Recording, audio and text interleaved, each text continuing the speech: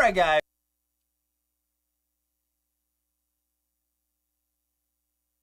What's going on, everybody? So we got some breaking news here. It seems like a former business partner of Grant Cardone is now publicly telling people that Grant Cardone was and possibly still is being investigated by the FBI for some criminal issues, guys. Big deal. Big deal. Now, the individual I'm referring to, of course, is Gary Brecka. I talked about him a few weeks ago. Gary Brecka and Grant Cardone have both sued each other at this point. If you don't know Gary Brecka, he started a company with Grant Cardone. It was called 10X Health. And he was not satisfied with the direction that Grant and the other business partners took that company, so he decided to leave, and then lawsuits started flying around. Gary Brecka started his own company. The Ultimate Human, I think, is what the company is called now. Yeah, the Ultimate Human. So he started his own company, and now lawsuits are going back and forth. And Gary's talking about this publicly, and obviously, you know, this has to be, well, I can't say that for sure, but this is obviously something he's getting sued by Grant. So this is obviously something that he okayed with his lawyer to say. So this isn't just like some random person throwing out accusations against Grant Cardone, because obviously lawsuits are going back and forth. So clearly he talked to his lawyer and he's like, yeah, you can say that Grant Cardone is being looked at by the FBI, right? So who knows, guys? We may be getting closer to the day where Grant Cardone might be behind bars. You can't say it for sure, but, you know, fingers crossed, guys. Fingers crossed we may at some point see Grant Cardone behind bars. Leisure did this, he was in this live stream where he said some very not nice things about Grant Cardone. He called him a con artist, a scammer. He said, I believe Grant Cardone will be in prison, stuff like that, right? So obviously Grant Cardone sued Jean Leisure for $100 million for defamation. Now, that lawsuit is now over, and unfortunately, it did not end the way most of us wanted it to end. Grant Cardone did not lose. They decided to settle out of court. I believe there was no money exchanged at all, but what ended up happening was John Leisure decided to apologize to Grant Cardone, and Grant Cardone is obviously showing his apology all over social media. He has an Instagram post. I'll pull it up right here. Apology letter from John Leisure, January 11th, 2025. I have thought about the statements I made about Grant Cardone in June 2023, and on reflection, I regret making them. I apologize to Mr. Cardone, his wife, both his children, and Mr. Cardone's fans and followers, partners, investors. Here, John Leisure felt so bad. He was crying, destroying evidence so that law enforcement officials could not uncover wrongdoing by plaintiff and his companies.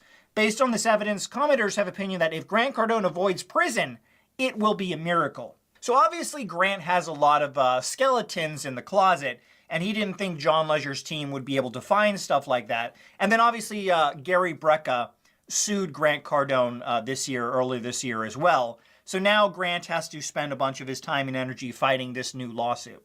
So I think those are the two reasons why Grant Cardone initially decided to turn down the apology of John Leisure, and now he has accepted it.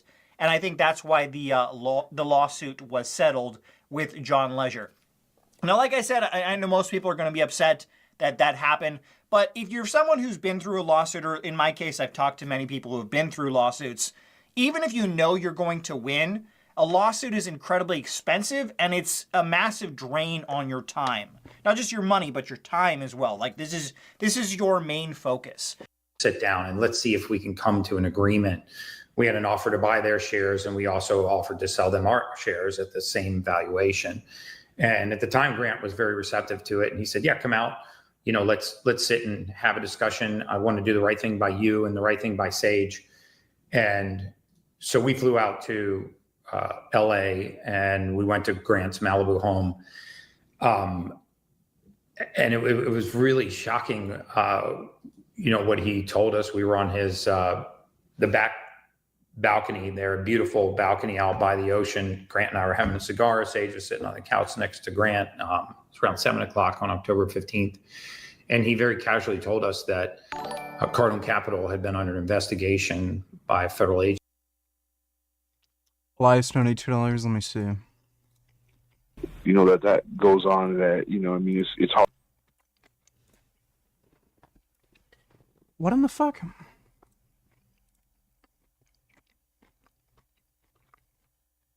Give me a second, the dono goal thing isn't working.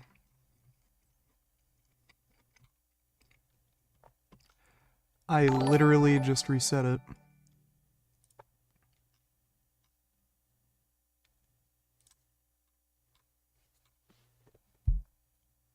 What are they doing? They literally changed the fucking UI for no goddamn reason.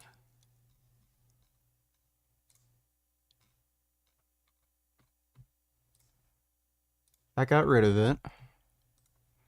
What are we at now? $4?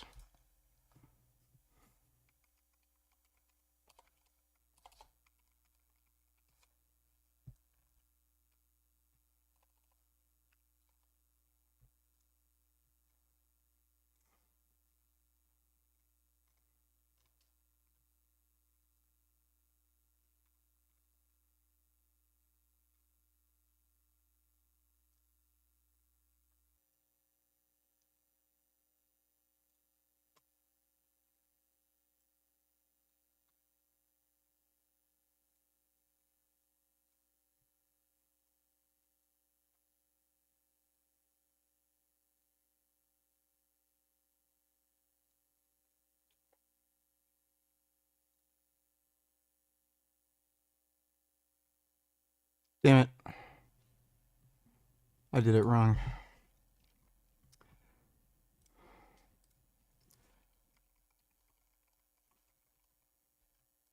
They changed the whole thing for some reason. I guess because why not? Just annoy people. Let's see. Just random vids when $2 sound on.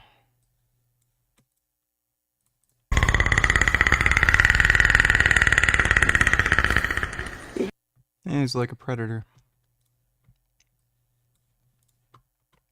Gun for the first time today, and I've always been told by Republicans that after the first time I'll be in favor of guns and I'll want more guns, but for me it was the exact opposite. I realized how powerful these guns are, and at a moment's notice they can be used to take someone's life. This experience made me want more gun control, not less. It's because you are a Wow. That kid's a faggot. flaming low testosterone soy boy baguette. You are a flaming baguette, Harry. My 5-year-old son has more testosterone. Shot a gun. Yeah, holy shit, dude. That guy is so fucking gay. What a fucking sissy. That anaconda, I really don't want none. Fucking beta male, dude. Он не куснет? Нет. Нет? Тогда давай целоваться. Ah, what a bitch. Snake bites don't really hurt. Their fangs are so, like, ridiculously sharp, you don't really feel anything, but yeah, what a bitch. Thanks for the donation, just random vids. Hard to deal with women, man. After the Louis Yeah, it looks like notifications didn't go out. I have no fucking idea why. incident, I had made a video talking about him. Looks washing the crime, I called it. How Luigi was trying to fight a war that wasn't his. And also for reasons he didn't fully understand. It is a line I like from one of the Max Payne 3 exit screens. It was something like, I was waging a war that wasn't mine for reasons I didn't fully understand. Perfectly describes a lot of people, especially in this day and age, where religion has taken a backseat in the West. People just want there to be a reason, a meaning to their lives. I'm not gonna talk about Luigi much in this video. This ain't a Luigi video, but you can tell. He's a man of conviction. A misplaced conviction maybe, but conviction nonetheless. You can see it in his eyes. There is this look in his eyes. He was like, oh, this is an insult to the American public's intelligence. Brother, you have overrated the oofy doofy. And now you are gonna pay for it. You are gonna do life in prison. And what happened at the end? You got ratted out by some McDonald's wage ragey working for minimum wage. Was it worth it? That's completely out of touch. And the intelligence of the American people has lived experience. You came from wealth, coming from a rich family. I mean, his family owned stuff, probably people too. His family was actually richer than the CEO he killed. Think about that, bro. Got many people what they really want. Like I said, conviction, but a misguided one, stemming from the human instinct to search for meaning.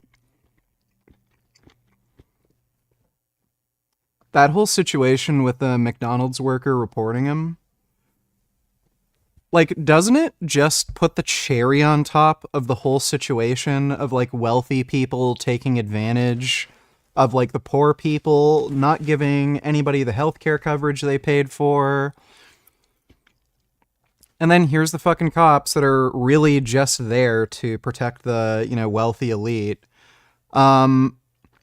They promise $60,000 reward for anybody who gives information leading to his arrest. Oh, fuck you. Suck dick. Make minimum wage at McDonald's, you bitch. Live in an apartment with like 3 or 4 other fucking roommates that you can barely fucking afford. Like, my God. Even when, like, they dangle a carrot in front of you to turn on, like, you know, one of your own, and then they don't even give you the fucking reward. Like, it's fucking hilarious. Yeah, just... Maybe people will learn their lesson. Don't trust the fucking police. When somebody shoots a billionaire CEO, maybe just help them get away with it. In life. It is very hard, guys. Sometimes it is really hard to go through life, to come to terms with the notion that, you know, you are just going through the motions just for the sake of it. Because a big part of life is just mundane repetition. There is no meaning, especially in a world where religion is meant to be a hero. Once again, with the all diverse and the... This video is boring. It has no actual thesis or point. Agency for the better part of 2 years, and that undercover federal agents were posing as employees inside of Cardone Capital. And Sage and my heart sank because we're also investors in Cardone Capital. When we sold our business, when we sold Streamline to 10X Health Ventures and Cardone Ventures, the money that we received from the sale, portion of the money was paid over a 3-year period, but the cash that we received from the sale, we immediately just put into Cardone Capital. When Grant told us that that organization was under a federal investigation and that they had employees that were posing as employees of Cardone Capital in furtherance of this investigation, which I assume was a criminal investigation, Sage got nauseous. When we got back in the car leaving Grant's Malibu home, it was a very heavy ride. Your employees in the organization, Grant, that doesn't sound good. they look at the second clip right here. Did Grant indicate, one, how did he know, since these investigations are usually confidential and sort of undercover? And did he indicate whether he knew that the investigation had already ended? He didn't indicate whether or not it had ended. He indicated that nothing had come out of it yet. He didn't tell me exactly when it started. I think he did mention to Sage and I that day, you know, on October 15th, that the investigation had been ongoing for 2 years. So we started to rewind how long we had been in business with them. And to be clear, he intimated that it was Cardone Capital and not Cardone Ventures. So we're investors in Cardone Capital. We are not partners there. We were both really kind of shocked how casual he was about telling us that. Now, if only somebody could lock up Gary Brecka. Of historic nature, would be the largest investment in green energy infrastructure in the history of this country. I think would be the biggest structural. Let's see. Let's watch one more before we get into Piers Morgan. Yeah, dude. What the fuck is going on? Literally no one's gotten notified. We're at 65? Did I do something weird with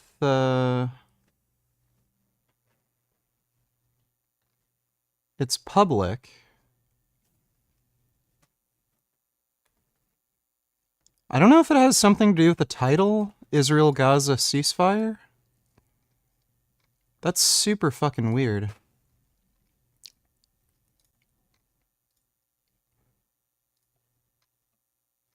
I'm gonna try putting ads on and see if people end up getting notified. That Pitbull Acrelli looks scarier than this year's take on the Wolfman. Yeah, it actually does. Thanks for the donation, Dodo.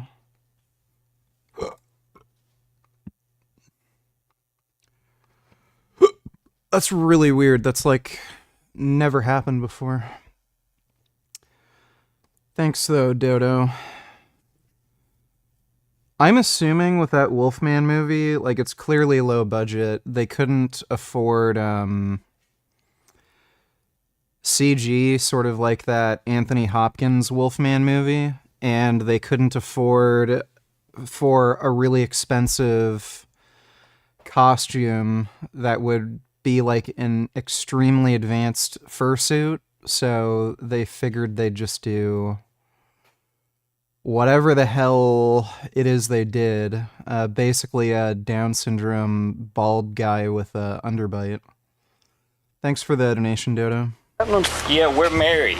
Okay. She's over here with another man. Is there a reason why if you were to kick in my door that he's not getting arrested for that? So are we doing this because he's a lieutenant of the Yeah, I'll probably watch the vegan zombie movie thing. Glen County Police Department? How old are y'all? What you mean old now? I'm older now. Go ahead. Okay. All right. My business is not with you. Get on the ground and put your hands behind your back. Chill. Put your hands behind your back. Welcome back to the Lackluster Channel.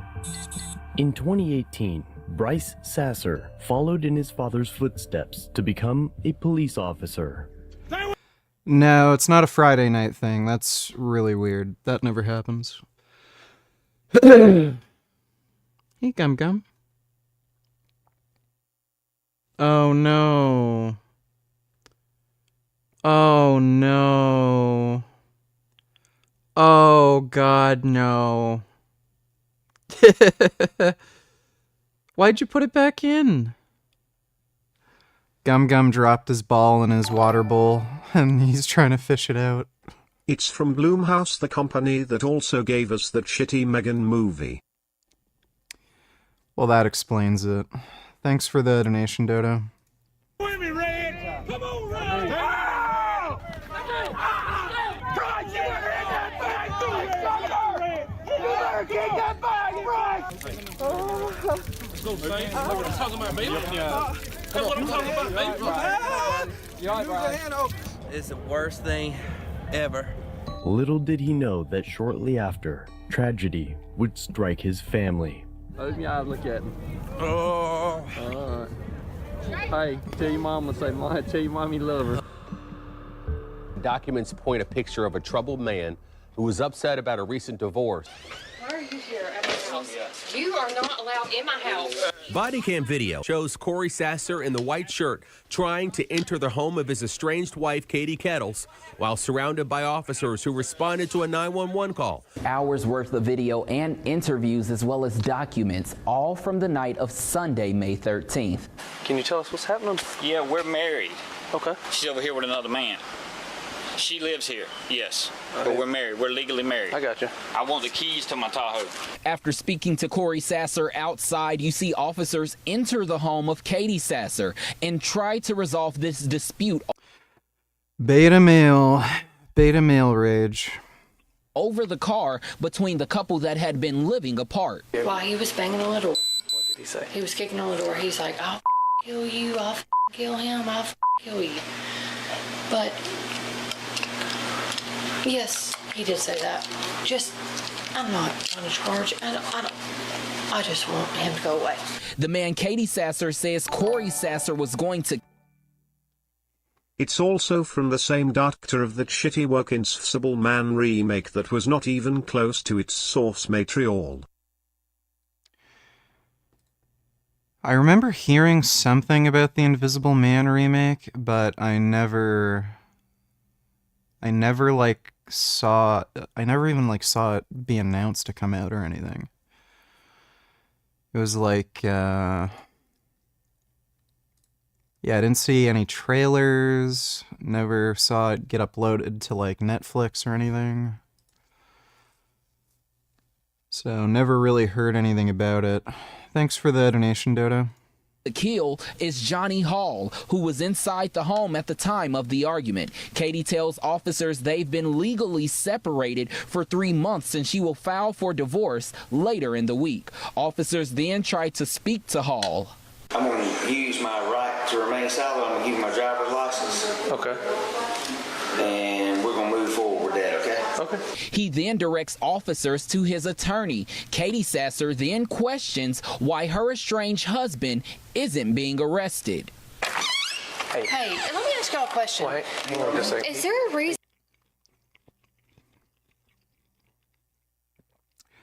The guy literally tried to break in and was making death threats. I mean, at the very least, why don't you just charge him with criminal menacing? Oh, right, police don't know how to do their job and they're fucking morons, and they're probably thinking, oh, this woman is probably blowing it way out of proportion. Yeah, women do that. They just make up stories. And, yeah, this guy's just a little upset. Maybe had a bit to drink. We'll just send him home. Reason why if he were to kick in my door, that he's not getting arrested for that? Officers say it appears that Corey Sasser was lunging for the door. Dude, it's literally on camera. They were all there. He tried to break in when he did not have permission to enter the fucking house. Did it right in front of all of them. And he's also being accused of making fucking threats. So why don't you at least charge him with criminal menacing? Not her. She then asks, So are we doing this because he's a lieutenant of the Glenn County Police Department? The officer Oh, it all makes sense now. goes on to tell Katie Sasser that there wasn't enough evidence to arrest him for alleged.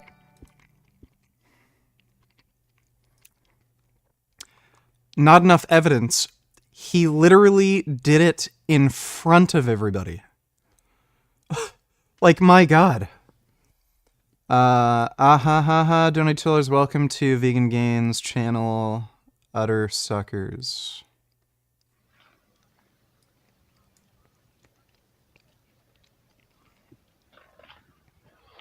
Well, I'm Richard's opening act. And, today was a good day. Got $100 worth of food. And, you know, do you love me? What do I have on my mind? A hat. See my hat? You can't see it. You don't know it's a hat till it's gone. People don't do the things that they're supposed to do. Well, I do things that I have to do. And I do things I have to do. People depend on people, man. I don't know. I was drunk. I was drunk asleep. I got drunk and fell asleep. I thought you had it. That's what you said. I got it. See, you said you got it, but you don't got it, right? I pulled through. Clearance. Clearance. Man, I'm giving shit away. I want it. I don't. You will own nothing. You will own nothing. Rich is trying to get his life together. Trying to leave them hoes alone. Jeez. Can't you resist the urge? Can't you? Get a grip. Well. All right, thanks for that, Adam. What's even worse is that they plan to remake more classic Unseal monsters in the future. They plan to remake The Bride of Frankenstein, The Creature of the Black Lagoon, and The Mummy remake. Yeah, I'm assuming they're getting like $10 to make these movies, and they're expecting to make maybe $5,000. A lot of really low-budget, shitty movies end up becoming horror movies because horror is an extremely safe bet for return on investment. If you try to make like a romance film or an action movie or something, they tend to be more expensive to produce to begin with, but on top of that, much more risky to actually make money back, whereas horror, you're almost guaranteed to make all your money back and more. Thanks for the donation though, Dodo. You didn't watch Jake Bro last night. Also, breaking news. Trump plans big immigration raid in Chicago on day 2, Wall Street Journal reports. I'm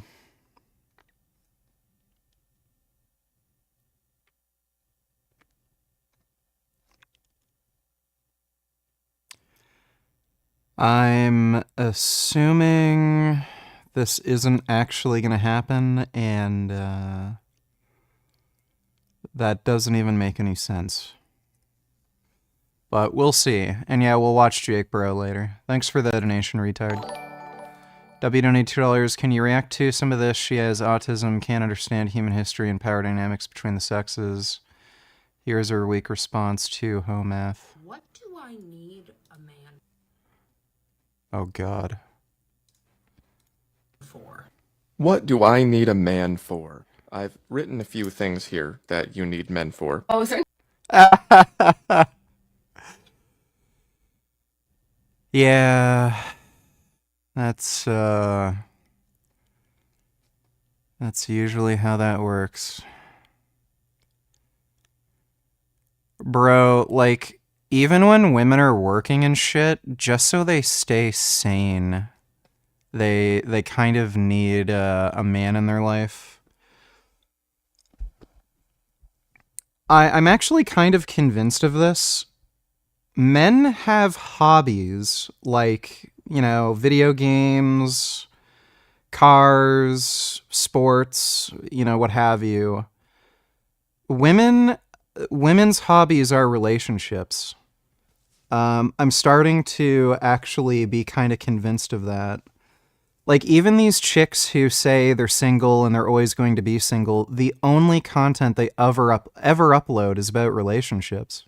Few things here that you For you real quick, so you never ever have to question whether this man's like little graphs and charts have any legitimacy to them at all. Let's put that to bed once and for all. Because it comes presented as so factual and as so well thought out, but the whole math part of it is operating on some very, very important and what should be obvious omissions. The question is, what do I need a man for? And apparently the answer is men built everything. Men built civilization, invented infrastructure, they invented defense, they invented technology, they invented invention. They invented taxes, technology's on there twice actually. They invented it twice, they invented shipping, and they invented food. So men invented everything, men invented civilization, and stupid women are just standing on top of it asking, what do I need a man for? Well, Ho Math says, back when you all were still living in huts, men would fight over the women. There's a vagueness and an unansweredness in this picture, because why are y'all fighting for the women? Why don't you just take the land and kill the women? This chick doesn't really have a deep understanding of anything she's talking about. It's just retarded feminist indoctrination. If women were more efficient on their own, and men are only a liability, men wouldn't exist. We would have been bred out of the species by now. And women would be able to reproduce on their own. So clearly we're good for something. Fundamentally we're good for something. Otherwise, we wouldn't exist.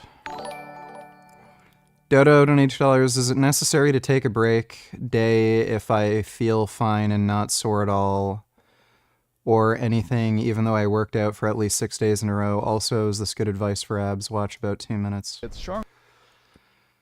Yes. Even if you feel fine, you should just take a day off. Feelings don't necessarily tell you what's going on. So you might subjectively feel very well, but that's only your own perception. So you might have like a really rough week of training and it really beat you down, but if like some really hot girl like gives you the best blowjob of your fucking life and you just nut all over her fucking face and she laps it up like a dog, you know, you might end up feeling like fucking fantastic and all of the stress and, you know, soreness and everything just melts away. And you feel like you can, you know, lift a mountain or like, you know, run a marathon. It doesn't mean all of that physical stress is just gone. So, it's just better to, again, have scheduled rest days regardless of how you feel. Thanks for the donation though, Dodo. Let me take a look. Try to get higher and higher and then gradually straighten your legs up more to simulate the effect of adding weight to the movement. And if you want to make this even more effective, I don't think this is a particularly good exercise, and if you're doing this to train abs, going up higher isn't going to add weight to the movement. It's sort of like a lateral raise. So the peak tension in a lateral raise is going to be when your arms are completely straight out parallel to the floor. If you go up any higher, the weight reduces just because of gravity. So peak forces are going to be roughly when your body is just leaving the bench. So this isn't really a great ab exercise to begin with. And yeah, that doesn't actually make the exercise any higher. Once you can get past about 45 degrees, the movement just becomes easier. then you want to increase the stretch your abs get at the bottom. And for that, I'd highly recommend getting an ab mat and placing that between your lower back and the bench. And I'll leave an Amazon link to the one I recommend in the description box down below. But now, so yeah, that's good advice. It actually makes the exercise harder and gives more stretch under load. Now, let's move on to the upper abs. So for the lower abs, we wanted to bring the lower body up towards the torso. But now we want the opposite, an exercise where we're now folding the upper body towards the lower body. Again, I'll show a beginner version first, and then a more advanced version I personally... The whole idea that you can target your upper and lower abs, I wouldn't really put too much thought into it. There might be a slight difference, but I don't think there's a meaningful difference. I've been seeing amazing results with. Now, the easiest way to hit the upper abs as a beginner is with crunches. But again, you've got to avoid the all too common mistake of flattening your spine and moving in an L shape. Instead, think about folding your chest down towards your pelvis into a C shape. Your spine should extend out to stretch your abs, and then your abs should contract to fold your chest over your pelvis. Yep. Now, with crunches, just try to get your shoulder blades off the ground. Any higher, and it's just going to be your hip flexors taking over. But again, if you want even better results from each rep, then you need to use an ab mat. Trust me, this... Okay, is this a paid... Yeah. Yeah, it's Amazon affiliate link. This fixes a lot of issues with these ab exercises as it gives them enough of a stretch and challenge in that bottom position. You can also always use a stability ball, Bosu ball, or at the very least a rolled up towel, which as you can see still lengthens the abs just a little bit more. But once crunches become too easy, I'd highly recommend moving on to a rope cable crunch. And I really like rope cable crunches, they're good. Last time I'll say it, but you've got to pay attention to your hip flexors with this one too. If your hips are swinging back to your heels every rep, you're just using momentum in your hip flexors to move the weight. Again, focus on the spine. Lock your hips at 90 degrees, lock your arms next to your ears, and then contract your upper abs as you try to fold your chest down onto your abs. When done... Yeah, so his technique advice is sound. Thanks for the donation, Dodo.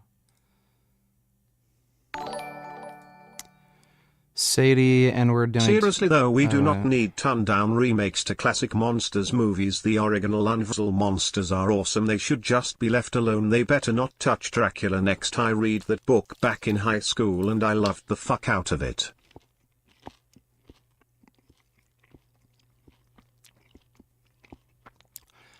Yeah, I actually liked the Bram Stoker's Dracula novel. That was a good book. It's kind of interesting reading it. It was very old-fashioned. The Bram Stoker's Dracula movie with Keanu Reeves was also pretty good. Keanu Reeves was not good in it. Every time they make Keanu Reeves play a character that has an accent, he literally cannot do it. I don't know why they make him do it, but they keep telling him to do it. But that movie overall was good. Thanks for the donation, Dodo. Sadie N-word donated $2. Let me see. All right, PETA activists, they're at it again, and this time they're coming for some college football mascots. Now, PETA sent a letter to the commissioner of the SEC conference demanding live animals no longer be used as mascots. Specifically, they called out the use of the Texas Longhorns mascot, Bevo, who has been a part of Texas football since 1916. Citing public concern and safety concerns, as well as concerns for Bevo's well-being. Here with more, PETA spokesperson Ashley Byrne is with us. You say that you would like the SEC to only use willing human mascots. Are you comparing animals to humans? No. What a bizarre question. When in... Like what? This is like me saying, you know, you shouldn't allow dogs to fight each other in, you know, these backyard brawls. It's bad for the dogs. They hurt each other. Are you comparing dogs to people? Like, it's so stupid. Actually, we're saying that humans are willing to be in these stadiums in mascot costumes performing, whereas animals are dragged in, and it's a terrifying environment for them. It's Okay, just next common question. sense Should and basic animals- kindness. Should animals have the same rights as humans? Animals should have consideration of the fact that they feel pain I didn't and ask fear. that. I asked, should they have the same rights as human beings? They don't need Yes the or same no? rights as human beings. They don't need to drive. They don't need to vote. They don't. But they do deserve for us to consider the fact that they suffer in environments like a stadium full of They don't screaming look like fans. they're suffering.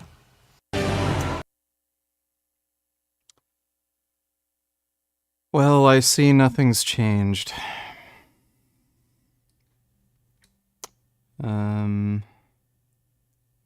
That's like the same thing. Mel Gibson surprised by Trump naming him a Hollywood ambassador. Nevertheless, I heed the call. Like, Mel Gibson's crazy. Migrants are eaten by sharks during rescue operation in the Mediterranean after their boats sank, claiming 31 lives. I don't think 31 sharks killed them, but I think they probably drowned and maybe a shark ate one of them.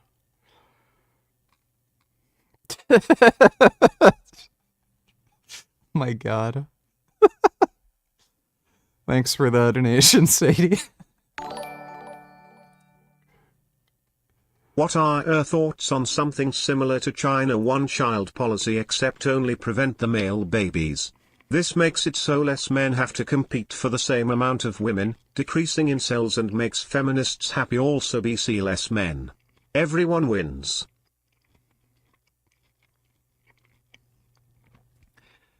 It doesn't reduce the amount of incels by portion of the population. All that would end up happening is women would end up sharing ideal men that they want to date, which might actually trigger incels even more. So if you have a population of 100 men, 100 women, you might have like 10% of men who are like incels or have a very difficult time getting women. Then you have a bunch of women that are fighting over like more ideal matches. So you're going to end up having, you know, some amount of women sharing, or some people change relationships. If you like reduce the male population by half and you had 50%, like 50 men, 100 women, you're still going to have like 10% of men be incels. So you're going to have like, you know, 5 incels.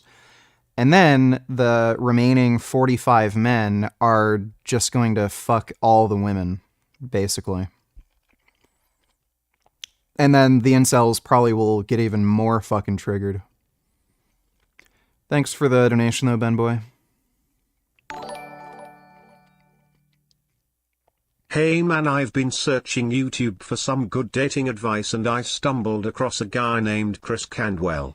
I think he's pretty amazing actually, hidden gem compared to all the rest. Are you familiar with his content? Is he legit in your honest opinion?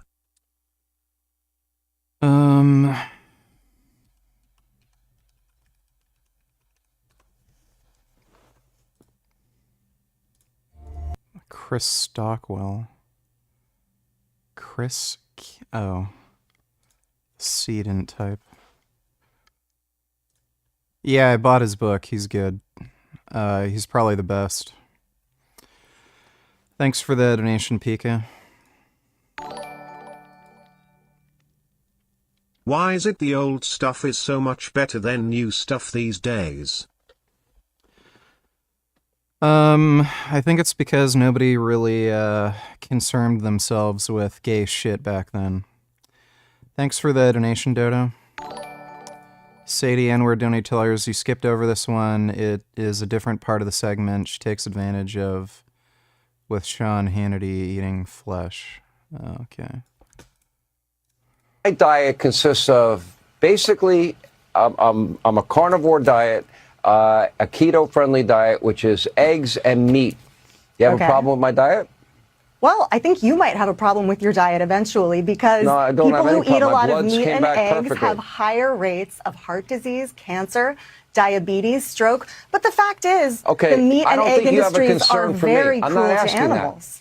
Well, Do no, you know have a what? problem- do Let's you have a address problem that. with people the like meat me industry that eat- and hang egg on. industry are Do you have a incredibly cruel. problem Animals are denied with people like everything me that's natural and important to them. Eating meat. I have a problem Okay, with I know- the meat I- industry forcing you do. animals Do you to have a live in problem their with own my ways, choice, forcing my them to die freedom of violent choice deaths. to eat meat? And animals Do you should have a not be prob- hung by their ankles and have their throats slashed to become a burger. Okay, well, I like that burger and I choose to eat it. Do you have a problem? Would you outlaw me eating it? You know, I think if people could see the way that animals suffer in slaughterhouses Would you- and on factory would you farms, outlaw it? they would never Ashley. eat a burger again. Do you believe in Ashley, I outlawing know you've cruelty been to trained animals? by Peter. She is clearly media trained and was very well prepared for this. Do you PR people. think that we should Would you? Would It's you? a simple yes do you or no think question. We should Would you a simple yes outlaw- or no question? Should we outlaw cruelty to Would you- dogs? Should I'm be asking able the to? question. I'm the should you host. be able to slash a dog's we gotta throat go. and eat him on You a won't bun answer. like a burger? More Hannity, straight up. They're just such lying cowards, dude. Oh, Tim Pool. This'll be stupid. Thanks for the donation, Sadie. Dude, I'm concerned with having American aircraft carriers over there. Like, what I keep being told about the USS Liberty. That's something with the Israeli government. No, you should. No, no, no, no, no, no, no. Wait. You should be careful about that. Allegedly, the Israeli Air Force jet fighter aircraft. I mean, they did end up paying And- out the American Yeah. government. So I'm concerned, like false flag operation, like a missile comes out of Gaza Oh, no, it and def- hits one of our aircraft carriers, but it was. Oh my god. How does anybody watch their program? Is it actually an Israeli missile? I don't want. We should get out of there. It doesn't. But let me stop you there. It doesn't. How in the fuck would an Israeli missile target a fucking American aircraft carrier? Like, what? Matter where the missile comes from. Sorry? What? Oh my god. Oh, so much of this is so stupid.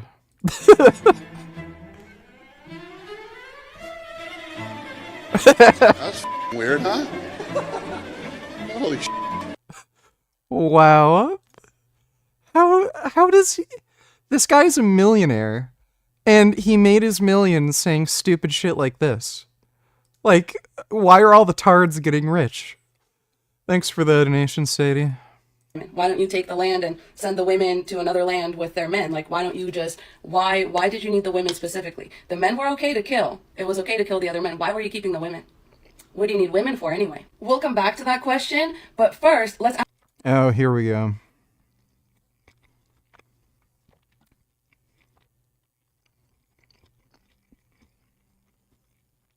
So this whole dynamic that she's trying to create is so strange.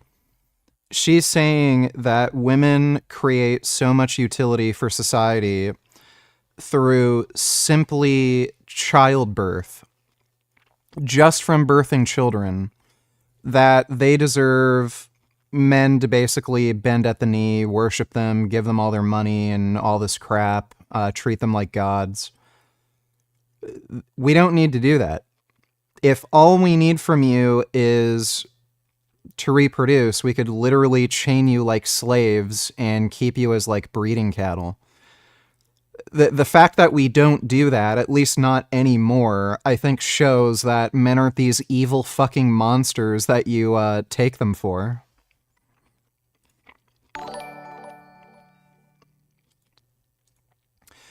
Richard's frozen sperm wells donated $2. Richard, would you do Osterine? It's like the SARM with the least side effects that I know of. No. SARMs are just fucking stupid. There's a lot of good peptides. You can take some steroids safely, like testosterone, but people downplay the side effects of SARMs quite a bit. And again, there's very little human research on them, so I wouldn't bother. They don't have anywhere near enough of a benefit versus the side effects and potential safety risk.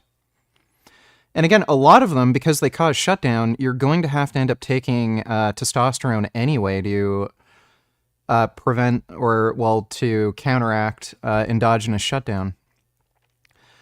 Thanks for the donation, though, Richard's Frozen Sperm Whales. Ask another question. Why was there only a man here? You guys don't think women wanted to participate in this? Do you honestly think that women really just wanted to stand there and watch a world get built around them with no... Like, yes, no women want to do this shit. Go to a construction site, see how many women are working there. Like any go to a coal mine, see how many women are working in a fucking coal mine. Just look at the whole discourse around forcing women to register for the draft. All of these, like, the vast majority of women were against it, and they started coping, saying, like, yeah, I'm in favor of women's rights, but, like, I think this is going too far. I don't see how we would really help in the military, and I'm against the military-industrial complex in the first place. Like, no. There are literally 0 women who are willing to work in a coal mine, practically 0 women who are willing to do any of these, like, back-breaking, hazardous manual labor jobs. There are a few, but it's practically fucking none, and even when they do it, they're shit at it. Like, they actually fucking suck at it.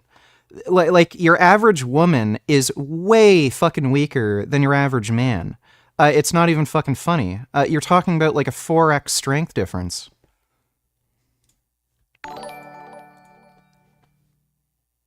Yo, big man, what protein powder brand would you recommend?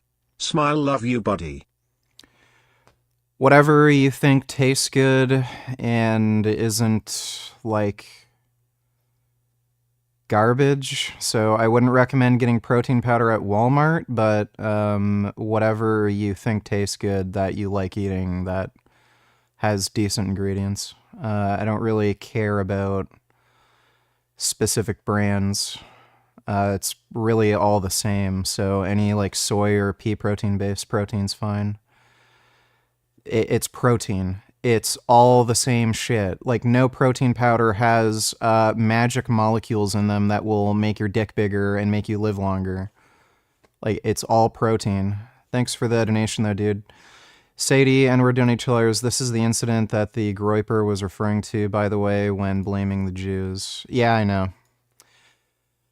So, this was back in 1967, by the way, and this also... Yeah.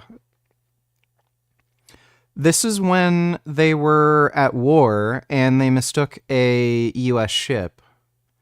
So, completely different fucking situation. They were at war with Egypt. Egypt also had aircraft carriers or large battleships. They mistook an American ship for an Egyptian ship.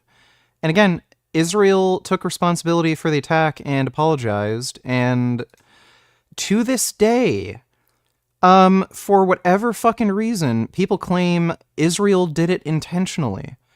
Why would they do it intentionally when the U.S. was providing them aid? Why? There's no reason for them to do it. It gave them no political or military advantage whatsoever.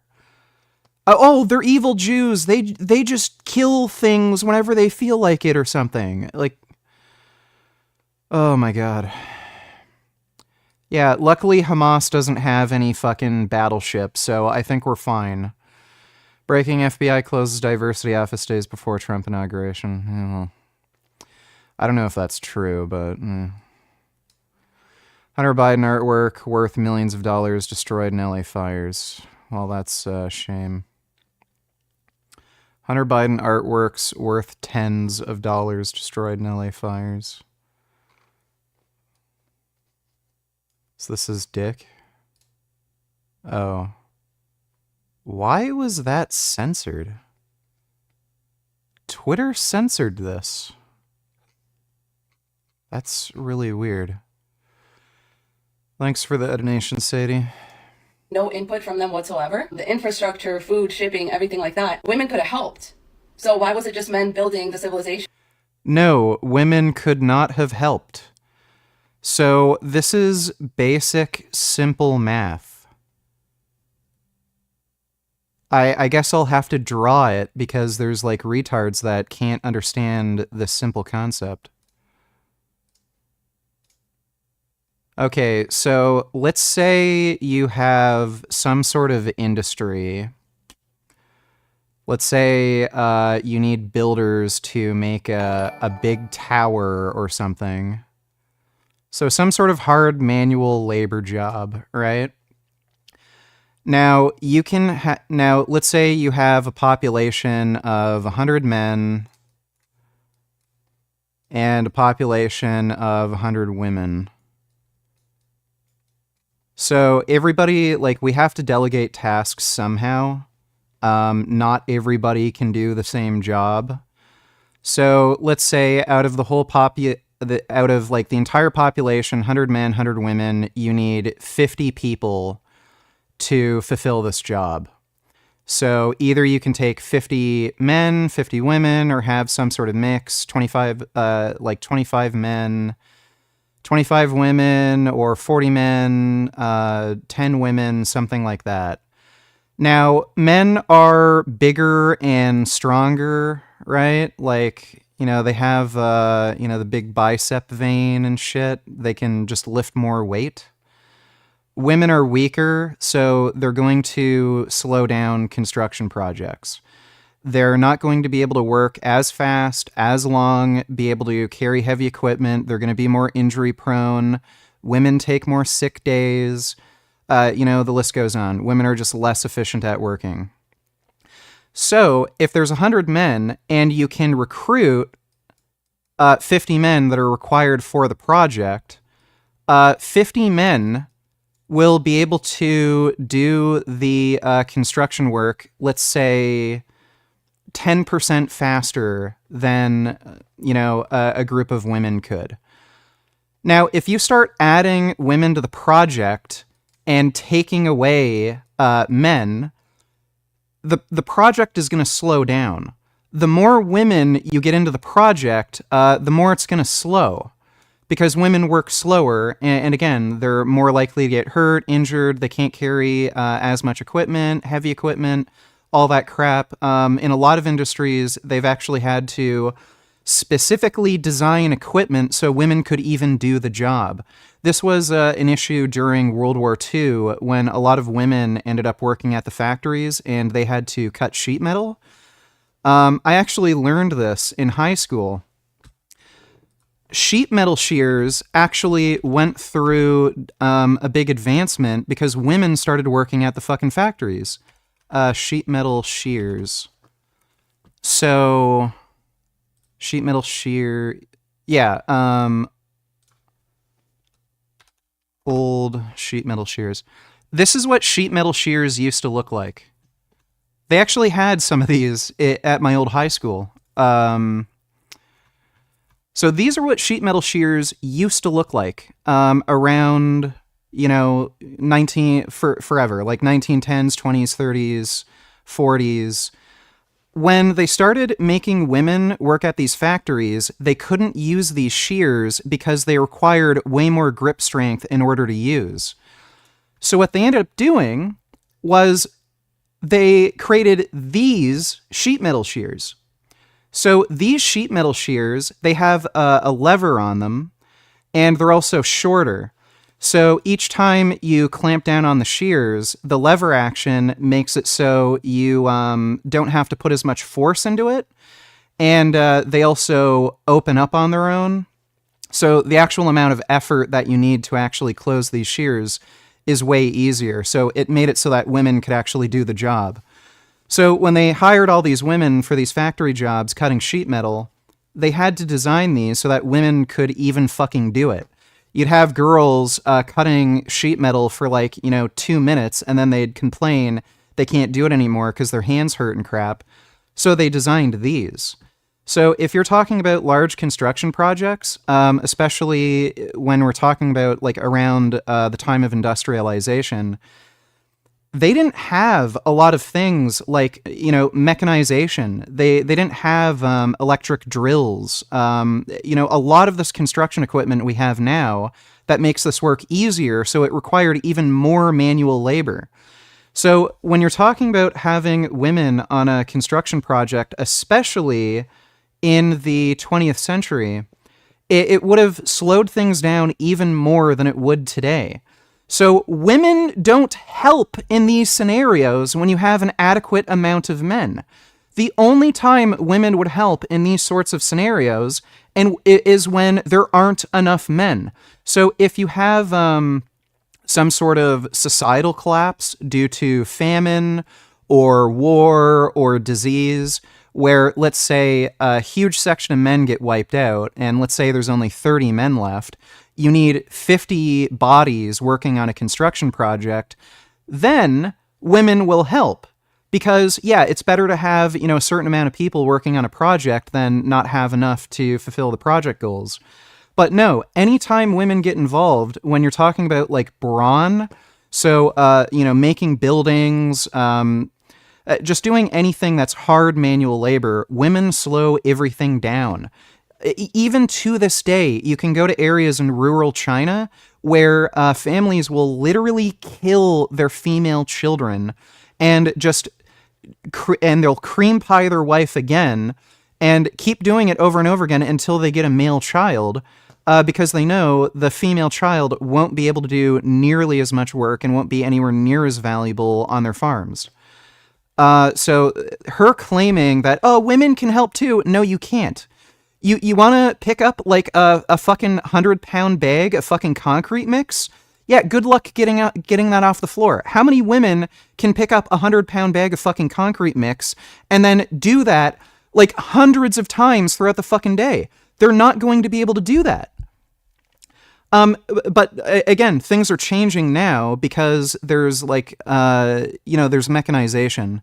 So there's pallet movers that have an electric motor in them where you can just load things onto the pallet mover. There's shit like that where, women are able to be in these positions now. But it's entirely due to technological advancements that, again, are largely made by fucking men that women can even do some of these jobs. Destiny, Diddy Party, Donators, Richard, when you started posting in 2015-ish, how many protein did you consume in your ale mode, DL mode days before you went bear mode? I remember you ate low protein in your early days as a vegan. Well, I was mostly doing cycling and shit. I think my protein intake was maybe around, it's probably under 100 grams per day. But right now I'm at a higher body weight and, I'm focusing on weight training and shit. So right now my protein intake is close to 200 grams per day. But thanks for the donation, dude. That's because women were intentionally kept out. because women No, women were not intentionally kept out. Women literally could not do this work physically. They could not. were viewed as a resource. We're going to go back to the other question that I just asked of why did they need women in the first place? Why were they fighting for land and women and not just land? It's because women really built civilization. What is civilization?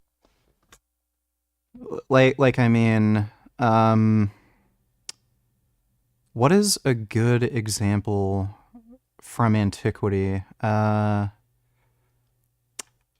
Ancient drawings, moving concrete blocks or something. I know there's like fuck.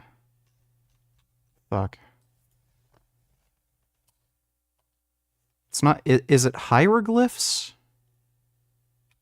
Egyptian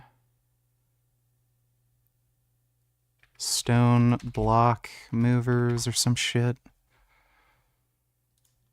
Yeah. I think this is...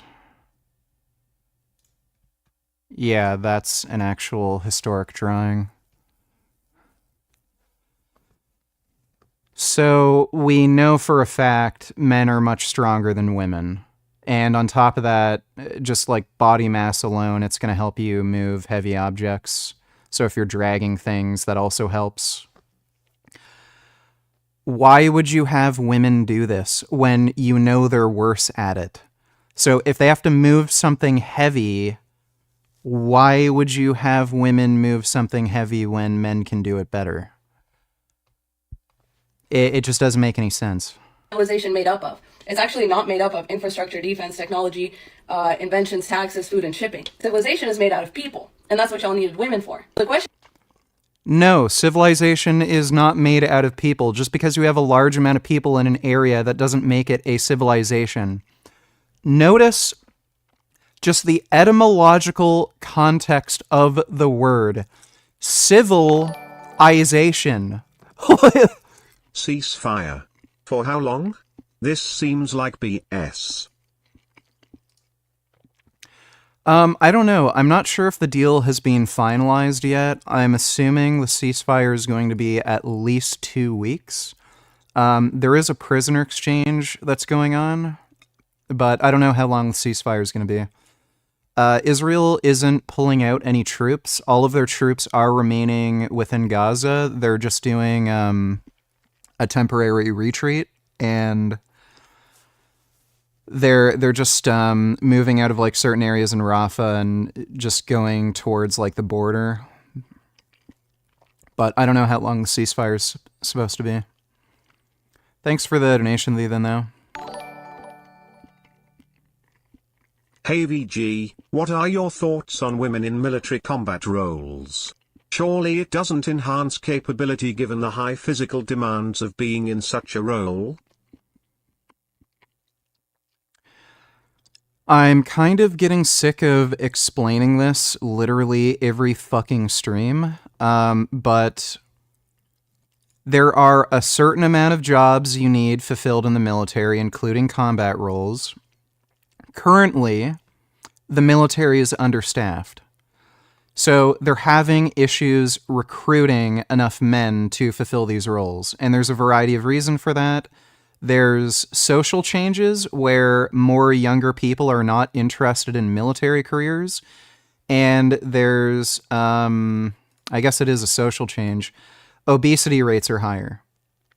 So when you have a fat, sick population that can't meet physical requirements of the military, and on top of that, there's a lot of people who just plain don't want to join the military, then they're going to have to seek more recruitment options, and the 50% of the population that they normally wouldn't recruit or, force to join the draft, that's really the only option at this point. So that's why they're allowing women to serve in combat roles in the military. Ideally, yes, you'd have 6-foot Giga Chad dudes all be in the military, but that's obviously not a viable option right now. Thanks for the donation, dude. Have you watched this Lex Friedman, Joe Rogan, Tucker, Trump, Ian Miles Chong, Sargon, Musk's baby mamas, Adrian Dittman and probably many more? I don't know who's the biggest dick So there- rider of Musk.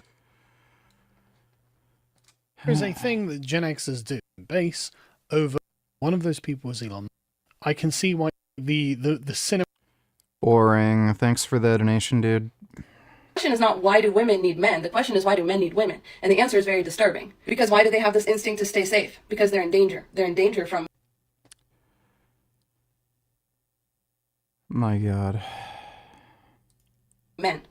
And men are in danger from other men. But women are in double danger because they not only face the risk of being killed, they actually face the risk of being enslaved and impregnated by a different tribe. You realize men have gotten enslaved too. Like, are you aware of the American slave trade? Like you know, like people would preferentially buy black male slaves again because they're bigger and stronger and can do more work in a shorter period of time. And that's why they needed to be protected. Because giving away women meant giving away people, meant giving away the ability to create more people, to protect your land that you live on. Okay, so women were not protected just for sitting there looking pretty and for being women and because they're so helpless and because their instinct is to stay safe. Their instinct to stay safe should really have taken them away from the men. But men made rules to prevent that. Some of the oldest written rules and laws have to do with I'm sorry, the only reason women stayed in societies with men is because men forced them to stay? All right, bitch, go out into the fucking woods on your own. See how that works out for you. with limiting women's freedom of mobility, of their very movement. Things that women were kept around for was for their ability to have children, to make babies. And it only got worse once we got out of these little villages, because then they became able to be trapped by just one man, because they had their access to resources cut off by men who wanted to control resources. And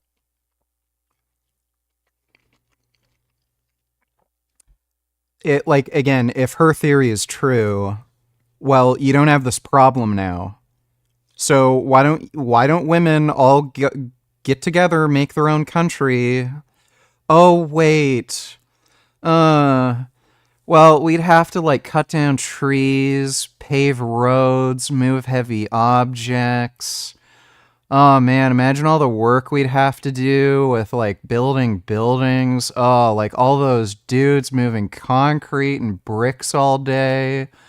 And, oh, electrical wiring. And, oh, we'd have to make our own food and plant things and, like, dig up crops. Yeah, forget about it. I'll just let my husband do all that. Oh my god, this chick is fucking delusional. Go work in a coal mine. Women want to do hard work too. Go work in a coal mine. Well-made joint trailers. Cornell West made an IG post saying there should have been a ceasefire 465 days ago.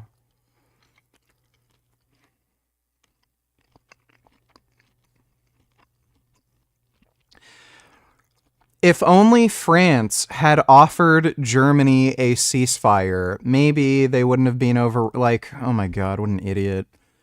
And then blabs about genocide, ending the occupation, white supremacy, etc., and obviously nothing about the hostages. Yeah, he's a fucking anti-Semite.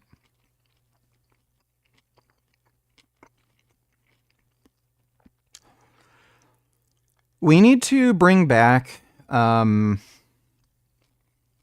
like, sword duels, you know? Like, if you say this horse shit, somebody should be able to challenge you to a duel, and then if you decline, like, everybody calls you a weak bitch coward. I just can't stand these people. They're just such massive, pathetic fucking pussies, and they weaponize this, tear-jerking bullshit, like, oh, think of the children, to spread, like, anti-Semitism and just nonsense. Like, our society is just so pussy and fucking cucked. Like, people are using sympathy as a weapon. Like, fuck it. Nobody just deserves sympathy because something bad happens to them. Fuck you.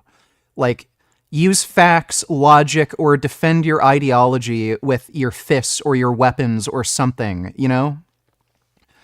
I can't stand it. Thanks for the donation, Will Mage. That's fair, thanks for the breakdown. Here are some cute cats.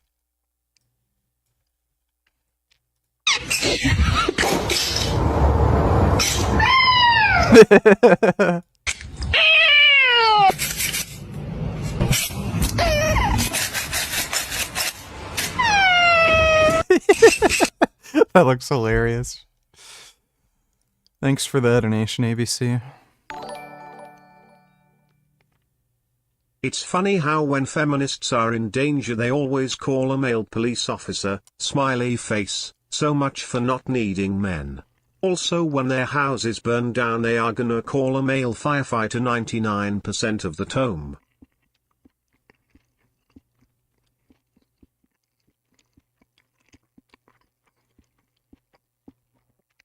Their argument would be, oh, but I'd prefer to only have female police officers or female firefighters. Well,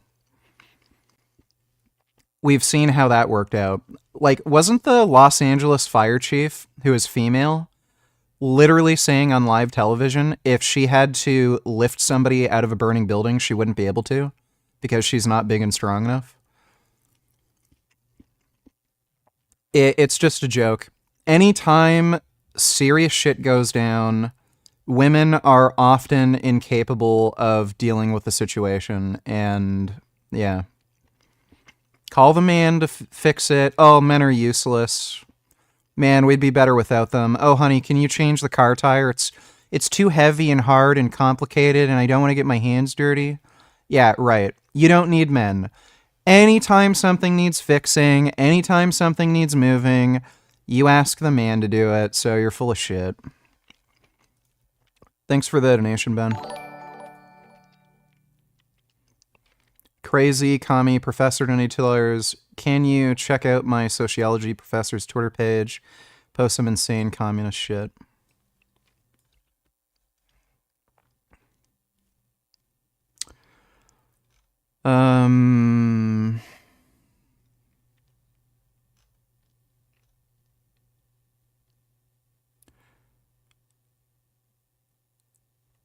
What if Joseph Goebbels shared infographics on his IG story, Jewish Chronicle? Created this helpful JC guide on how to share news about the ceasefire hostages. Post suggesting Israel is the only side that has prolonged or refused ceasefire hostage deals. Posts that only mention the ceasefire and not the Israeli hostages. Neglecting to note the reason Israel... Okay, so is he at least in support of Israel?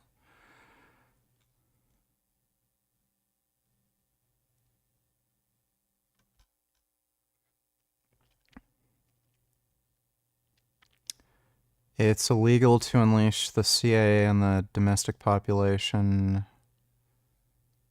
Well, the CIA can't spy on American citizens. That's why they created the NSA. What I would say is the cybersecurity and intelligence elements that we have within the Department of Homeland Security have been incredibly siloed. They have not communicated with other intelligence agencies like they should and partnered. INA has... She's not talking about the CIA spying on civilians. So it's dangerous for China to have the ability to access our data and manipulate us via social media apps, but it's okay for American billionaires to have the ability to access our data. Yeah, there's a little bit of a difference between Elon Musk doing that and China doing that, isn't there? Gaza ceasefire is temporary by design. What a stupid thing to say. Just last month, Netanyahu promised when it ends, Israel will return to fighting. Yeah, no shit. It's a temporary ceasefire. Oh, whatever. I don't care. Like, none of us. Thanks for the donation, dude. And women had to rely on men to stay safe because they didn't have access to resources on their own like men did. Men trapped women in the system. But that's the part you don't want to talk about.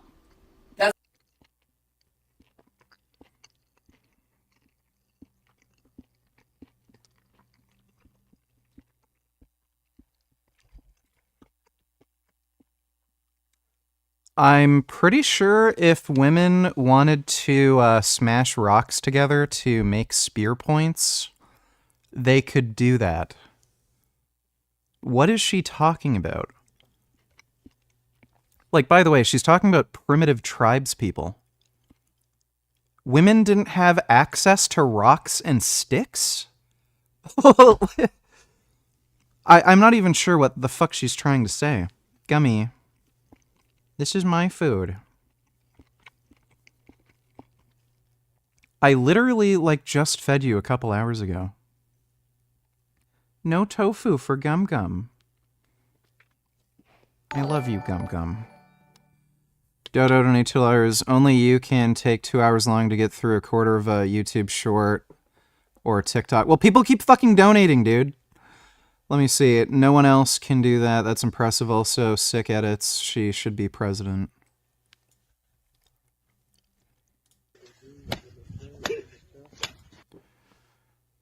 According to this viral video, child bride is getting punished in the Taliban's Afghanistan. She got punished because her husband wasn't happy with her services. Right.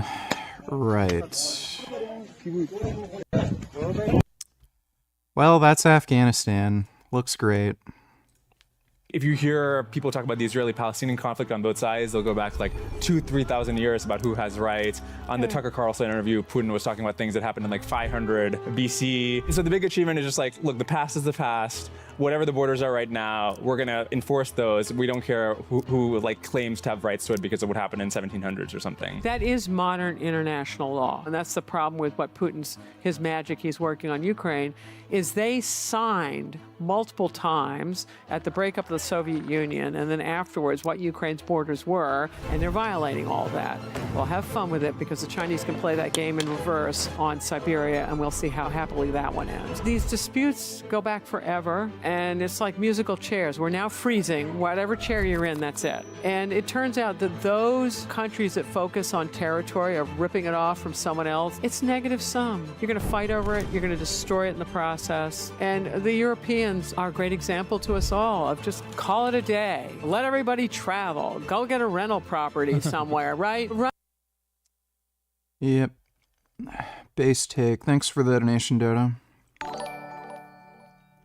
Pickle donate $2. Holy fuck, dude. I just started my master's in finance and it's been drilling me in the ass.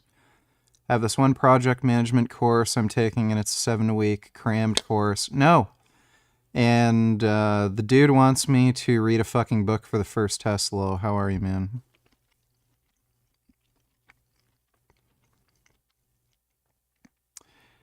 Yeah, that's school for you. I'm doing fine, just chilling. Had a nice workout before stream. It's just fucking cold. I wanted to work out earlier in the day, but it was so fucking freezing, and then I had to turn the heat up. And the house finally heated up a few hours later. But I was just fucking freezing. Thanks for the donation, dude. Poop donated $2. Let me see. Everybody, Peter Zine here, come to you from Tongariro National Park.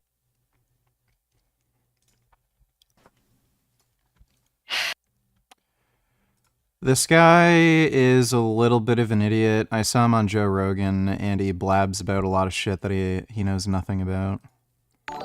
Thanks for the donation, Poop. Dodo donate $2. One thing you didn't know about Xi and Putin. It's not the question of whether the Xi-Putin bromance is going to end, it's when. And I assure you the Chinese will pick the moment that is least convenient for Putin. Putin is dumping all his ordnance on Ukraine, his Cold War stockpile. He is leaving Siberia wide open to Chinese predations. And I believe Siberia has precisely the resources that China covets on lands the Tsars stole. And I think there's a big body of water out there called Lake Baikal. It's 20% of the world's surface fresh water. China is chronically short of fresh water in North China. Baikal is the only fix, and I think it's flat enough that you could pipe it around. You think they'd actually go to war about it, or would they just negotiate? I bet it'll be negotiation of just you get them in a corner and say, "Okay, buddy." How do you decide which are the good history books and which aren't? The 30-second test. If the book's about another part of the world, flip to the bibliography, which you can do on Amazon, and see, is there anything in the language of the country in question in the bibliography? Like how much? And if there is zip, I would toss it. How many of you would be interested in reading a book that says it knows everything about the United States and there's not a single English source cited? I think you'd regard the book as garbage. Americans do this routinely, and it's a problem with political science degrees. You need to pass a language test, and don't try Spanish if you think you're going to talk about the Middle East. If it's going to be Middle East, it better be something like Arabic, Farsi, Turkic, Hebrew, and better yet, if you're really going to be a serious Middle Eastern expert, try all four. We sent Stalin $1 trillion worth of aid. Should we have cut off Lend-Lease aid after 1943? Bad idea. There's a main theater in the war. How do I know what the main theater is? That's where most of the people fighting are. Russians fought between 2/3 and 3/4 of the Nazi army always. That makes the Eastern Front the main theater. So you all think the Normandy invasion was a big deal. No, that is a peripheral operation. It is peripheral to the main theater. And if the Russians hadn't been doing Bagration, this big operation that coincides with Normandy, no way would we ever have gotten on to the continent, and that's in 1944. So cutting Lend-Lease aid, insane. We sent Stalin $1 trillion. All right, well, thanks for the donation, Dodo. No gum. This cat is trying to tip my bowl over. Park in New Zealand. This is Taranaki Falls. Just about done with the circuit. Oh, thank God, my back hurts. Anyway, taking an entry from the Patreon page, specifically, it's do I worry at all about China's investments into Latin America? There's a big port going into Peru. There's a lot of mineral extraction stuff going into Brazil. There's a general infrastructure going to Colombia. And then, of course, purchase agreements for everything under the sun to Argentina. What do I worry about? And it's like, no. I mean, don't get me wrong. There's a Monroe Doctrine thing here going on, but we haven't had a president in the last 25 years who's really acted on it. Certainly not Obama or Trump or Biden. So this is a very bipartisan kind of slouch strategically, if that's the thing you're concerned about. But I'm really not concerned about it. Remember that the Chinese are literally dying out. And if they want to throw some of their limited resources into the Western Hemisphere to build physical infrastructure that will help industrialize the Western Hemisphere to prepare for when China's gone or recover after China's gone, I say let them. Specifically, the port in Peru probably isn't going to get too much activity. There isn't a really good transshipment port anywhere on the west coast of South America, so having one makes sense. And here, lo and behold, the Chinese are building it for everybody. In Argentina, it's more a straight-up sales issue. Those things can always go somewhere else when the Chinese are no longer the high-price bidder. Colombia is a mountainous country where the population, well, it's unique. Usually, like in Mexico, you live on the top of the plateaus to get above the tropics, or anywhere else you live at the bottom of the mountains where it's cheaper to build. But in Colombia, because it's right on the equator and the mountains are really steep and there's jungle, they live on the side of the mountains. The top is tundra, the bottom is hard jungle, and everyone lives in the middle. And so infrastructure is really hard. And if the Chinese want to pay for that, great, because the U.S. has a free trade agreement with Colombia, and any Colombian success is one for us as well. And then finally, there's Brazil. The Chinese are spending to build infrastructure from the coast up the escarpment where Sao Paulo is, and then down into the interior. Again, expensive geography to develop, and the Chinese are paying for it all. So if the Chinese want to pay for tomorrow's world, I say let them. Base take. Oh boy. So you might have noticed that a lot of people are talking about bears right now. There hasn't been an uptick in interest in nature documented in a street interview and started to be shared around social media. Would you rather be stuck in a forest with— Rather my mom be in the woods with Guy. This costume is extraordinarily hot.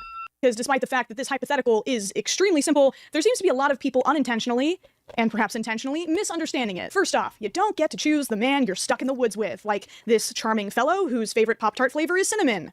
Apparently. That would obviously destroy the whole point of the hypothetical. If it's a choice between a bear or, say, Bear Grylls, I'm choosing the survivalist who will return my happy ass back to its natural habitat.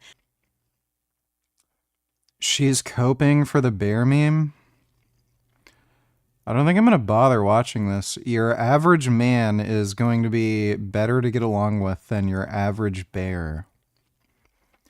You're more likely to get mauled to death by a bear than a random dude you meet in the woods. Jump the fence at a like, go to the zoo. There's plenty of men at the zoo. Jump the fence into the fucking bear pit and see what fucking happens. Thanks for the donation, whoever sent that. ABC Tony Tiller's woman got wrecked by a shrimp. I'm not watching that. Thanks for the donation.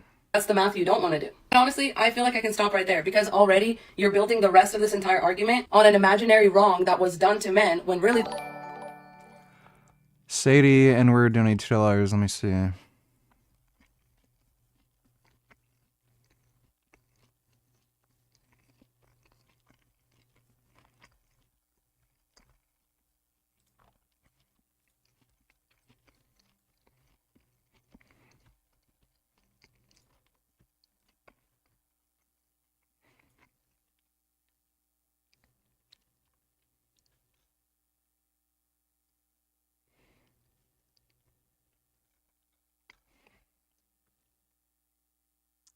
I don't get it.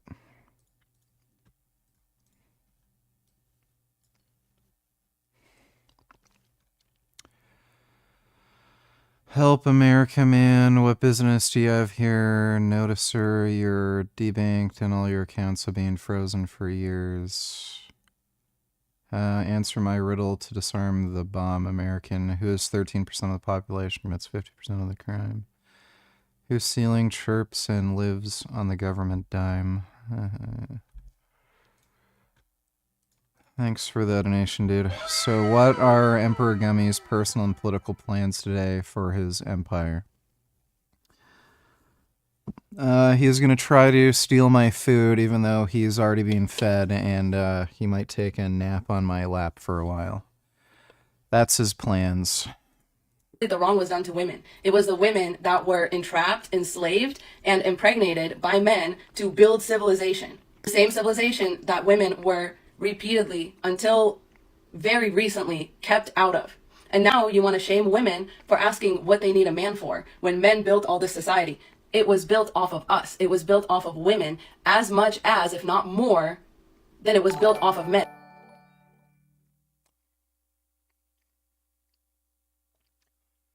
We are very, very close to having sex robots that, like, you know, a normal person would use. You know, sort of like Blade Runner. And we're also very close to having, you know, artificial wombs where we can just create children and shit. Like, in that sort of situation, who's going to be, like, more useful? So, like, apparently, according to her, women are responsible for building civilization because they're used for breeding.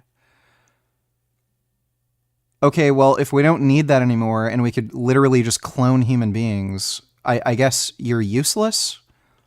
Like, in literally a decade or so, women are going to be useless now because we don't need you for breeding? That's her whole position. Women are only good for breeding. So breeding has just such a high value that it eclipses any work or progress that men are responsible for. So she's just banking on that one thing. Women can breed.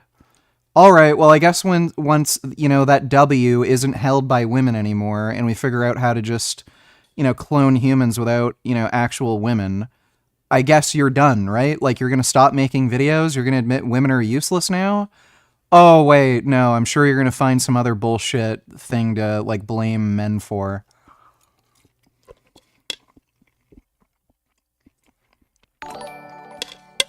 No gum. Dodo donate $2. If you could travel to LA in 30 minutes, would you do it? Probably not.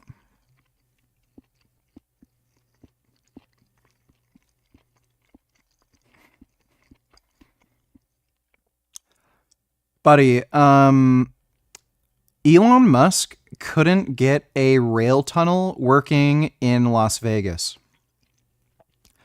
So the idea that he's going to be able to create some, like, super rapid transport system, like, it's never happening. The guy literally couldn't make a fucking tunnel with a rail system under Las Vegas. Yeah, he's going to create some, like, insane, crazy, fast space rocket thing that'll let you travel the entire globe in, like, 30 minutes. Sure. Based vegan, scroll up.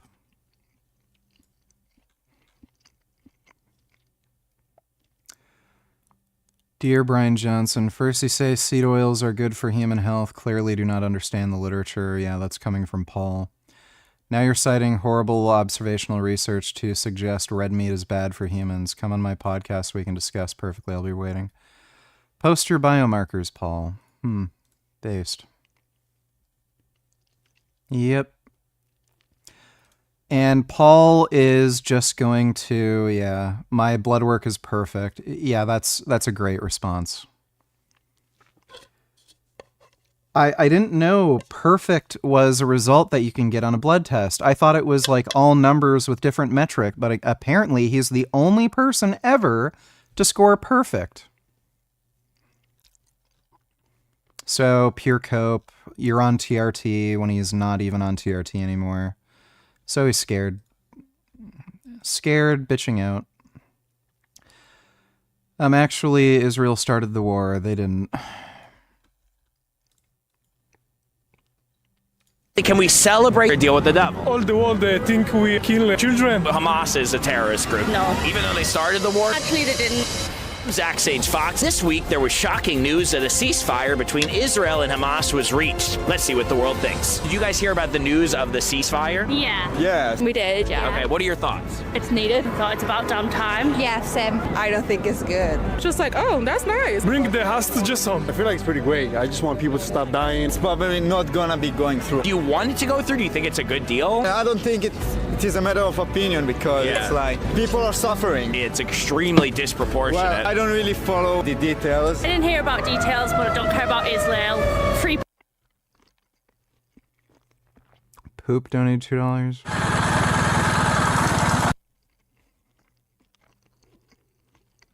All right, I'll check that out in a minute. Thanks for that donation. Palestine. Basically, they're going to give 33 of the hostages back to Israel that were taken on October 7th, ranging from a 1-year-old baby to an 85-year-old grandpa. In return, they're going to be releasing over 1,000 Palestinian terrorist prisoners. You gotta do what you gotta do to bring people home. Where are you from? I'm from Tel Aviv.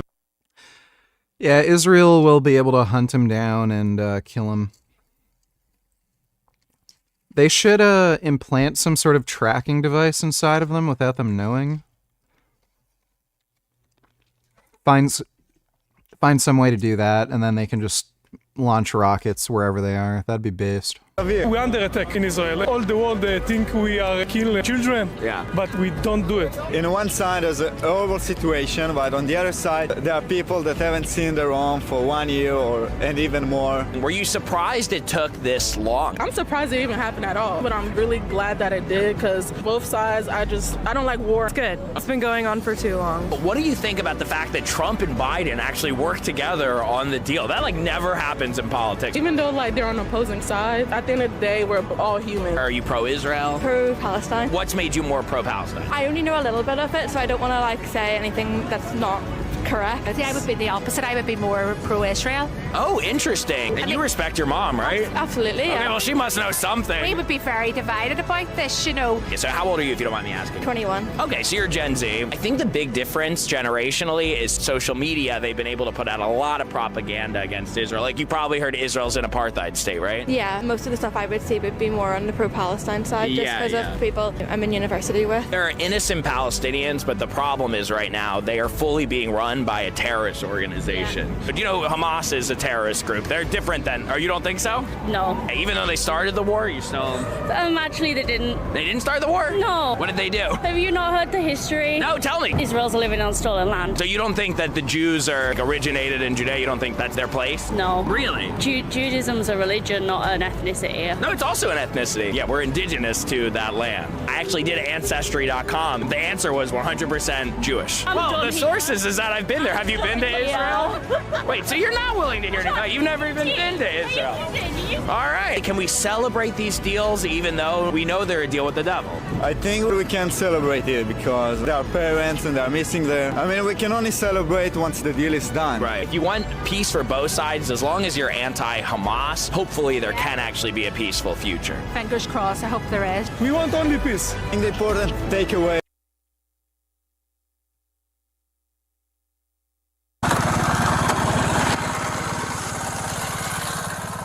Appreciate you coming out. I haven't talked to him yet.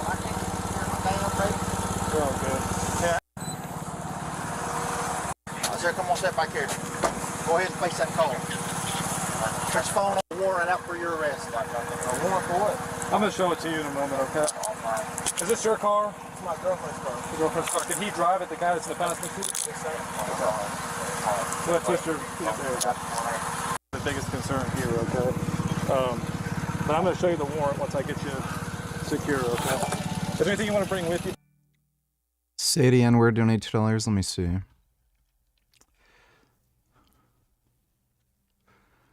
My boyfriend is biromantic. Now we're in a throuple with my gay bestie.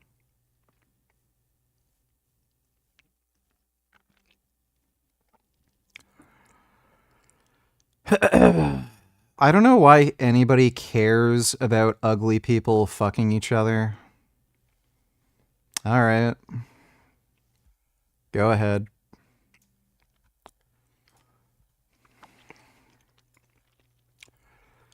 That's all you are is a dumb boomer. In an ideal America, fast food jobs are done by teenagers in high school, not 20-year-olds out of college. You fucktard. Reading the posts of 20-something Gen Z American males posting about how hard it is to find a job in the strongest economy in the world. Oh my god. Mocking the idea of working in a fast food restaurant. Is she a boomer? She's not quite a boomer. She's probably just some rich, privileged bitch. Is she even American?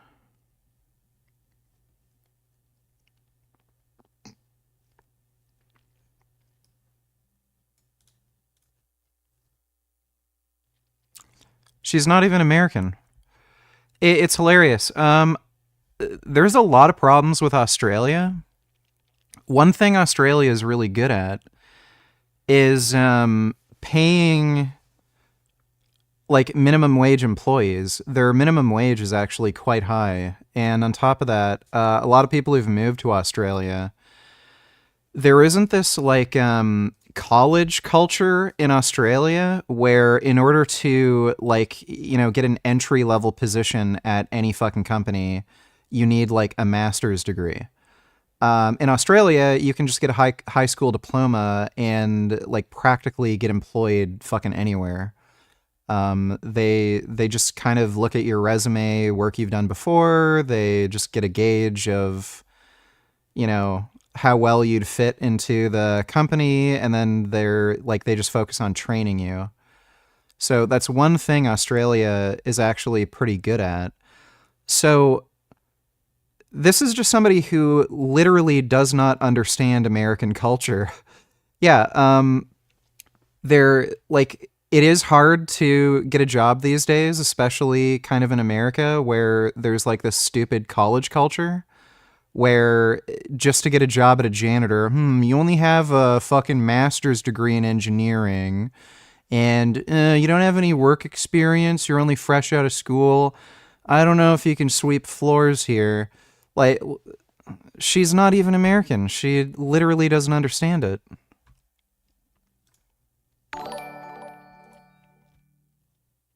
So it turns out not only is Moist critical and animal abusing hypocrite, but he also a chess no riz. Dude is awkward AF with women and probably gets zero pussy. It's no wonder his GF broke up with his ass. Welcome back. He's a creepy, manipulative dipshit. That's why no women want anything to fucking do with him. And, yeah. If he was this super nice guy, down to earth, chill, and he's a fucking millionaire, you think any women are gonna fucking break up with a dude like that? No. He is a fucking cunt. Nobody can stand the fucking dipshit as soon as they end up knowing who he is. He's just an annoying, worthless fucking cunt. I'll skip through this. Thanks for the donation, Ben Boy.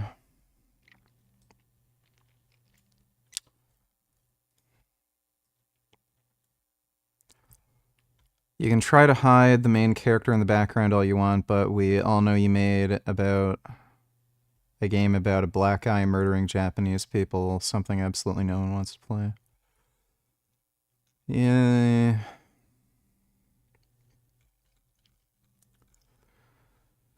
I don't know what the fuck they were thinking. Like, especially in... It's kind of funny, too, because, like, Capcom made Resident Evil 5, where, I guess they thought about it maybe a little bit. Japanese people made a game about a white guy going around shooting African people. They did have Sheva in the game, who was African herself, so I guess as long as another black person is helping a white dude kill African people, it's not that bad. But I don't know what they're thinking in this day and age. Just have an Asian main character in fucking Japan. Like, is it that hard? Oh, yeah, everybody's been asking for the longest time to have an Assassin's Creed game in Japan. Let's make the main character a black guy.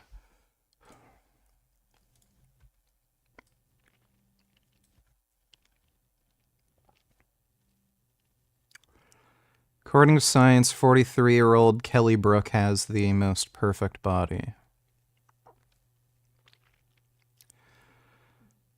I don't think the majority of men would find her body ideal. There'd be a lot, but I doubt it's the majority. Like, she's good looking, but I don't think the majority of men would. So, there's dudes who are into, like, really young, petite women, dudes who are into thicker girls, some dudes are, like, super into fat chicks. Some dudes are into muscle mommies or somewhere in between, but yeah, I don't think the majority. Like, if any one body type were to win out on, what a dude would find the most attractive,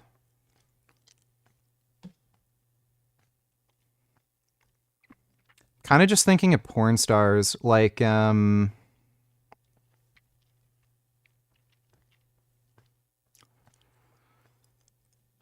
yeah, like Riley Reid type body, some tits, some ass, kind of petite, fit, lean, young looking.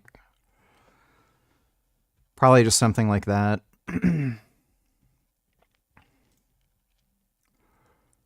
Thanks for the donation though, Sadie. Back to the other channel. Today we have a super exciting episode. Charlie fell back into his virgin tendencies, so today we're trying to help him find love. We brought in 20 girls to speed date him. Dude, imagine being that much of a loser fucking simp. The guy's a fucking millionaire, and he goes on a fucking dating show on YouTube? Like, how embarrassing is that? He doesn't even need the clout. Like, if it was a smaller YouTuber who's trying to make, like, a name for himself and, like, some channel with almost 1 million subscribers comes out and asks you, hey, do you want to go on a dating show? Our videos usually get, like, over 5 million views. You'll get exposure. Oh, yeah, sure. Like, if you're trying to, build your brand on, like, social media platform. Charlie doesn't need that. Like, everyone knows who he is. Like, the only thing higher than him is, like, what, Mr. Beast? This guy is a fucking loser. Massive social media fame, fucking millionaire, like, and he makes fucking bank.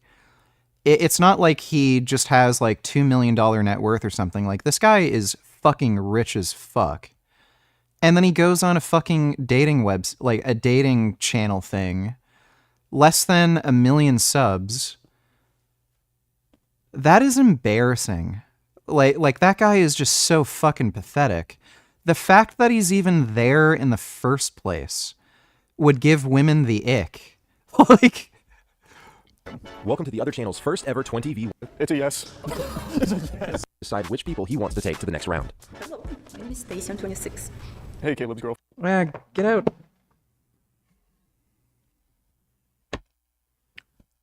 Friend. It's a yes. It's a yes. So crazy. What is it? Hi, I'm Danny. I'm 26. Hey, Danny. Yes. I knew it. He's gonna say yes there. Okay, here's the strategy. We brought in. I'll tell you how to game the system here. So he's already at a disadvantage because the fact that he's here in the first place makes him look like a beta male fucking simp. Why in the hell would a rich, successful millionaire go on a dating show? Makes no sense. Like, you should be able to pull whatever bitches you want. So the guy already looks like a beta male simp. Arguably the hottest girl in this whole lineup of women is first. So what you want to do is pull a power move, and when she walks up to you, say no. That'll keep everyone else on their feet, and it'll make them realize, okay, this guy thought this chick wasn't attractive enough for him. So it changes the power dynamic where, you know, it shows them, you know, you're the one in control and, like, they don't have the advantage over you. One, donate $2, please react.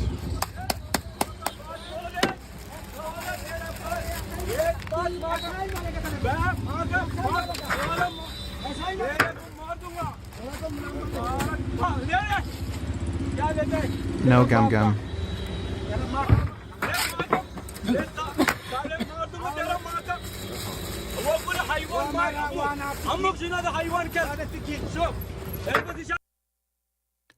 Gummy, can you not walk on my keyboard? Here we go. Okay, I'm not playing this game. I'm gonna just put my bowl away so Gummy doesn't keep trying to get it. Why are you so hungry? Dude, this cat literally thinks nom nom time is all the time. He never wants to stop eating. I literally can't leave food out for him because he'll just eat it. No matter how much food I give him, he will fucking devour it. I'm not even kidding. He eats like a fucking dog. You know how, like, with a dog, you can, like, pack a fucking food bowl like crazy and they'll just eat it all? That's Gum Gum. He will eat nonstop endlessly and devour fucking everything. It makes no sense. I've never seen a cat eat that way. And yeah, he tries to eat my tofu. He also tries to eat my chickpeas. He also tries to eat my lettuce. He devours fucking everything. Gum Gum loves his num num. Isn't that right, Gum Gum? Gum Gum loves his num num. Mwah. Mwah, mwah, mwah. Love my Gum Gum. Alright, I'll be right back. I'm just gonna put this away so Gum Gum doesn't keep chasing after it.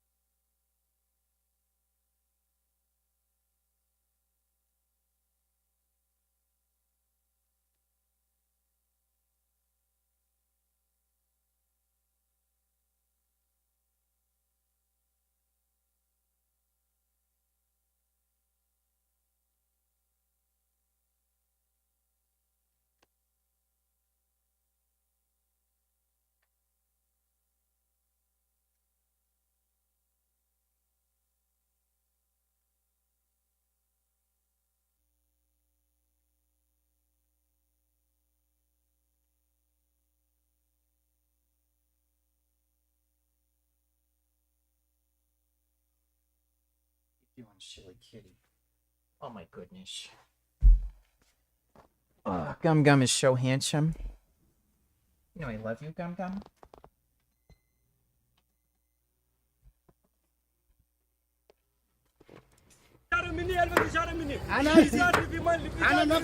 نفسي شرم وتكي مني يعني شوف وين موجود وقت وين موجود هذا حيوان اللي في مني صار هذا انت انا في سلطان انا في كبير امك انت ابوك انت شنو هذا كلام حيوان كلب انت كلب ايه دم هات اكيد تمر وصالته मारने दो मेरा बाप को नहीं तो मार दूंगा मेरे को साला क्या करूंगा देखूंगा मैं तो क्या करेगा तू देख साला कहां जा रहा तू हिंदी अरे तू क्या है बंगाली मदर क्या लेता है तेरा बाप ने तिकी चुप इशारा नहीं है बस कभी हां एक ही तमोर दूंगा साला मार दूंगा मेरे को साला क्या करूंगा देखूंगा तेरा बाप का बस इशारा नहीं है अबू किंते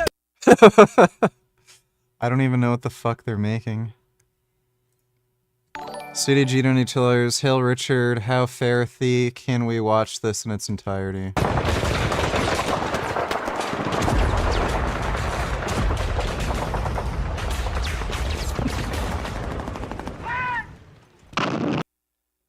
Dude, I was watching an interview with a World War II vet who was there during the landing of Normandy. He was piloting one of those boats, you know, that's supposed to take, you know, all the soldiers ashore. And he was the guy who was manning the ramp to drop the ramp. He dropped the ramp. Every single fucking person around him got gunned down by the German MG-42 machine guns, except him. Everyone around him fucking died. And he literally was like, how in the fuck did all those machine gun bullets hit everyone else except me? That is a crazy story.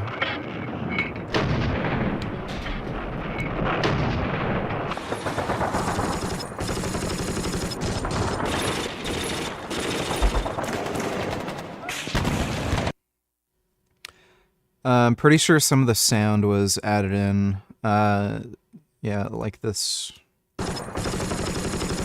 MG-42s do not sound that way. Yeah, these sounds are added in post. It's fake.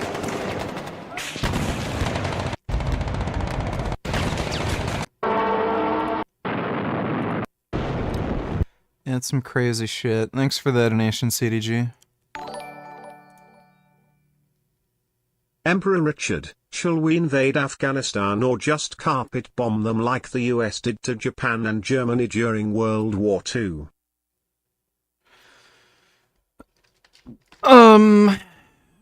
I say invade them. There's some pretty hot Afghan bitches that probably need saving, so yeah, just invade them. Try not to shoot or blow up any of the hot girls. Thanks for the donation, Johnny Bravo. Say the N-word, donate to lawyers. Is this how Gum Gum eats? So you like donuts, eh? Well, have all the donuts in the world!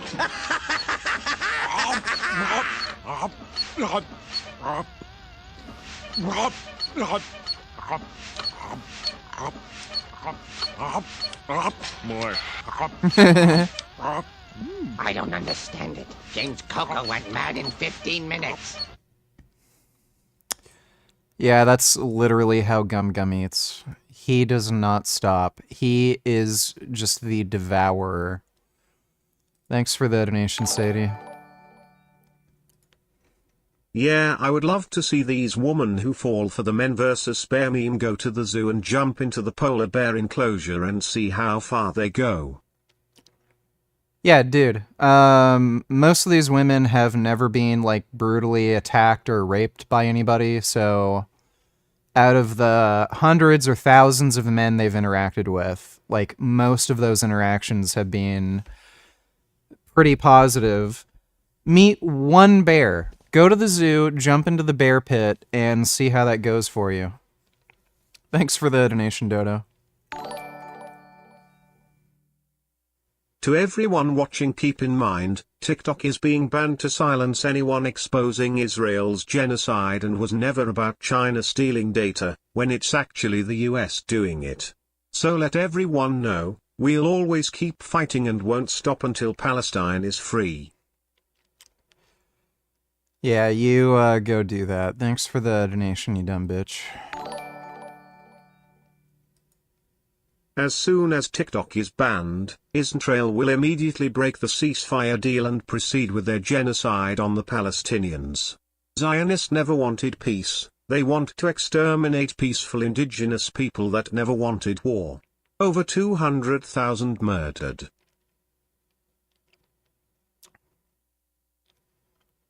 I don't think TikTok has anything to do with Israel's military strategy, but thanks for the donation, Jessica. As for you, Richard, this genocide was the ultimate moral test. And you failed. The animals in Gaza will never forgive you for your failure. It just shows you're not vegan because you're empathetic, you're only vegan to feel better that you're a terrible human being.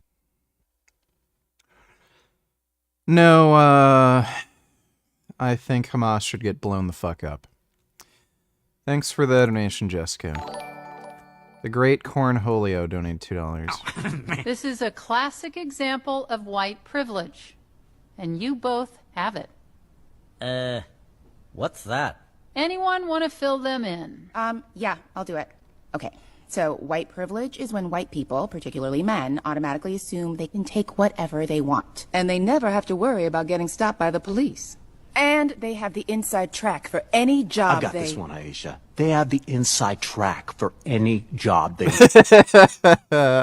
want. Exactly, Gage. Thank you for that. That's white privilege. Whoa. And we have that? You sure do. I see. Whoa. I never realized this stuff. Yeah. You've really opened up my eyes. Well, I'm glad we've been able to enlighten you. The real question is, do you think you'll be acting differently from now on? I guarantee it. Yeah, me too, yeah. Step aside, please. We have white privilege. Yeah, check it out. Hey. Don't worry, it's okay.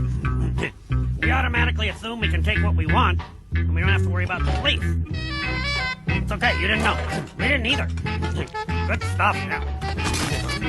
This is what we were taught, sir. We're subverting existing paradigms. This rules. I never thought I'd say this, but I'm glad we went to college. Yeah, it's like, now I have the skills for today's workplace. Oh, that's so good. I'm drowning. I'm drowning. Wrist so icy, wonder why she like me. I'm drowning in water. I just bought a cube and dipped it in a fountain.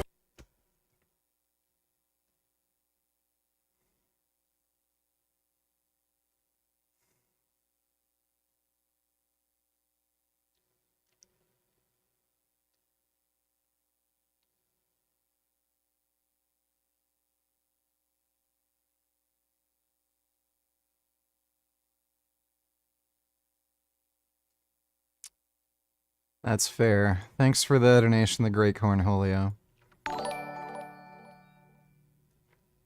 To the viewers, fuck this fake vegan CEO and his YouTube, he doesn't deserve your attention. Made a new account on Rednote. Follow me at Never Again is for all. Keep up the good fight no matter what. Fuck Israel. From the river to the sea, Palestine will be free. Yeah, you have fun with that. Thanks for the donation, Jessica. Donate $2. Trump was hacked, and they promoting a scam meme coin. Trump his voters prob buying. Trump's official Truth Social was hacked, and it's promoting a meme coin with the ticker Trump. Sound familiar? Check that out. It's obviously a scam. It's not real. Be careful. 80% of the supply is concentrated to one wallet. And we're also displaying a over $2 billion market cap. So guys, do the math. The math isn't mathing. And if you do think this is real and you've thrown money at it, you deserve to lose all of it. So be careful. This is definitely a scam. It's definitely not legitimate. Donald Trump did not launch a Solana shitter this Friday evening. And I'm sure it'll be deleted or we'll get a statement or something coming in soon. I think that's giving him a little too much credit, but that's funny. New coworker's a fucking weirdo. Lo keeps asking me what I got done this week. Like, chill out, bro. You aren't the boss.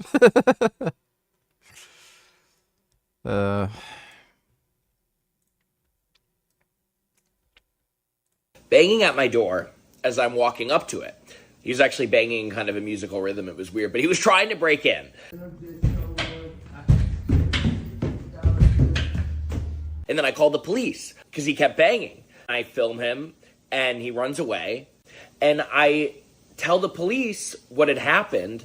They have a video of the guy. They know who he is. They tell me people in the neighborhood complain about him all the time, but that it won't even matter because every time they arrest him and he goes to the courts, the judges in New York City let him back onto the streets, even though this guy is constantly trying to break into people's apartments.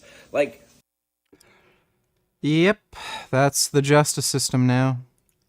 Who the is running this city? Who is appointing these judges? Like, we need to vote better, New York. This is crazy. Like, we're paying so much money to live in this Carrie Bradshaw. Yep. All this woke bullshit where, oh, he's black and users. Black people are mistreated in the court system, so let's let all the criminals out. Yeah, it's just making crime ramp up like crazy. Some getting their first taste of China's tightly controlled internet. Users say posts on topics deemed sensitive by Chinese authorities are being deleted, including LGBTQ+ issues and even a popular Japanese anime. Other posts face backlash, flooded with negative or offensive comments. Some new users report racist questions, including whether it's okay to use the N-word. Let's say that TikTok goes away and a lot of Americans flood into these Chinese apps. Is that a win for Beijing? I think it really depends on Beijing's view on how much they need to be in control of the narrative. As the U.S. Supreme Court and incoming Trump administration debate TikTok's fate. Like, some of this is a bit positive because people are realizing just how bad China really is. A lot of these woke idiots, you know, dumb fucking high school girls who got indoctrinated on TikTok thinking the US is so evil, China's so cool, like they're seeing how fucking awful China is. The rise of Red Note raises new questions and concerns about Americans embracing yet another platform under Chinese government control. Will Ripley, CNN, Taipei. Though it does seem that who can buy TikTok? Affecting America. Well, thanks for the donation, Dodo. Just warn them that polar bears will eat anything that moves. Houndsley, the only animal brave enough to face a polar bear is a walrus. At least they have tusks to defend themselves, unlike these women. Yeah, polar bears are especially aggressive, and they will eat people. Thanks for the donation, Dodo. Retard donated $3. Let me see.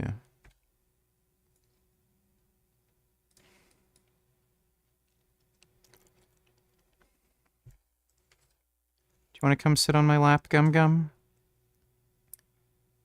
Yeah, come on, Gum Gum. That's a good boy, Gum Gum. Yeah, that's my Gum Gum. It's a good kitty. Let's Pulled over by a white policeman, small country town. Can't believe what happened to me. I wanted to share white police officer. Good morning. Good morning. Hey, Trooper Jones, the State Patrol. Reason I'm stopping you, man, I got you going 72 and 55. Yes, sir. Any reason for your hurry? No, sir. All right, you have your license with you? Yes, sir. Where you guys headed to this morning? Back to Albany. Okay. All right, is the truck registering your name? Yes. All right, hang tight for me. I'll get you out in a minute. All right, thank you. All right, it's her. Going to a citation this morning for the speed, okay? All right, so before you're hearing the court copy is going to be the court date. If you decide you don't want to go to court, you can just call that 229 number there and take care of it over the phone, all right?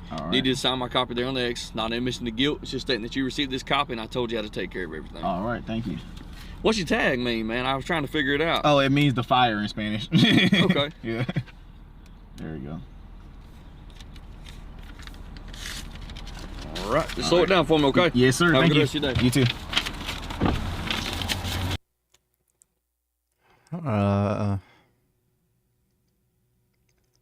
Is he trying to make a point that nothing happens? Yeah. Thanks for the donation, retard. Grey Knight donate to Lars Heisenberg can cook.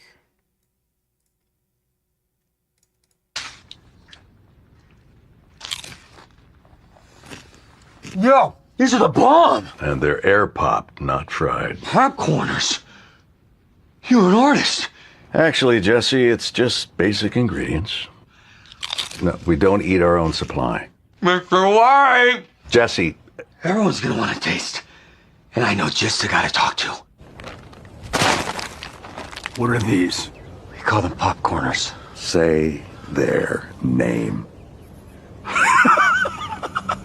Popcorners!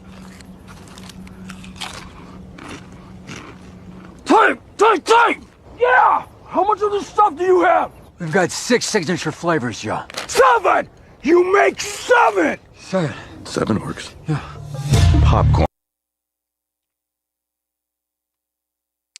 Thanks for the donation, Grey Knight.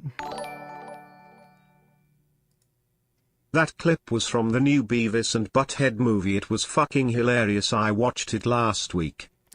Oh shit, they made a new movie? I gotta watch that. Yeah, that looks fucking hilarious, dude. Thanks for the donation. Did cops ever harass you in Scartown when you were growing up? Yep. I had just finished high school. I got an expensive camera for, doing photography. And I was just walking around taking photos of stuff with a new camera I got. And cops literally, stopped me for no fucking reason. They accused me of taking photos of buildings so that I could steal from them later, so I could analyze where the, doors are or something. And then I said, no, I'm not doing that. I just do photography as a hobby. And then they demanded that I give them my ID, and I said, nope. And then they said, you legally have to give us your ID. And I said, no, I know my rights, I don't. And then they got super pissed off.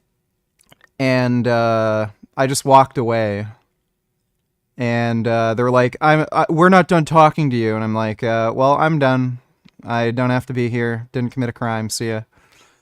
Then they followed me in their fucking car for a good 10, 15 fucking minutes while I was walking down the road.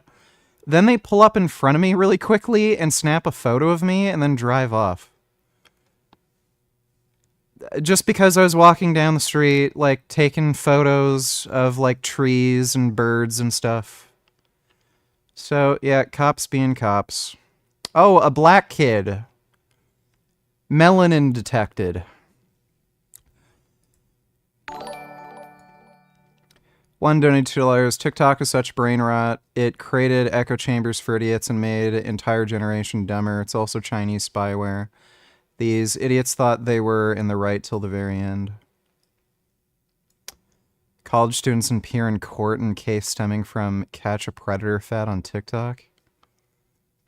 5 mass college students appeared in court accused of plotting to lure a man to their campus through a dating app and then seizing him as part of a catch a predator trend. What in the fuck? The Assumption University students, all teenagers, were arraigned on conspiracy and kidnapping charges. Not guilty pleas were entered for all of them, and they are due back in Worcester District Court. Oh my god. Dude. Yeah, ban TikTok.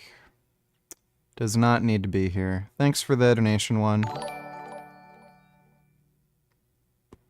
Ben Boy donated $2. Let me see. Like, ready, aim, something, and You know, this here is the most exciting part of hunting, I tell you what. Just sitting out here in nature. This sucks. You know, 90% I want to shoot the gun. of hunting is really just about Sucks. being in the outdoors. Whoa, Beavis, check it out. At least we can drink this beer and maybe this place won't be so boring. Oh yeah, cool.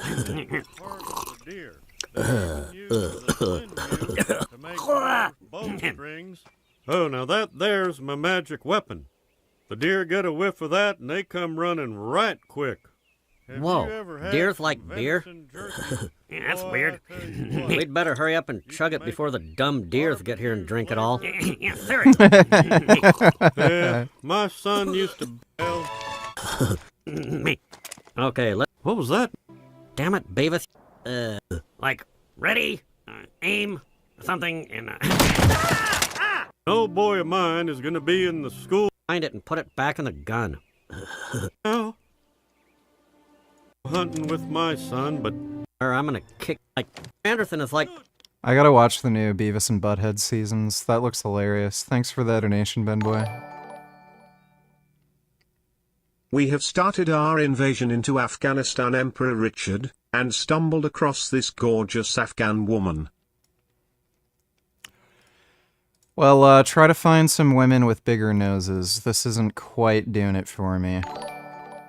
I need a nice, big, thick Afghan nose. Thanks for the donation, Benedict Arnold. Ben Boy donated $2. Let me see. T-minus 10, 9, 8, 7, 6, 5, 4. How did I not hear of this?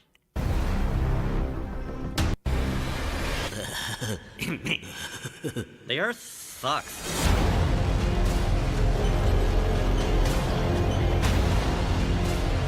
Wait a minute. I think the floor's not working.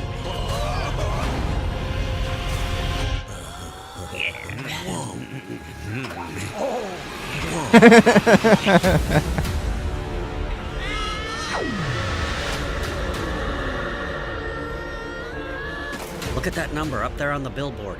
There's a 2, and then some kind of circle. No, dumbass, not that number. That one. 69. This show sucks. It's like just these fat people standing there. I need TV for my bunker. Who are you, fart knockers? Amusing, yes. Humorous, yes. Satirical comment on the time. Yes, amusing.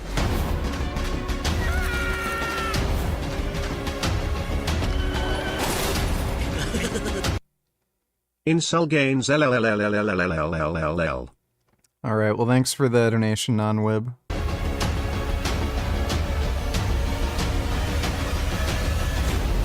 Beavis and Butthead. Okay, I gotta watch that. I'm probably gonna watch that tonight. That looks hilarious. Thanks for the donation, Ben. 20 girls to speed date him. Welcome to the other channel's. I'm Danny. I'm 26. Hey, Danny. Yes. I knew it. He's gonna say yes to everybody. The way he said it was so like. What is the point if he says yes to all of them? I'm Madison, and I'm 23. Hey, Madison. Yeah. No, make him do the swipe motion. Yeah, he's got to do something. I feel like he's regretting doing it now. Absolutely. Yeah, he's. Hi, Charlie. I'm Alyssa. I'm 34. Hey, Alyssa. Yeah. Oh no. I'm Lorraine. This guy is a bitch. He's making himself look like a bitch in front of all these girls, dude. He's clearly too afraid to say no.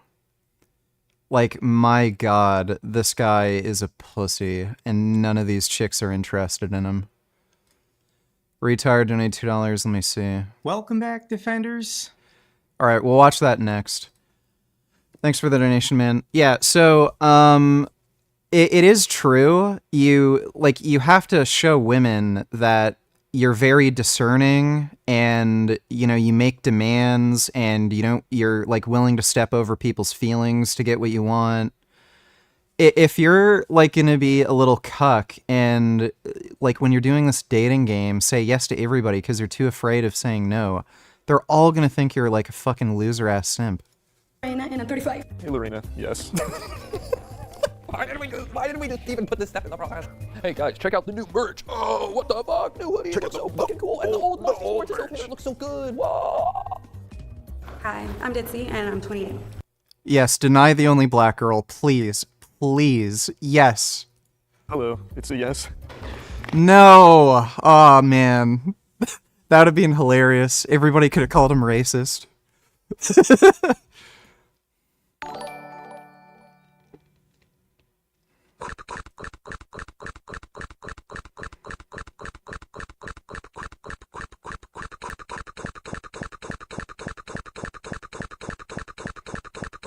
QWG. Well, thanks for that, non-whip boner. That was some good spam. Appreciate the donation. Yes, ban the only platform we have that expresses our free speech and helps small businesses make it through. If the imperialist government ever that's cared about safety or security, why can't they fucking ban guns instead? Just fuck the US. And fuck guns. Yes, because why would you want something that allows you to defend yourself? That would only create more of a danger. I want to be completely unarmed when somebody breaks into my house and tries to kill and rape me and my children. Makes perfect sense. You're a fucking retard. Thanks for the donation, dipshit. Another has been found with a larger nose. In desperation for her snot to get sucked out her nose. If you can zoom in on her profile picture.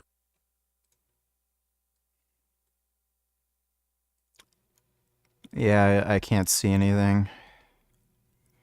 You gotta find me some big-nosed women, dude. Thanks for the donation, Benedict Arnold.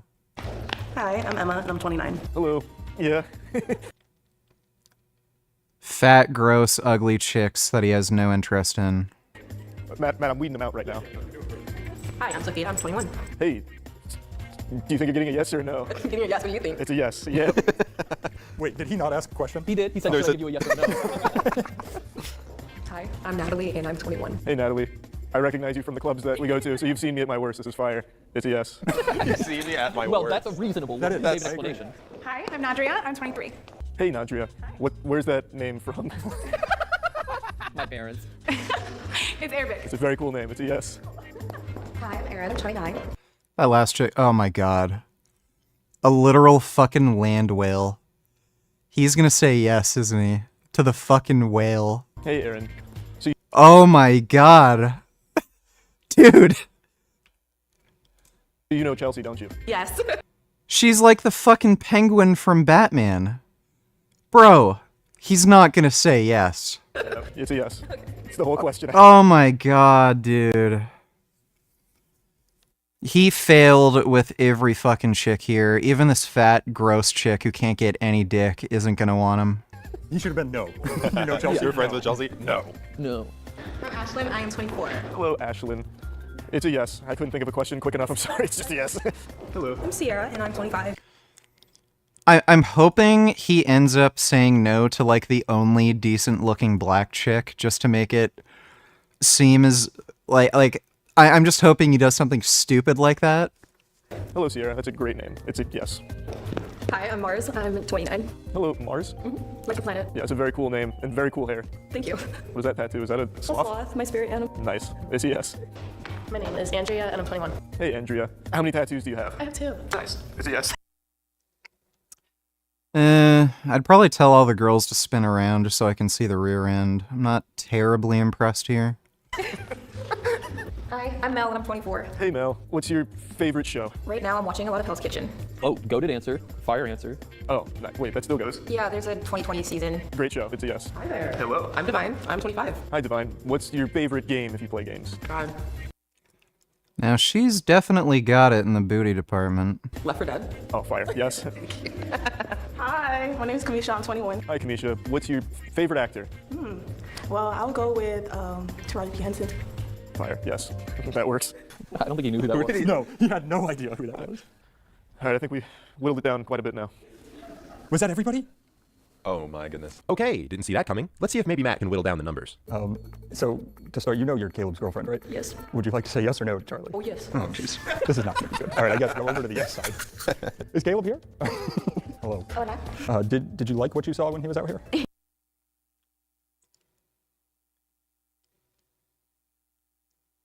She has a boyfriend and... Oh my god. This is even more... So yeah, this would have been the perfect play, by the way, if he had done what I suggested. Deny the prettiest girl who was first.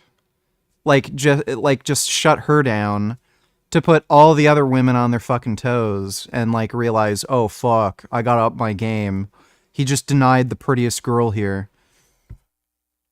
This is like this is like the dating game show equivalent of taking your like sister to prom. Yeah. So that other chick already had a boyfriend. So, like the hair is fine with you? That's good. I can play in it. Okay, so I'm guessing you're also a yes. Yeah. Okay. All right, I guess same question. You are much taller than him. Okay, that's fucked up. Not much. You know that, and you're okay with that. I am. Is he okay with that? It's only 4 inches. It's not like a colossal difference. It might not be. How tall are you? I'm 5'10". Okay, he's No. If you ask any girl, 4 inches makes quite a big difference. You're telling me every mass shooting that ever happened was in self-defense? In fact, when was that ever the last time you hear someone use a gun in self-defense? That's just a bullshit excuse for racist, Zionist, and Nazis to use to justify their murders. There are far more uses of firearms in self-defense as opposed to commit a crime. I think the current number suggests somewhere between 4 to 10 times as many firearms are drawn in self-defense versus to commit a crime. And the majority of the time a gun is used in self-defense, not a single shot is fired, so it's an extremely effective deterrent. If somebody's about to attack you or steal your property, simply by pulling the gun out and just pointing it at them, it de-escalates the whole situation and they leave. And if you're going to tell me, oh, well, mass shootings happen, therefore guns have to be banned, okay, well, how many fucking vehicular attacks have been committed lately? Just like a couple weeks ago, a crazy Muslim dude rented a Ford Lightning pickup truck and ran over a bunch of people. I think he killed like 10 people, injured like 30 or 40. Oh, I guess we have to ban cars now. I guess you can just walk to work and shit if you even have a job, dipshit. Thanks for the donation. You're telling me every mass shooting that ever happened was in self-defense? In fact, when was that ever the... Why did that play twice?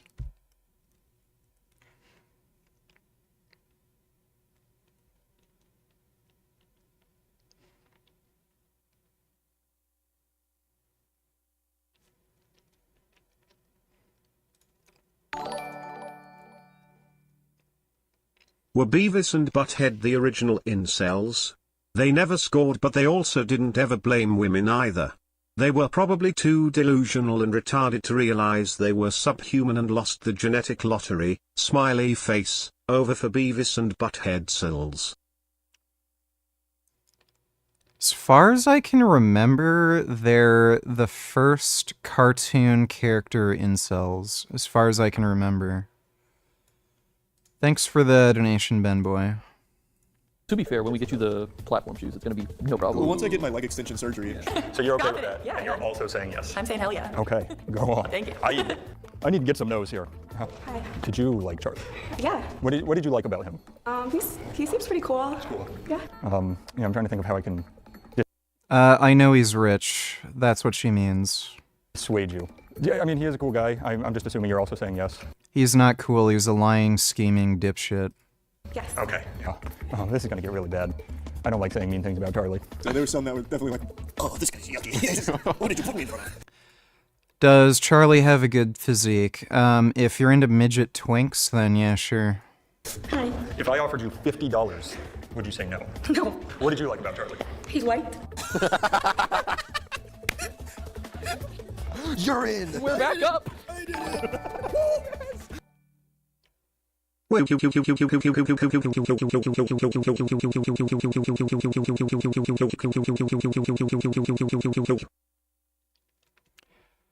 Well, thank you for that, 9014. Excellent spam as always. Appreciate the donation. Woke did it with. Okay. He has long Yep. hair. Yeah. Those are all true. I don't mind his size. I don't care. Yeah, so you agree he's kind of like fun-sized? I'm 5'2", so it doesn't. Oh, okay, perfect. Yeah, you go on and say yes. I'm good.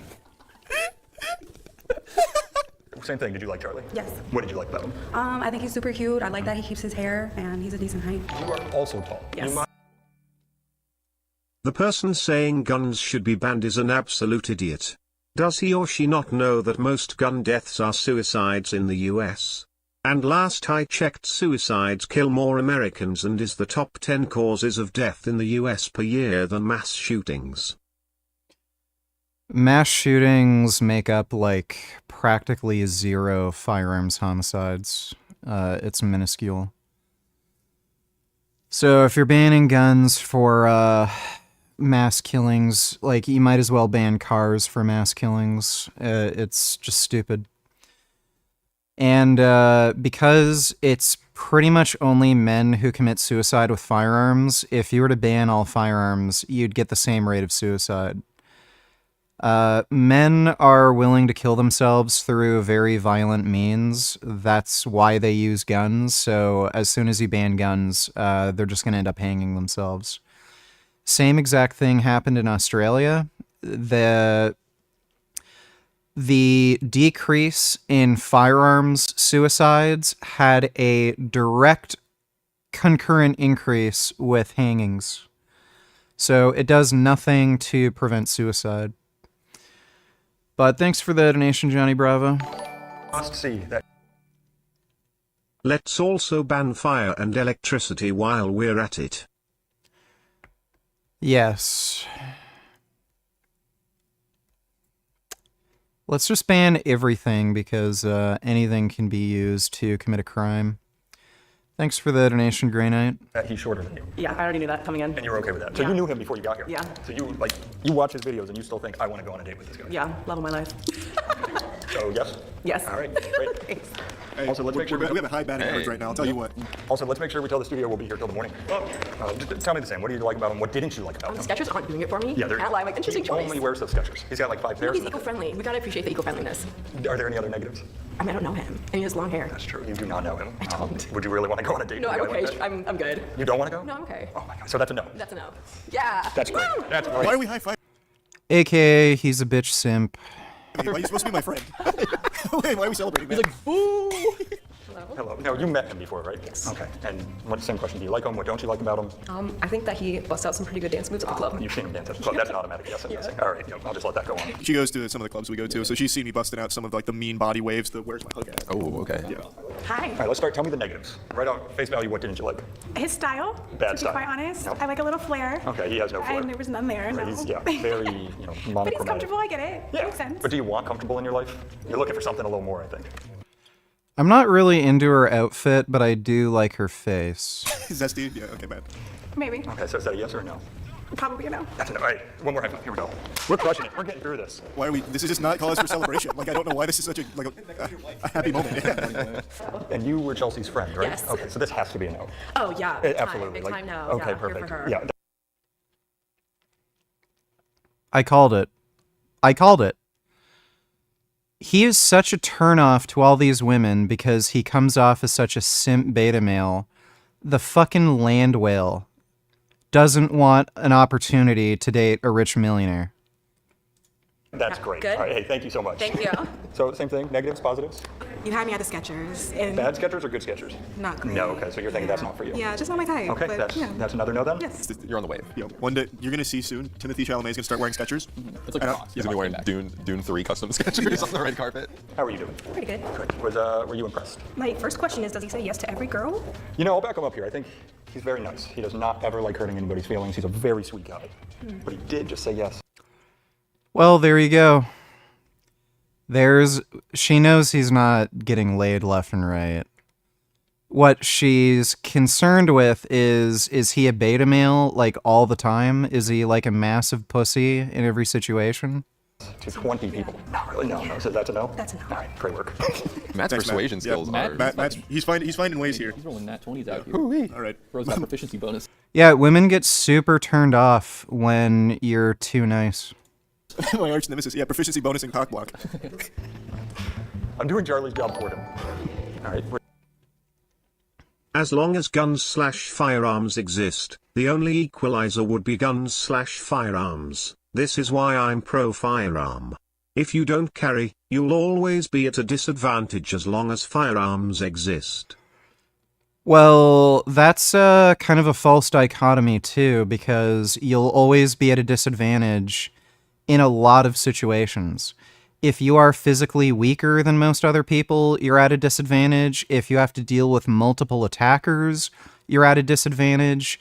If you have to deal with surprising situations where, like, you're asleep at night and somebody breaks in and you don't know what the fuck's going on and it's dark and shit, you're at a disadvantage. Like, there's a lot of situations where you're at a disadvantage. And you would need a firearm even against somebody who doesn't have a firearm. They might only have their fists. They might have a knife. They might have a baseball bat. So that's a stupid thing that a lot of anti-gun cucks use as an argument against firearms. Well, if we banned them, then you'd never need them. Like, no. You'd need a firearm in many situations to stay safe, not just because somebody else has a firearm. Thanks for the donation, Farce. And you can't ban guns. It's logically impossible. The only way to ban guns is to ban the knowledge of how to create them, which is impossible. Thanks for the donation, Farce. Were you impressed by Charlie? Yeah, he's kind of cute. Okay. I like that he chose to wear jeans today. That's a big day for him. Yeah, I only ever see him wear shorts. My roommate watches more of it, and every time that I see him, he's always wearing shorts. Yeah. So I'm really impressed that he chose to wear jeans. That's a Sunday today. best. Are you thinking yes or no? Yeah. All right, perfect. I like how she was impressed I didn't wear shorts. The bar couldn't be lower. I was expecting the blue gym shorts, but... You say impressed, unimpressed?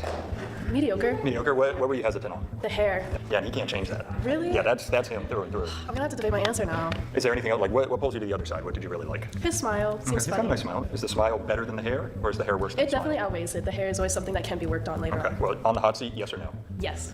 That's the whole thing's gonna be persuading me to cut my hair. What did you love about him? What did you hate about him? I did like, so long hair's a commitment for sure. Yes. I have long hair too-ish. Right. It is longer, but, What did you hate?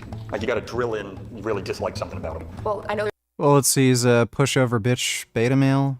there's a bunch of other people Dude, they all want to say that. They can't, but they all want to say that. All of these chicks think he's a fucking beta. who are interested in him. That's true. Well, I mean, they're also paid to be here, so it might not be real interesting. We don't know yet. All right, yes or no? Sure. Okay, yeah, that way you like commitment, but you're going with a sure. Oh. See, you're also tall. Yeah, absolutely. You're okay with his height? Oh, you're not okay with his height. No. It's a medical disability. You can't be not okay with it. No. It's just funny because, like, in my line of work, I kind of make fun of that kind of thing. Me being so big and him being so small. Okay, so you actively make fun of the man you might go on a date with. Yeah, but he likes it. Is that a yes or a no? Are you available? I am not. My wife is 10 feet that way. Damn. See, this is Matt's master plan. Inflate his own ego by putting me down. Monique! So you can't have me. Is Charlie a great second base? Absolutely. All right, perfect. Oh, that fucking Matt guy? He smells like poop. I saw poop back there. It just turns into you guys talking shit about each other to these women. We heard this back here. It's like we have the thing unmuted. Matt just had the mic fucking screaming. He's like, no. Would you agree with Mark Ripito, Mark Ripito's take on building strength? I've heard him say you need to gain weight a lot, and he said eat 5,000 calories a day, which is bizarre. He's insane, And he literally promotes obesity. He may, in fact, be the only strength and conditioning guy who literally promotes obesity. So, yeah, gaining a bit of body weight is going to help you gain strength, but it's not nearly as helpful as he makes it out to be. So going through bulking and cutting phases is fine, but he literally tells people to just gain as much weight as possible and never diet. Like, it's outrageous. Hey, Gum Gum. All of my bitches from Venus, 22 Hours, Beavis and Butthead, first cartoon incel, I think not. Oh yeah, Pepe Le Pew. How could I forget? To be fair, there's no way of knowing if he's an actual incel or if he just gets confused by cats with paint on them. Like, maybe he does actually get bitches when he's actually going after skunks. So, like, we only see the, you know... We only see him at his worst when he gets fooled by a cat with paint. So it's entirely possible that if he were to go after a skunk, he'd be successful. Pepe Le Pew's creepy character. This controversial skunk made his preliminary debut in 1945. While our memories of Pepe Le Pew may be viewed through rose-colored glasses, that image is quickly shattered as an adult when you realize just how creepy his behavior was. Oh my god. Oh. What a fucking just... Really... Throughout all of his appearances, this skunk can be seen stalking, grabbing, touching, and kissing his victims without consent. He's even gone so far as to threaten to hurt himself for the affection of his primary target, Penelope Pussycat. Pepe Le Gay. Pepe Le Pew is fucking hilarious. Thanks for the donation, all my bitches from Venus. I saw you the second you came out of there, you started parking everywhere. Monique, I said nothing. Hi. Did you love or hate some things about him? Honestly, I love him. I have a thing for spicy white men. Okay. For sure. So yes, okay. Mm-hmm, First, for sure. Well, there you go. Yeah. Spicy. I think she meant, like, kinda gay. This is gonna be a long day. Good looking out, Matt. We're gonna move on to the next round, speed dating. Charlie and each contestant are gonna have 5 minutes to get to know each other to the best of their ability. However... Yeah, so she wanted to say, like, gay, beta, pussy types. So, yeah. The entire time, the three of us are going to be in his ear trying to make it as uncomfortable and awkward for him as humanly possible. What could go wrong? So what was your name again? I'm sorry. Ditzy. Ditzy. So tell me a little bit about yourself. Why should you be my wife? Why should I be your wife? Yeah. Well, I am... Why is he wasting his time? Like... Again, women are looking at this and watching him waste his time with a chick who's not good looking, overweight as shit. She's literally obese.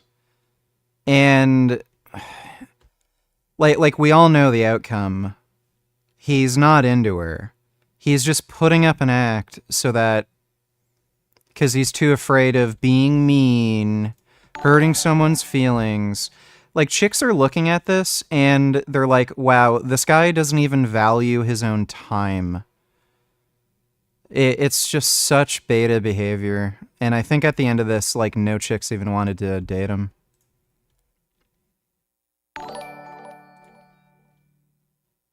Well then I guess we should ban Johnny Bravo as well then, seeing how his behavior was just as creepy. I think I've heard them complain about Johnny Bravo, too. Thanks for the donation, Dodo. Do you think Charlie just lies there like a starfish?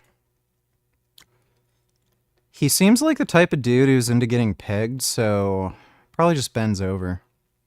Thanks for the donation, Nut Muffin. The wife material. Okay. I'm like cool, calm, collected, laid back. I mean, I can get a little crazy, but can't all women. I mean, crazy's fun though. Like, what kind of crazy? Like crazy. Definitely crazy fun. Well, what's like the maddest you'd say you've ever been in your life? The maddest I've ever been. Mm-hmm. If you're just starting strength training, there's no need to be in a surplus. You're so prone to growth, you don't need to be in a surplus. I don't know, that's a hard one. That is tough, yeah. What's the maddest you've ever been in your life? I actually was one of the few losers who got turned away from a frat that I rushed for in college. Oh, really? Alpha Chi. Okay. And I'm holding the grudge for life on it. It's all right. You can just crash the frats. I was crashing frats before I was even in high school. Oh, okay. So you were a lot cooler than I was. They wouldn't have turned you away. Hit her with the "Are you into cosplay?" Cost you're playing with my heart line. Are you into cosplay? Cosplay? Because you're playing with my heart right now. Oh. Looking at that camera. Oh. This is stupid. Boy. Say sorry. One thing I can't figure out how to work on, electrical engineering. Finish this thought with going, be like, I take care of my wife. He was scared we were coming in with another hot Borat reference. I understand it. You just lost your wife. What's your name again? You're gonna have to remind me. That's okay, it's Madison. Madison. I heard you talking to Matt, and it doesn't seem like me being short bothers you. Dude, she's literally bigger than him. Like, her muscles are bigger than Charlie's. Like, look at her arms. That's pretty cool. How tall are you again? I'm 5'10". See, it's not that big of a discrepancy, right? 5'6" to 5'10". 5'6"? Okay. That was kind of shock. Oh, she got the ick. She got If the these ick. people actually cared about reducing the amount of men who are creepy and clueless with women, they wouldn't give them retarded advice like always ask for consent and respect women, because we all know bitches get turned off by that. Oh, yeah. Bro. These same girls who complain about men being pushy and sexually aggressive, why do they complain about it so much? That's exactly what they're seeking out, right? They're looking for men who are sexually aggressive. That's why they complain about it so much. If they weren't looking for those kind of men and they were looking for, beta males who always ask for consent. Oh, can I kiss you goodnight? Are you okay with if I touch you on the arm? They would have nothing to complain about because all the men are, acting the way they tell them to act. So the fact that they complain about it as much as they do, they are deliberately seeking out the men they claim to have a problem with. And this is again, I call it female psychosis. Women just complain about things. It is the reality. They just do. I don't know why. Some people have theories that women, shit test men to see how they react to certain situations. It may be the case that women are just very prone to anxiety and they just end up complaining about things. They're neurotic. But yeah. If you ever meet one of these girls who says, I want a man who always asks for consent and asks if he can kiss me or hold my hand, I really appreciate that. If you do that around them, they will have no interest in you. And then when you do what they actually want, they're going to complain about you online. So just avoid those chicks. They're crazy. Thanks for the donation, Ben Boy. Ben Boy donated $2. I'm not a big fan of red pillars and alpha male influencers, but let's be honest, even the hit the gym advice is much better for lonely beta type dudes. Yeah. I'd never tell anybody to go to Fresh and Fit for dating advice. That is the most insane, cancerous, misogynist, whack jobbery on the internet. Same with Andrew Tate. Andrew Tate might even be worse. But, even if you just look at the entire scope of all the red pill content, so if a dude were to look at every red pill channel and use that for dating advice versus listening to either women themselves or this kind of conventional wisdom, they'd probably get further in their dating life listening to the red pill content.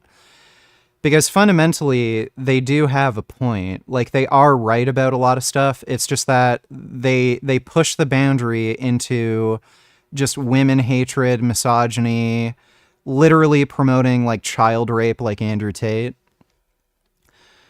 Thanks for the donation, though, Ben Boy. Speaking of that, watching Johnny Bravo growing up, I never understood why all the women in that cartoon were so turned off by him. I mean, sure, he is a creep, but he is so big and fucking muscular. Woman in real life would go nuts for a man like that. I think the main reason a lot of chicks didn't like Johnny Bravo is because he seemed too desperate. That's the main reason. Johnny Bravo was good. He did actually get lucky in a few episodes. But Johnny Bravo was great. Thanks for the donation, Dodo. Sing this, please. Let me take a look. Don't play you hate on me. Don't play or hate me, play or hate somebody else. Yo. I'm a gangster. Where my dogs at? Bark with me if you're my dog. Yo, I'm gonna give a shout out to all the player haters. If you're a player hater, don't play or hate on me. I'm a gangster. I'm a straight up gangster, dude.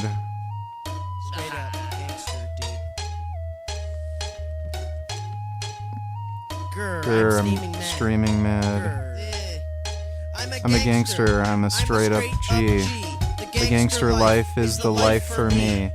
Shooting people by day, selling drugs by night. Being a gangster is hell uptight. I walk around town with a stark erection, then gave your mom a yeast infection. I saw the policeman and I punched him in the eye. To serve and protect, what a lie. I also don't like white people, you shouldn't too. And don't get me started about the Jews. I'm a gangster, girl, I'm mad. I'm a gangster, my rhymes are bad. I'm a gangster, I'm iced out like a freezer. I'm a gangster, I don't listen to Weezer. I dropped out of school at the age of 3. Why? Because all the teachers tried to play or hate on me.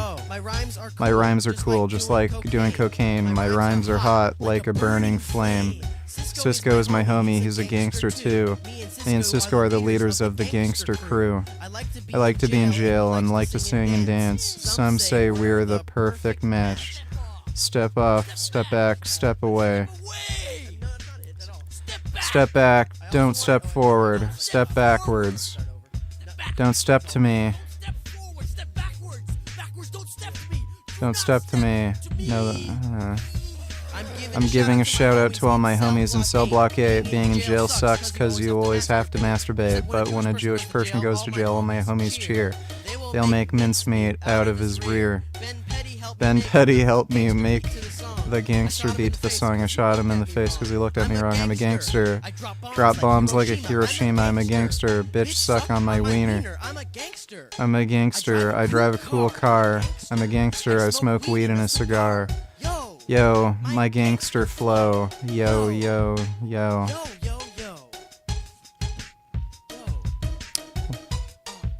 I did not expect the Jew hating thing. I'm rolling on the dubs out like hockey. I got kicked out Japan for drinking all the sake. What a bitch. Gimme the head ho. What's up to my dogs? Yo. They play the song on the radio all day long so everyone can hear my gangster song. Nobody thought I'd blow up like a Firestone tire. Oh, there's not beat left. Die, Santa Claus. No, I don't want to do acapella. I like to slap bitches. I like to slap hoes.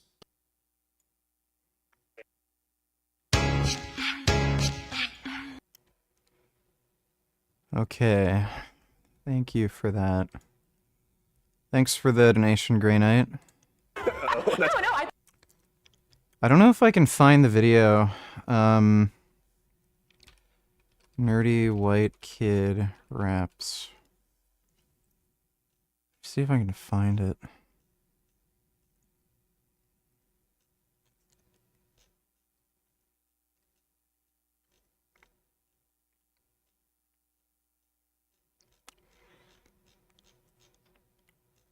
Yeah, I don't think I can find it.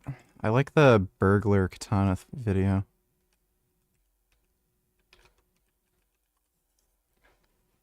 We gotta watch this guy. This dude is fucking amazing.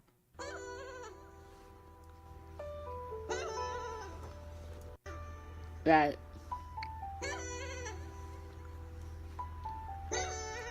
Yeah.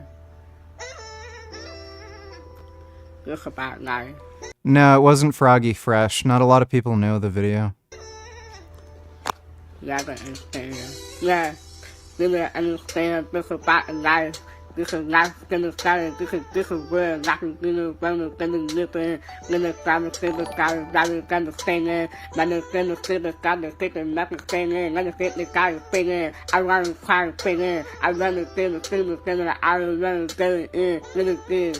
This is life, this is life. And this is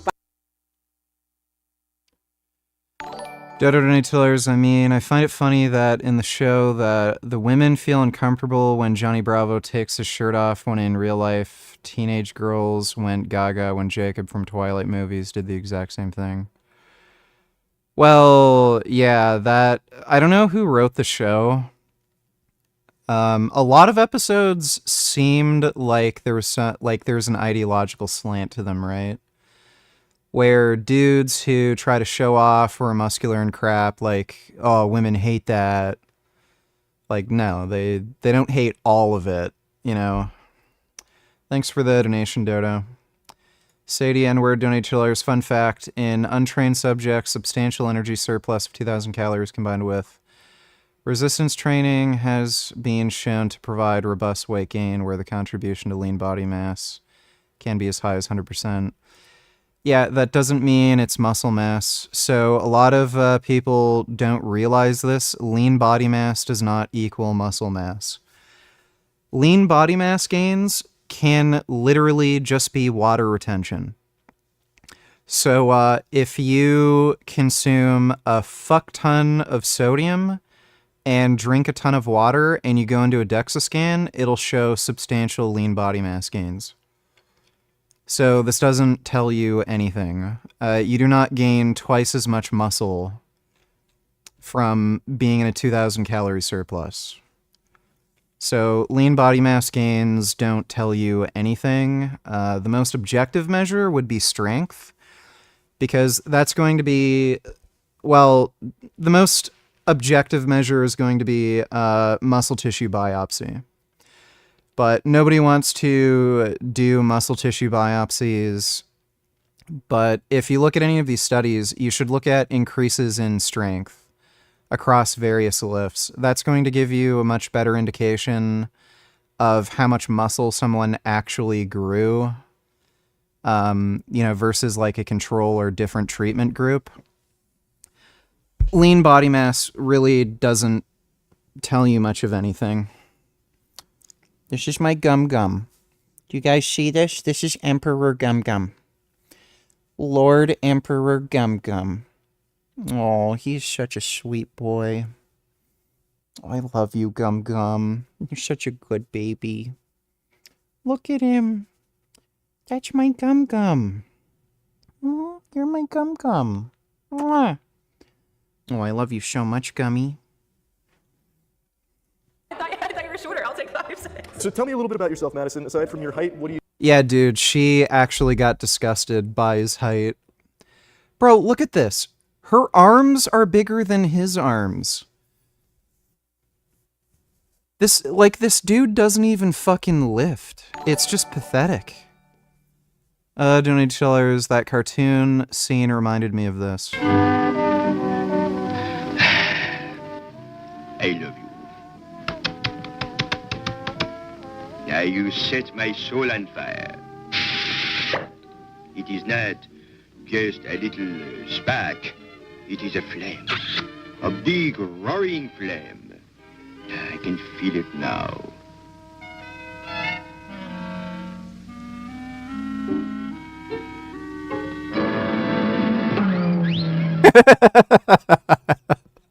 That was good. Old cartoons, man. They're so good. Thanks for the donation. What do you like to do? I like to do anything outdoorsy. I just recently moved here from Arizona. Play volleyball, pickleball, like to go out drinks. Ask if she's stronger than you. Do you think you're stronger than me? In what way? Like mentally, physically? I think the difference between Johnny Bravo and Jacob from Twilight is that Johnny Bravo was a grown man whereas Jacob was supposed to portray a teenage boy which would be in the same age range. I just don't think grown women like that as much as teenagers. Twilight was so stupid. I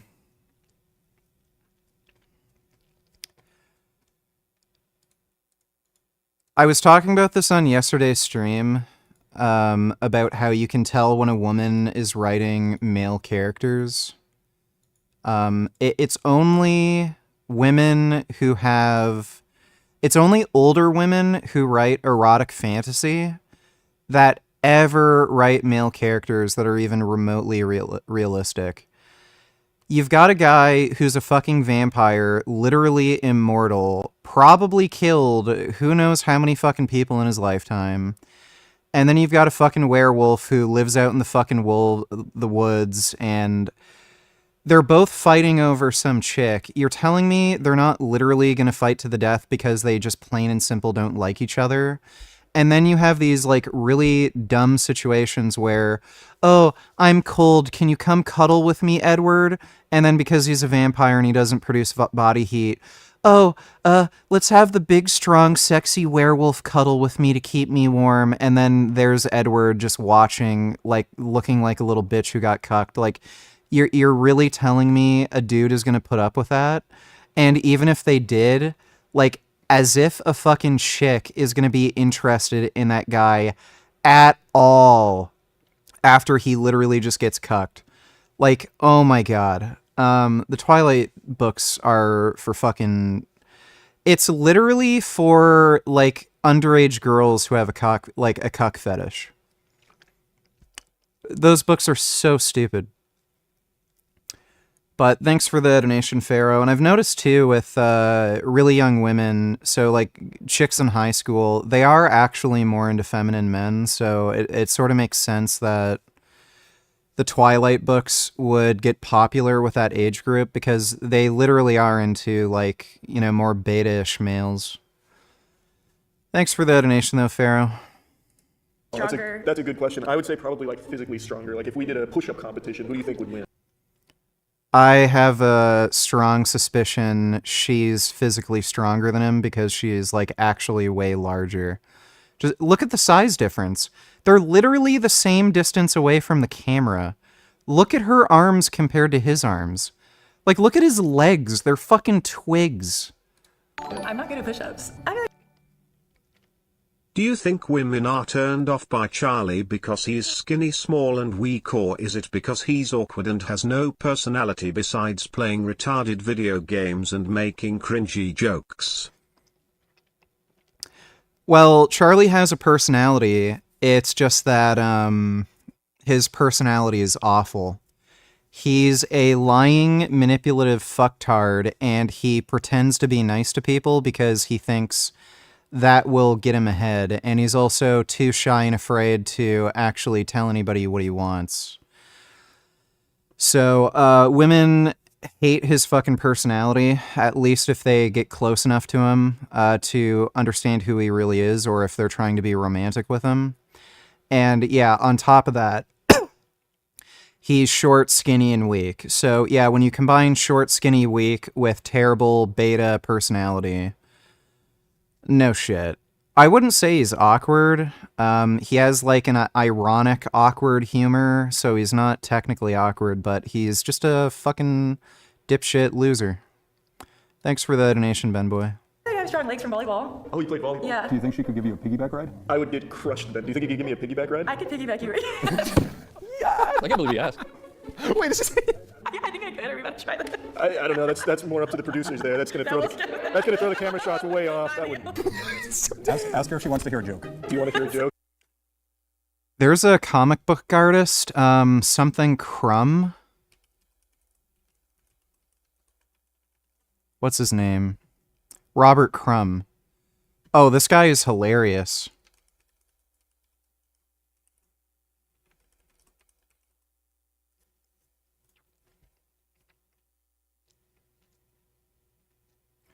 Let me see if I can find the, Oh, dude, this guy is super into strong, big, thick women, and he gets girls to give him piggyback rides. It's so fucking funny. Yeah, he's super into girls giving him piggyback rides. And it's funny, too. This guy actually pulls bitches. Yeah, there he is again. Chick giving him a piggyback ride. Yeah, there we go.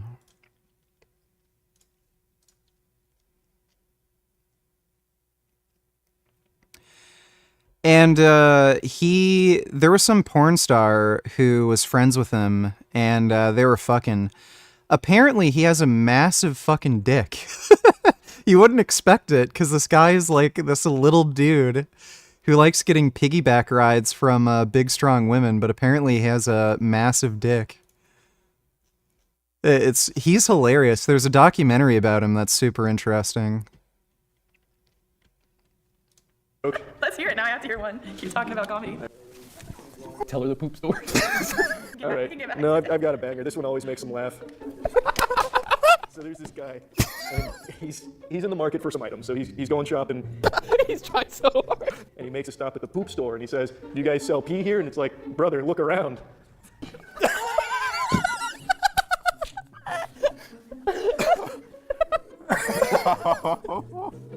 Is this what you talk about on first dates, like poop and pee? I love it. Yes, that's my riz. I'm telling them that they're telling me that we've reached like the time limit. Okay. So how are you feeling about how this went? I thought it was great. I got to tell a poop story. I mean, Yeah, that was definitely a first for me. doesn't get better than that.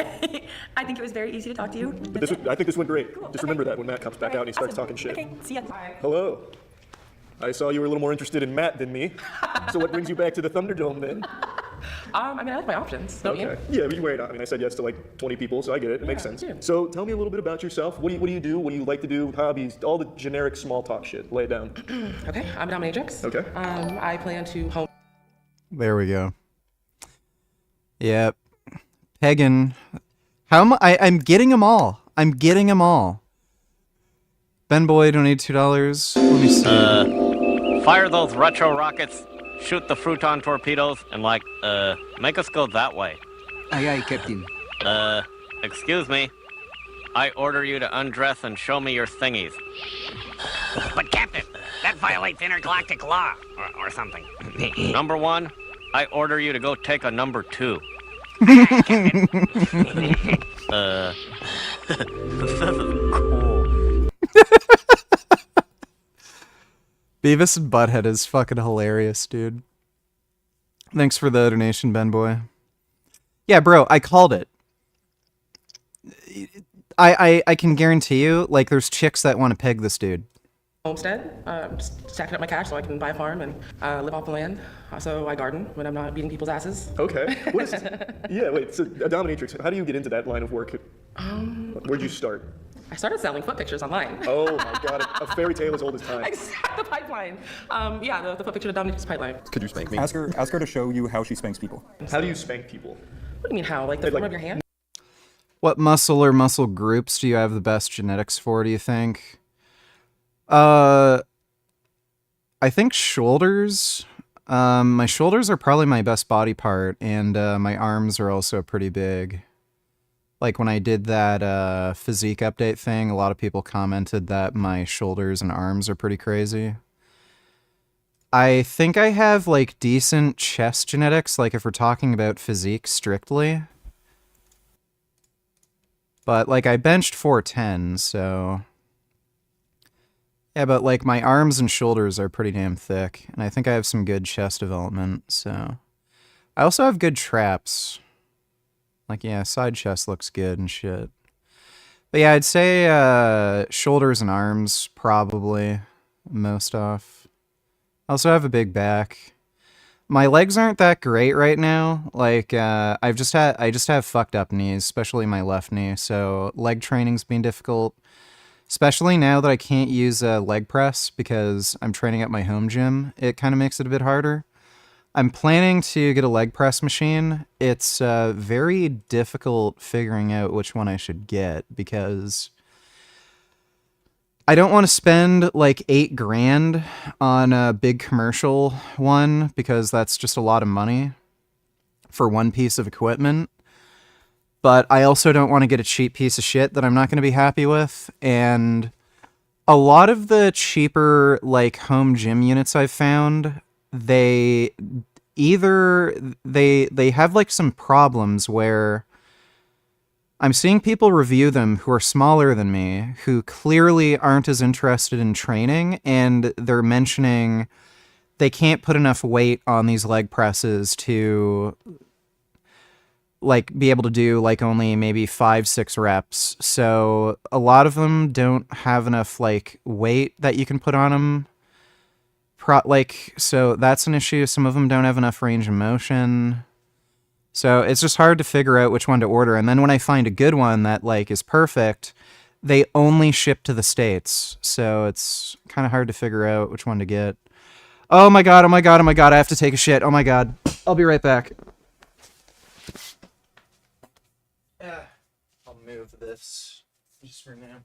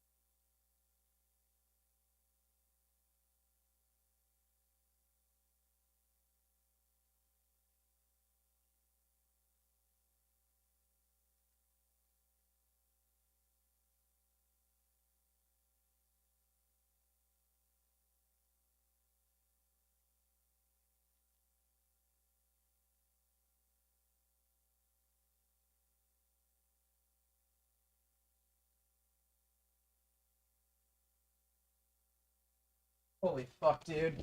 Oh. I lost like 10 pounds from taking that one shit. Oh. No, like, yeah, and like, I want to see it. I have like, well, first of all, I have a bunch of tools for that, you know? Oh, you don't just use old natural. No, I'm gonna hurt my beautiful hands. That's making some ass. No, that was ridiculous. You get a whip, you get a paddle, you get something good. Make sure it hurts. Okay. So you mentioned a farmer. You like big into animals, like barnyard animals, horses, that kind of stuff? Absolutely. Name 5 animals. Do it. Name 5. Do it. Name 5 animals. Just name 5 animals then. What? Just 5 animals. I know I do want to go. Okay. I want pigs. I want chickens. Snakes, but not for eating. Okay. And I already have a cat and a dog, so oh, nice. I think that's 6. Wow, this chick is a piece of shit. Did you have coffee? Well, had an energy drink earlier, and I also take nicotine. You crushed it. A regular old McDonald over here. Yeah, no, you nailed that. That was amazing. What are things you don't like in general? Besides the obvious, like, murderers and stuff, probably. She's like, I actually love murderers, now that you mention it. What about you? Like, things I don't like? Yeah. Yeah, you know, murderers are pretty What do you bad. think about me being a dominatrix? How does it make you feel? I think it's cool. Are you interested in it? In, like, getting my ass beat? Yeah, like being a sub. Probably not. I don't think I'd be good at it. Like, I don't Just think say, I'd like, thrive. Ask her if there's any moves she can show you right now. Is there any dominatrix moves you could show me to try and sell me on it? Like, maybe I just haven't seen the right moves. Like, I can spank you. I would hurt my precious hand to spank you. Get up. That'd ruin it. Yes. Oh. Come on. Get up. No. Hands on here. One hand here, one hand. Oh boy. It is totally over. Dude, did I not call it? Did I not call it? I said this guy probably bends over and takes it up the ass. Here he is on camera bending over. Like. In here. Oh my god, alright, there's a technique. All right, bend. Straighten out a little bit. Don't be scared. Okay. All right, you ready? Ready. Oh yeah, that's nothing. I get that worse, I think. Yeah, I'm not worried about that. He took 2 and then was in vain. Nice. So what is that dominatrix job paying? Is that like your primary income, or do you also do things on the side? A little bit of everything. I model a little bit. Okay. I have my own dungeon, so I'm trying to. Oh, you have like your own studio then? Yeah. Tell her you have your own dungeon too. I also have Bro. If anything, you should be asking to spank these chicks. my own dungeon as well, so I get it. That Yeah, makes sense. you probably do different things in yours. What do you think I do in my dungeon? It's not like a goon cave, it's like a dungeon. They said it's time to wrap, so then you're going to debrief with Matt on if it's a yes or a no.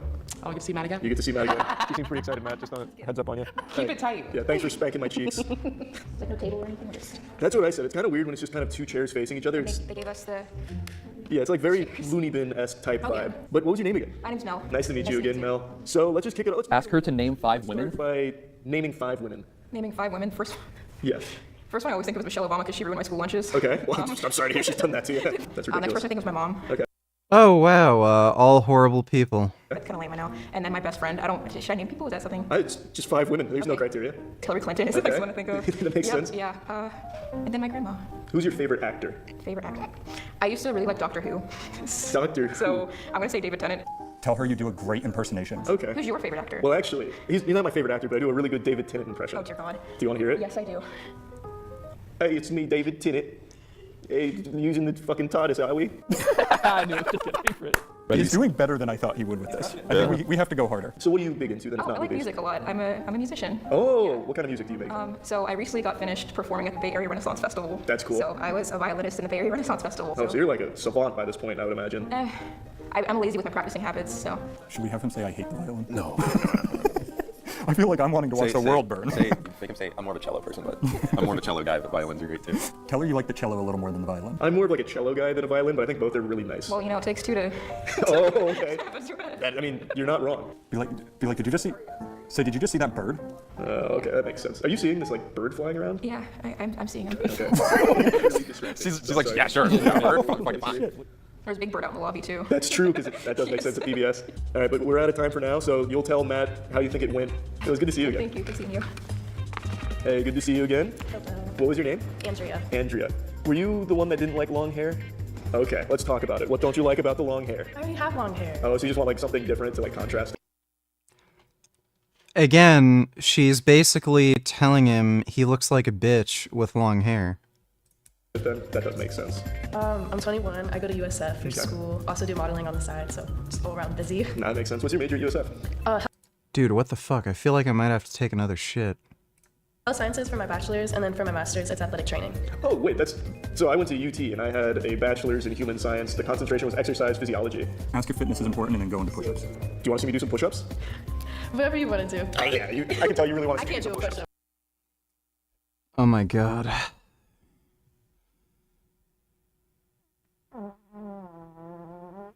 Oh.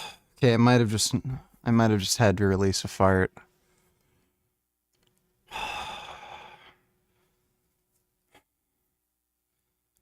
I need to recover from that shit. Oh my god.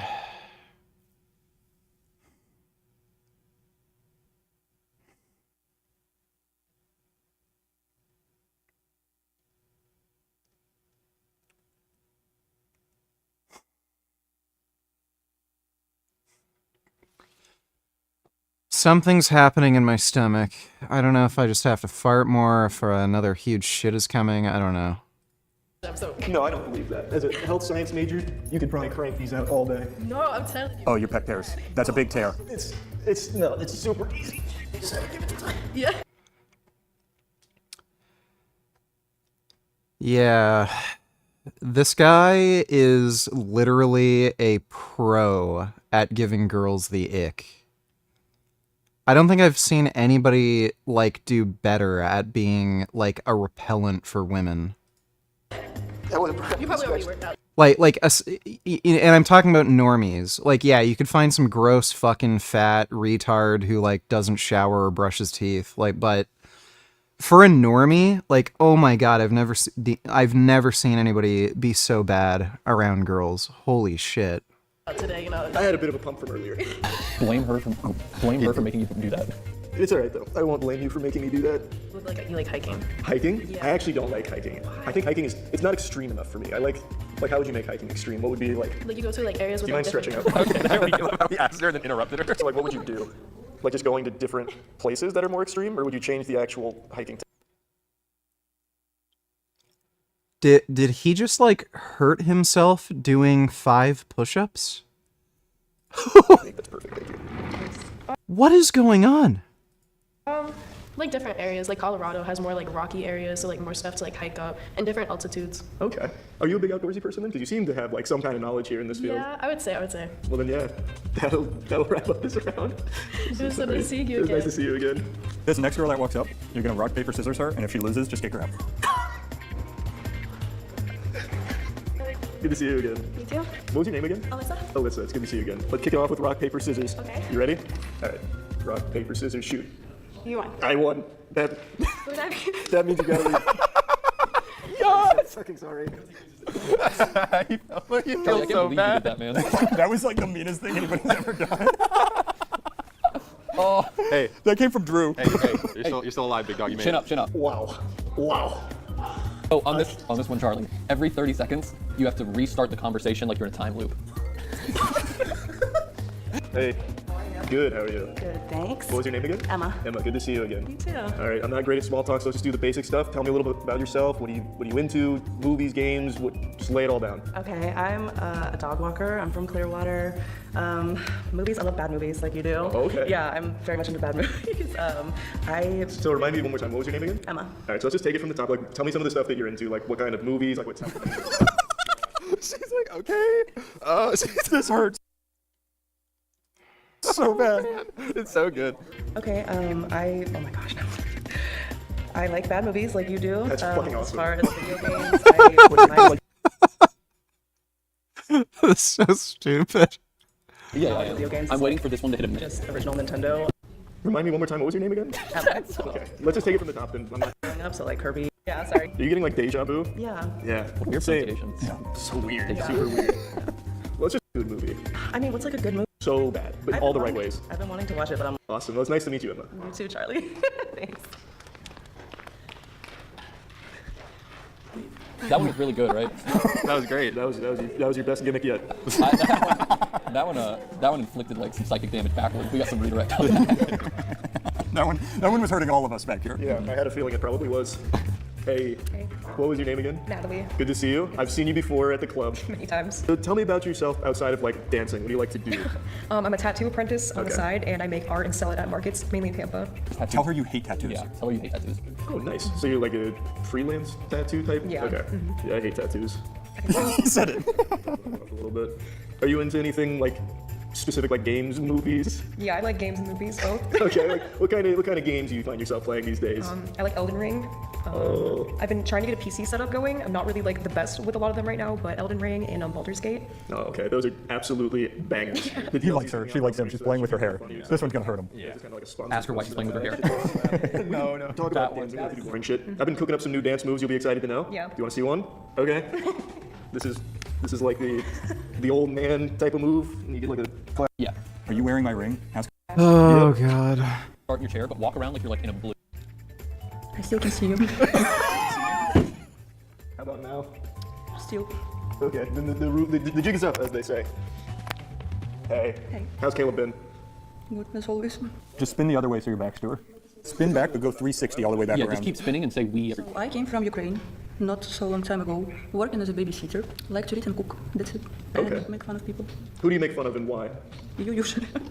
Yep, that's true. I've noticed. I think this is going. And butthole. Wait, I what? probably haven't heard and Caleb hasn't You regurgitated. can't say bad words. Go deadpan again and just hold it. Yeah, for like a minute. Yeah, lead paint, baby. It's so good! Okay, so you know what's the difference between refrigerator and butthole? Yo! I don't. Say sorry, that's the Ozempic. Sorry, that's the Ozempic kicking in. What's the difference? So the fridge didn't make a nose when you put out the meat from this. That was the fucking punchline. Oh no. Shit. I am talented at being a brat sometimes. What's that mean? A brat, like, I'm definitely like princess. I like to feel like I'm taken care of. Okay. Even though I do a lot of nurturing myself, I like to feel like I'm taken care of, you know? And Bye-bye. And why is he wasting his time with like overweight chicks who are annoying? what helps you feel that way? Like, what would someone have to do to show that they really care and are taking Yeah, care of you? just consideration. Like, Okay. Hey. You laughing? Yeah, there's just it's just an interesting set of circumstances at all. I saw what you said to Matt. You seemed very Yes, interesting for the moisture, huh? Super interesting for the moisture, huh? The moisture. Yep. Can you remind me again what your name was? Mars. Mars. So tell me a little bit about yourself, Mars. Well, I'm like right now. It's kind of like a general stuff, since it's a speed date. So, hobbies, like what kind of things you're into, like like movies, games, that kind of thing. You have really cool tattoos, so I imagine art is a pretty big part of your life, I would guess. Well, I'm a tattoo artist. So it'd be a very big part of your life. That's awesome. So yeah, just like that kind of stuff. Yeah, well, I'm a tattoo artist, and in terms of hobbies, I don't really have any, because my career kind of takes over, but I have been getting into a lot playing Helldivers. Oh, So- spreading democracy yeah, for Super Earth. spreading democracy. Someone's got to. The best part is some of these girls would actually be like perfect dates for him. The moistures. 21st Savage only tellers freedom over money. Yes. Those are nice kitties.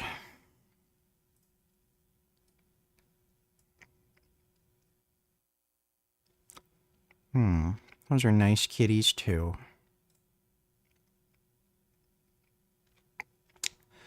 Nice try. Not all angels are in heaven. For example, I'm at home. That is true. I love kitties. Thanks for the donation, 21st. Been doing a lot of that, I'll tell you what. I love that for you. Yep, me too. Yeah, so I've been doing, when I'm not working, that's what I do. You don't want deep vein thrombosis. Yeah, you don't want deep vein thrombosis, so you gotta walk around. Sorry, I don't want deep vein thrombosis, so I gotta stretch out a little bit. Welcome back. Thank you. Lay it on me. Let me hear your story. Okay, I'm from Venezuela. I moved to the States almost 10 years ago. Oh my God, you're from Venezuela I'm too. English, I'm a real estate agent. I love cats. I love playing volleyball, exercising. I have a thick skin. Okay, that's awesome. I also have thick skin as well. So what's your favorite movie? I like Pirates movie. I like Pirates of the Caribbean. Oh, Lord of Caribbean. Rings. Yeah, okay. Which one? I have one of them. What did he say? I don't know. Tell her you do a great Jack Sparrow. You do a good Jack Sparrow. Come on. I do like a super good Jack Sparrow impression. But you probably don't want to see it. Like, I don't, right? You don't want to see the Jack Sparrow I impression. won. Yeah, get up. You got it. Get up. 21st Savage, donate $2. Dumb nigga, turn the fucking sound on. Look at the Instagram again. Also, you skipped one. Yeah, I know I skipped one. Turn the sound on. Okay. Oh, okay. Didn't realize that was, Yo, be honest with me. Tell me the truth, my nigga. Have you ever been fucked this good? No, okay. You have never been fucked this good? No, okay. Are you serious? Sure feel good, kid? Yo, be honest with me. Tell me the truth, my nigga. Have you ever been fucked this good? No, okay. You have never... Alright, thanks for the donation, 21st Savage. You got it. This is Jack Sparrow running. Alright, now go back. Why is the rum gone? All right. That counts as a game. Okay, that makes sense. You play online? No. Oh, you do over the board One-on-one. chess. I Okay. go to a place that I call where people have tournaments and stuff. I don't play, but I just watch. Because I like to see who is good or bad and so I can take over. And then you take it in. I don't mean to bring this out on you, especially. I'm just scanning your aura, making sure that this is... Create, I act, screenwrite, jack of all trades, pretty much. That's awesome. Yeah, Do you like theater? yeah, go ahead. Get down and vent fire. You got it. You got it. And then you, hands and knees, and you go through This the is when he 80s. invents fire. Ooga, ooga, booga, ooga, booga. Make it. If you were to write this in one of your screenplays, Tell left in the lineup, Charlie will pick from. That contestant then gets the choice to either go on a second date. Second to really ask I see. mine. But after hearing some of the horror stories from the green room, You think you had a pretty good one? yeah, I think mine was really tame in comparison. Is it cool if we say jazz man now? Yeah, I don't care. It was interesting. It left me kind of longing for more because I only got to answer like 3 questions. Right. But So a little mystery and intrigue in there. yeah. I think it was nice. He was a little awkward, but that's kind of He does cute. that sometimes. It was okay. He was fine. Very, very, very awkward. Very awkward. Not as good as yours. I feel like we had some common interests like video games and food, and then I feel like I got a little assaulted with the dance moves that I was shown. Yeah, that made It was fine. It was fine. I saw your date. That was not fine. There's no world that was fine. Okay. We're on the maybe side. I would say yes. You would. All right. This is interesting. I would love to get to know him a little Okay. more. Yeah. You would. Okay. This makes no sense. Probably not. Yeah, absolutely. Okay. Yeah. Yes. So I'm sure you guys figured it out by now. We were in his ear feeding him stuff to do. That's not his true personality. How was this for you?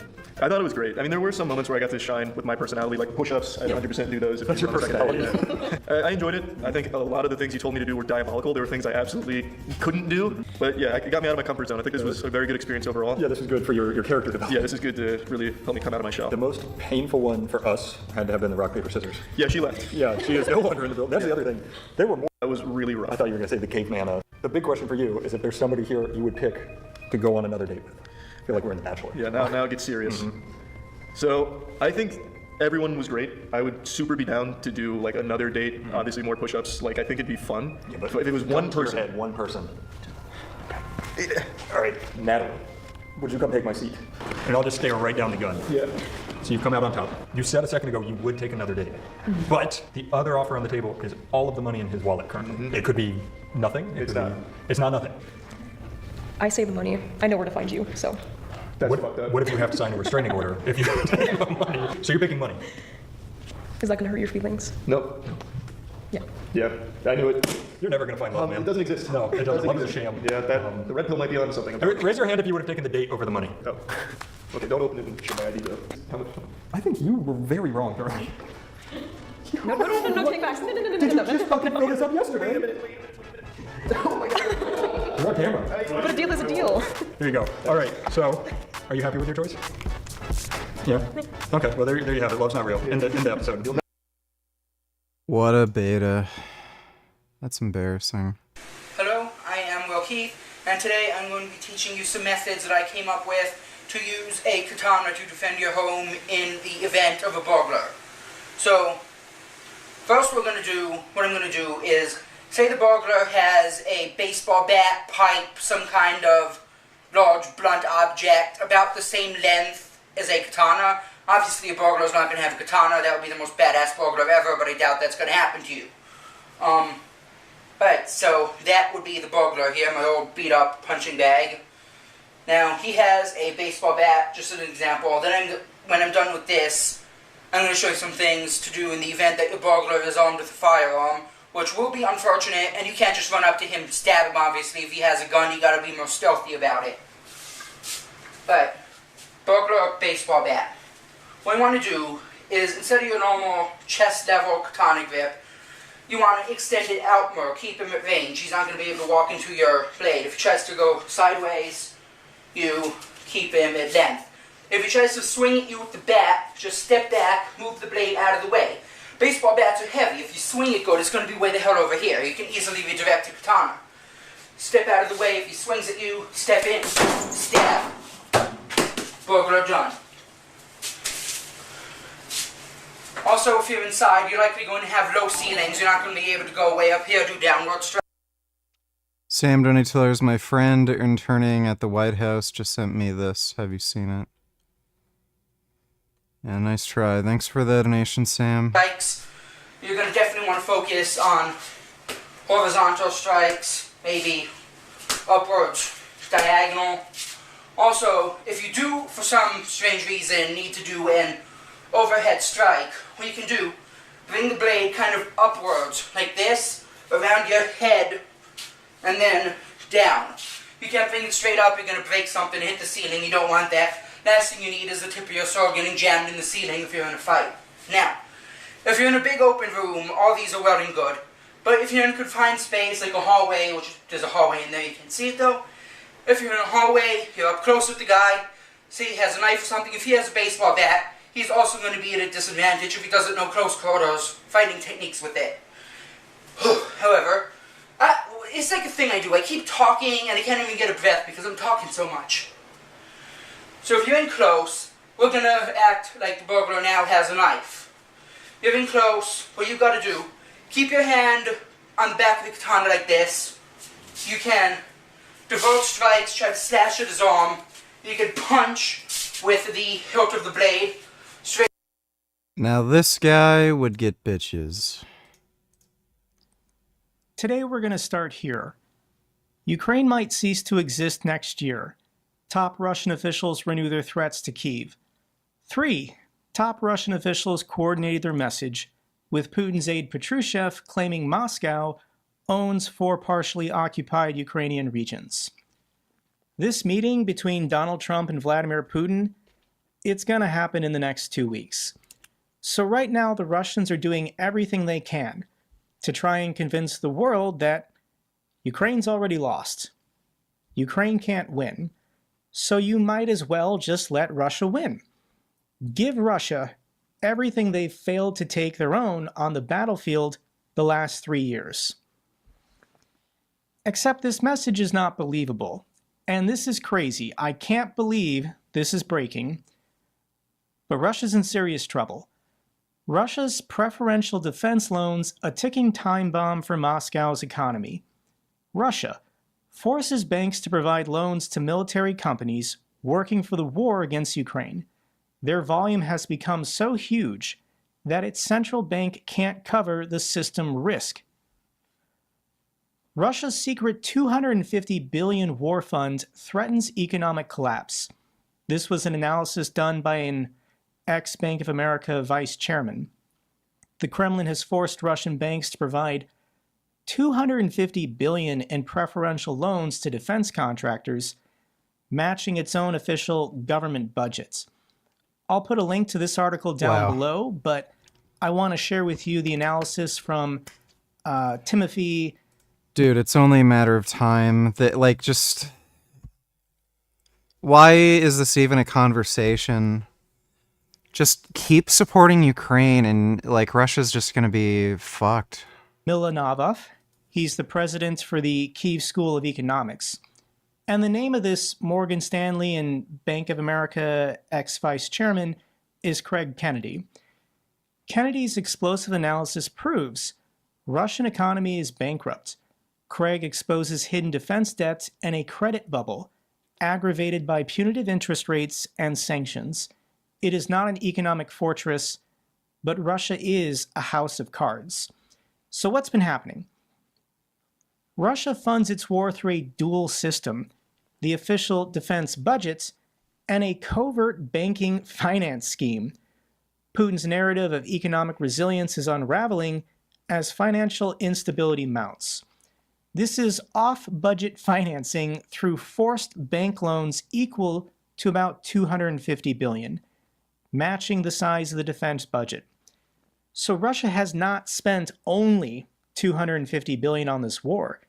They've spent 500 billion by forcing private Russian banks to give basically unsecured loans, preferential loans to defense contractors to keep producing for the war. Now, normally these banks would vet the companies. Can this loan be repaid? And no, they can't. There was a clip a couple weeks ago from Solyov saying that he was speaking with... So they're about to have like an '08 financial crisis, but like way fucking worse, only with defense contractors. These defense companies, and they're all insolvent. They've all been operating at a loss for 2 years. They can't balance their books given the demands from the Kremlin. Corporate debt in Russia has surged 71% to 415 billion, or 19% of GDP. This is private corporate debt equaling 20% of Russia's GDP. Now, this 415 includes, I'm assuming, the 250 to defense contractors, meaning there's another 200 billion to other private Russian companies. Central bank was forced to raise interest rates to 21% to combat inflation caused by this preferential lending scheme. The reason why Russia's central bank has had to raise rates so aggressively is not just because of defense spending from the government, but from this loan scheme the Kremlin has forced on private Russian banks. Russian banks operating under eased regulations, leading to aggressive lending without proper liquidity buffers. They required to provide below market rate credit to state-designated companies. 22% plus Gazprom borrowing, other high borrowing costs created financial distress among regular companies. State privatized credit schemes amount to about 20% of Russia's 2023 national output. So none of this is sustainable. This has been going on for 3 years, and I think the Russians just assumed the war would be over by now, and they would get back their frozen assets. The only way that Russia can save their banking system and save their defense industry and save their country and economy is if they get back that 300 billion that's been frozen in Western banks. This is why Putin has been so touchy about his money. If you want to bomb Russia with ATACMS, sure, they'll make noise. But Putin has been very sensitive about the seizure of this frozen Russian money because he needs it. He needs the war to stop now, and he has to get this 300 billion back. Otherwise, Russia's going to collapse this year. This is not sustainable. And I don't think people knew about this. Like, I didn't even know about this. This ex-Bank of America basically uncovered it and then wrote an article on Substack. This is great. He might have to end the war then. But this is insane. This is not sustainable. Hopefully Trump uses this when they end up negotiating. This is a ticking time bomb, and this is going to lead to capital flight and a bank run.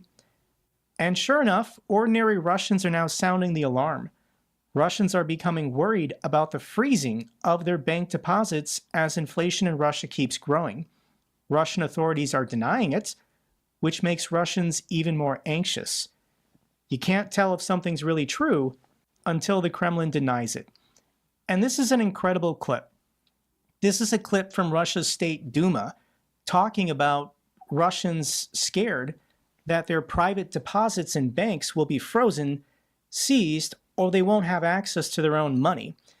So this clip is from the head of the New People Party, Alexei Nacharev, and he proposes to pass a law according to which the central bank will be able to make decisions on citizen savings only with the consent of the State Duma. Now, I've been making these videos about Russia for 3 years now, and I don't think I've ever shown you a clip from Russia's State Duma.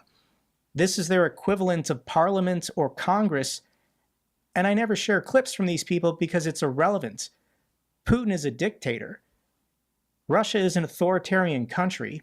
Putin makes all decisions, and the State Duma is a rubber stamp. So to play for you a clip of actual dissent, of actual discussion and debate occurring, this means that ordinary Russians are very concerned about the future of their economy. Here's what he says. We need 3 people to press the nuclear button, and one of them is the president of Russia. And we have enough of one CB central bank to do something with the warehouses. Yes, the central bank, of course, answers that there will be nothing. They have already said for the second time that there will be no freezing, but not all people believe this. Let us, the parliament, to close this topic, give our people our additional guarantees. We have adopted the law that any decisions on the accumulation of citizens in the central bank can be made only after the State Duma has agreed. Freezing of deposits, any restrictions, everything is only through the State Duma. That's how it was with the dollar deposits. Nothing was frozen, but they took it. And one day it was forbidden to withdraw more than 10,000 from the deposit. The rest, please, from the account. You can convert the rest in rubles. There is no freezing, but many remained in the siege. You can just see the faces of these State Duma members. They don't want to be having this conversation. They don't want to talk about a potential banking crisis and an economic collapse in which ordinary Russians are going to have their bank accounts frozen and their assets seized by the Kremlin or the central bank to keep things going. Things can always get worse for Russia. U.S. Treasury cracks down on Russia-China-Kyrgyzstan payment network and expands sanctions.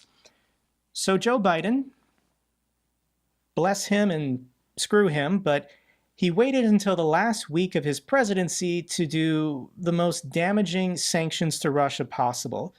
And he did this, I think, in coordination with the Trump administration to apply maximum pressure to Russia. All of these sanctions are being placed by Joe Biden, so Trump doesn't have to do it. And then Trump can then talk to the Russians and say, hey, I'll lift these sanctions if you agree to a ceasefire. If you cooperate, even in talks, even in negotiations, we can give you a little bit of sanction relief, Russia. That's the goal. In addition, with these tankers, we're already seeing the real world effects. Dozens of tankers carrying Russian oil are stuck idling after the latest round of sanctions on Russia's shadow fleets. And there's now dozens of ships that have dropped anchor. They don't know where to go. They're either returning to Russia and not sure if they can still operate, or they have a full cargo and don't know of any ports that will accept them. So currently it's estimated that the shadow fleet that was sanctioned, this is like 160 ships, they were currently carrying a fifth of all of Russia's offshore oil. So let's check on the price of ICE Brent crude. What is it doing? And it's going up. Just a month ago, or a month and a half, the price for a barrel of oil was $71, and now it's up to $81. This could potentially spike higher. I know there are some countries in OPEC, like Saudi Arabia, who said they would increase production. I think there's more production that can be accomplished here in the United States. Trump has said this is one of his primary focuses. We need to hit Russia hard and knock as much of their oil capacity offline, and then match that with increased production from countries that are not Russia. Big picture, everything in Russia is failing. Their shipping industry, their airline industry, their railroad networks, their banking system. And when there's a financial collapse, I mean, it builds, but you don't know something is wrong until the day everything is wrong. Case in point, the collapse of the Evergrande Group. This was China's largest property developer, and it collapsed. And this was kind of a big deal in 2021. Same thing with the collapse of Silicon Valley Bank here in the United States. This was a top story in 2023. And it was a run on the bank. Banks don't hold enough money to cover everyone's deposits. Every bank in the world does this. So when there's a panic in the system, it's a race who can get their money out first.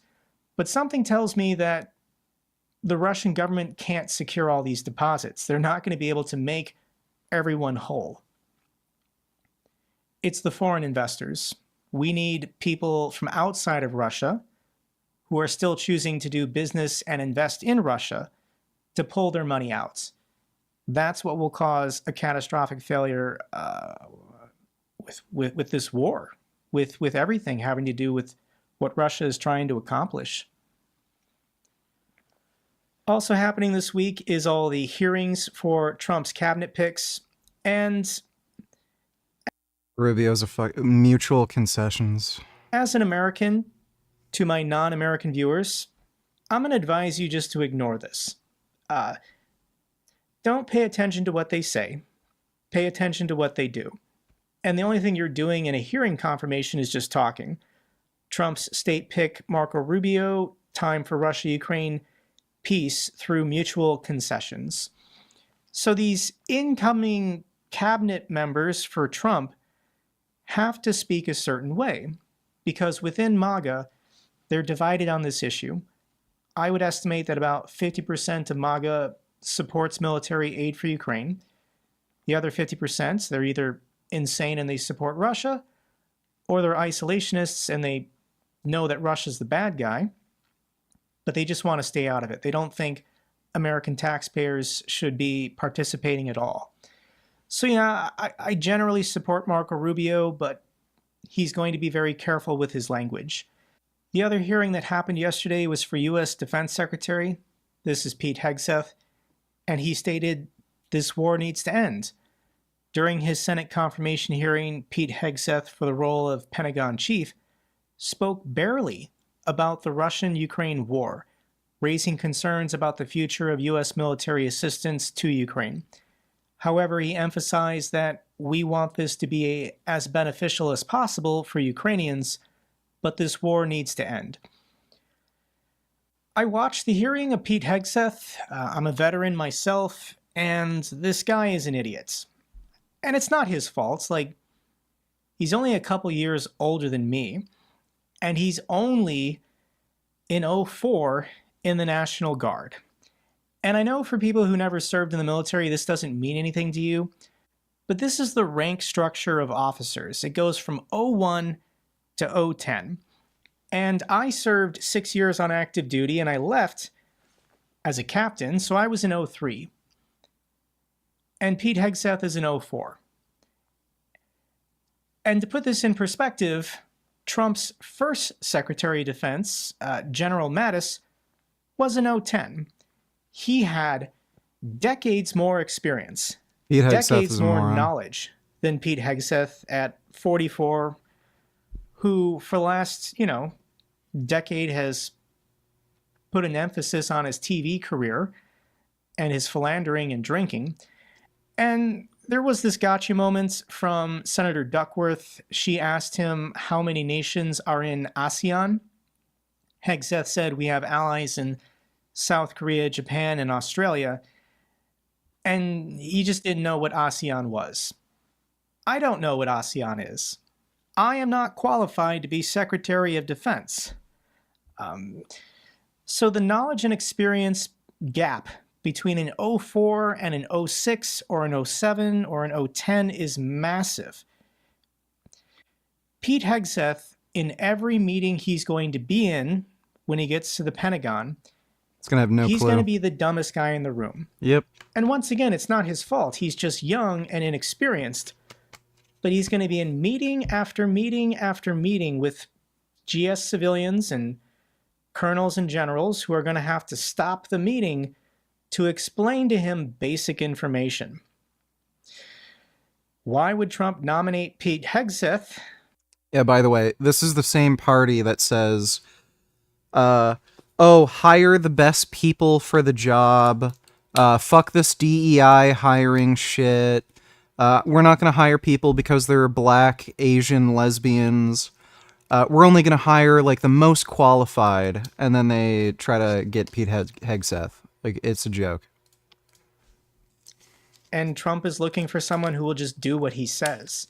He doesn't want an O10. He doesn't want a man who's in his 50s or 60s who is loyal to the Constitution and will uphold all federal and international laws. Just being honest with you guys.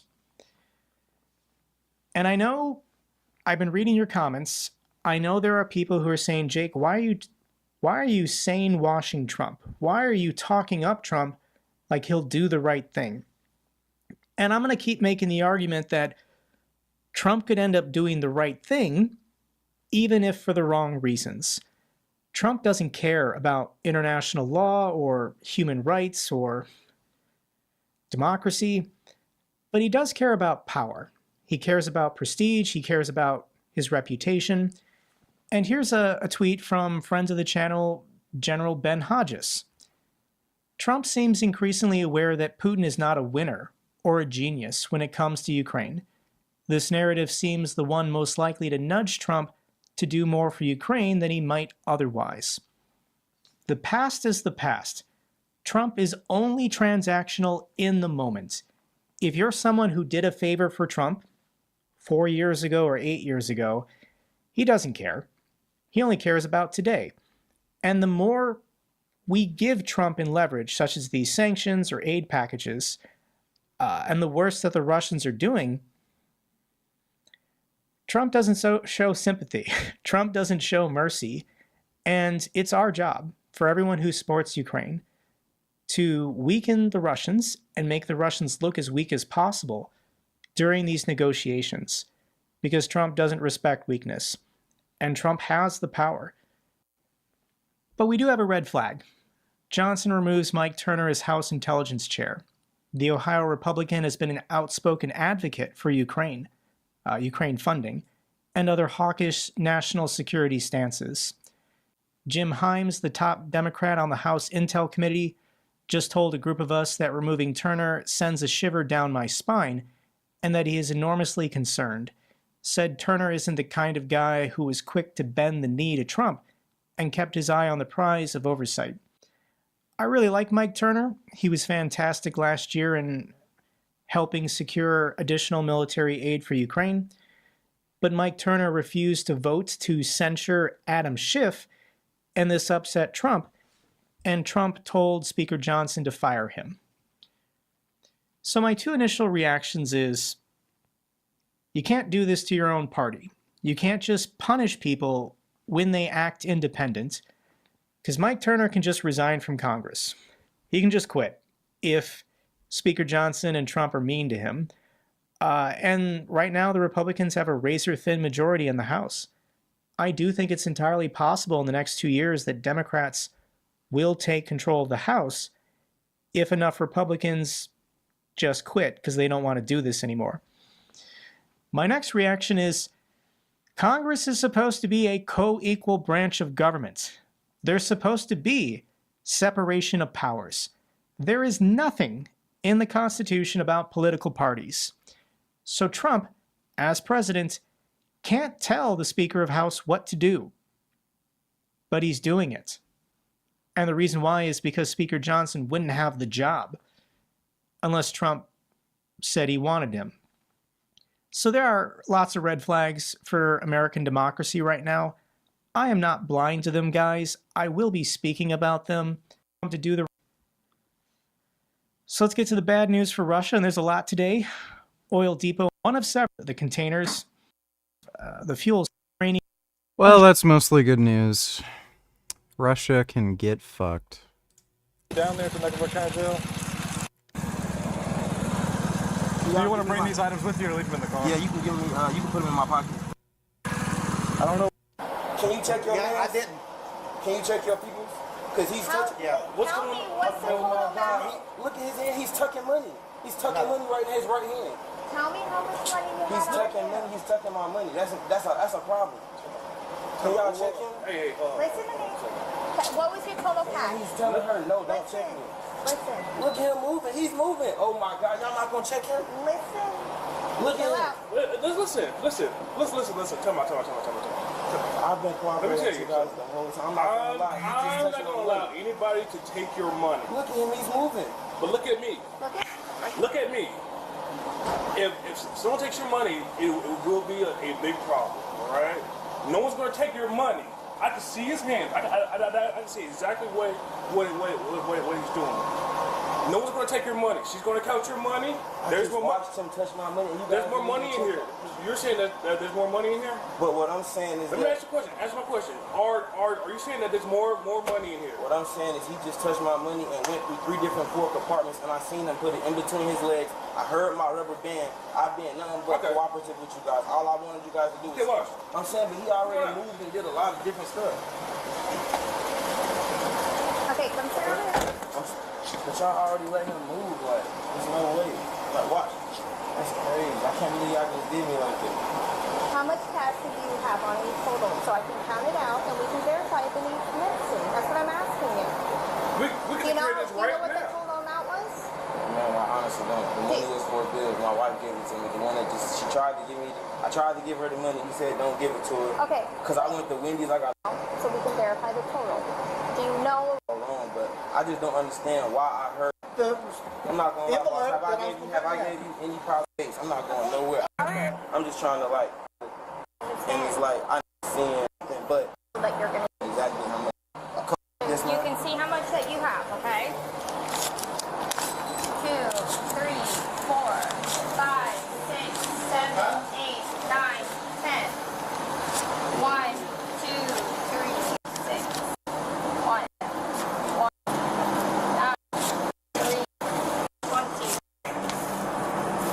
Okay, so we have it documented that you're saying that, okay? No, I didn't bring this over to the sheriff's office. It's then going to go to the marshals. That's going to go to the next sheriff's office. So this is. This is all I want to explain to you guys. Look at me. Look at me. All of you guys probably have kids out there. You know what I'm saying? Look. So look, this is all I'm saying. Like, let you search them. Your. No, yeah. You take it. I seen you come. Sir, just count it. Not me. If I'm right, it's going to be around $1,000. If I'm right, and like I told you, I just went to Wendy's. I seen you still. No, sir. If you don't mind, I just want to sit down so y'all don't try to say I'm resistant. I don't want to do nothing. All I know for a fact is I know what I know and I've seen it. I just wanted you guys to trust me, you feel what I'm saying? That's why I was just acting a little irate, but I'm perfectly fine, you feel what I'm saying? I'm sorry, I wasn't trying to expose you. That is not me, bud. Brother, I just seen you steal my money. Wow. He literally tried to steal $1,000 from this guy. No, sir. To pop my rubber band, brother. There was no reason for me to pop my rubber band off my money. I didn't pop your rubber band off your money. I heard it. Me and you just spoke about it. You heard him agree to it when I first got it. I said, I heard you did rubber band. You said, oh, I had to do something. Today, in our car, he put it in between his legs, and as his colleagues approached me, he worked it towards the door. He tried to make it seem like I was lying. I'm not going anywhere. I'm in full custody of these officers. I'm being detained. I'm not going anywhere. I don't want any problems. I'm not armed. I didn't do anything wrong. I was just pulled over for a traffic stop. He just tried to steal some of my money. Okay, we're hearing you, but there's no need to say all of that. No, I was just looking. He's a cop. He can do whatever he wants. It's okay for us to steal, so go fuck yourself. Looking at the camera. No, I just know how it goes. You feel what I'm saying? I don't want to cause. My camera's on the entire Yes, ma'am. time. All right. Yes, so ma'am. nobody saw anything. But I that you were seen saying, everything. But no. My own car, man. That was my girlfriend's car, Diamond Alexander. Do we have all your information? Yes, sir. But I want to know what y'all gonna do about Mr. Chapman. Okay. He was just caught at work, tampering with evidence. Mr. Moon, I'm gonna do my job, all right? So I want it wrote down. I'm not gonna lie. Now, listen, Mr. Morris, I'm not gonna cut you off. Listen, there's nothing I can give you right now to tell you what I want to do. But like, what I can tell you what I want to do is if you're alleging that he did something, honestly, did you recount the extra money? You said it was 1,000. No, like it's 900. Oh, it's 900. I have it right here. It's 900. Do you mind, 1, 2, 3, 4, 5, 6, 7, 8, 9. That was what I could put in. It was separate. So like if you alleging that Officer Chapman did something. So you guys don't listen. Listen, please, what I'm going to do, all right, is that I have to get on the phone. I have to call my supervisors to to run up the chain, all right. But you're still going to jail. Oh yeah, I understand. Okay. I wasn't trying But like that's why I'm asking you if you gave this. What's your mom? Believe me, you feel what I'm saying? I just want. So, I want to hold on to your weapon right quick, okay? Yep. Go ahead. Just take the whole holster off. It's one of them. QRS. I got it.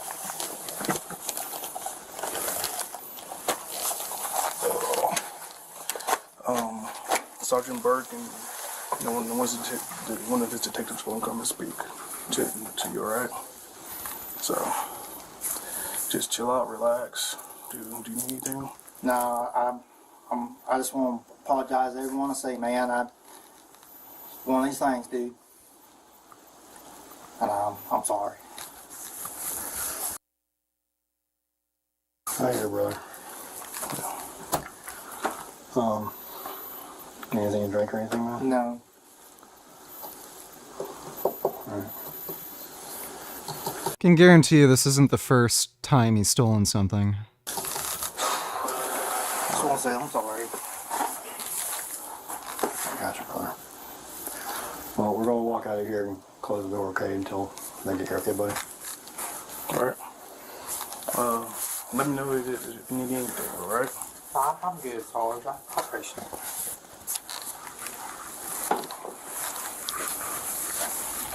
Wow.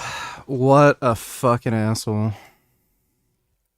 I'm not gonna finish that video. Fuck that shit. Allegedly kicking in the door. Authorities say they released the video to be fully transparent. Now, after this incident, Sasser was ordered not to make contact with his estranged wife. Lieutenant Robert Corey Sasser has been arrested for a domestic incident involving his estranged wife and a male friend of hers. That initial incident happened at her home in Brunswick early Sunday morning. The new manhunt began yesterday afternoon after police learned that Sasser had broken conditions of his bond. Today, we spoke with people who know Sasser personally. They say he was Wow, what a surprise. A criminal committed another crime. in shock after learning that his wife has a boyfriend and served him divorce papers just yesterday. They insist that he wouldn't hurt anyone, just that his life had unraveled in a matter of days. The officers who responded to the scene didn't know then that all three people in the video would end up dead almost 2 months later. Digging deeper into events leading up to the murders of a Glenn County police lieutenant's estranged wife and her friend. Investigators say Lieutenant Corey Sasser killed the mother of his child, Katie Kettles, and her friend John Hall before killing himself. On Tuesday, June 26th, after a divorce proceeding, Corey Sasser sees his estranged wife Katie and her friend John Hall at a local restaurant. Yeah, just because you love animals and shit, it doesn't mean you don't have antisocial personality disorder. The prolific serial killer Richard Kuklinski.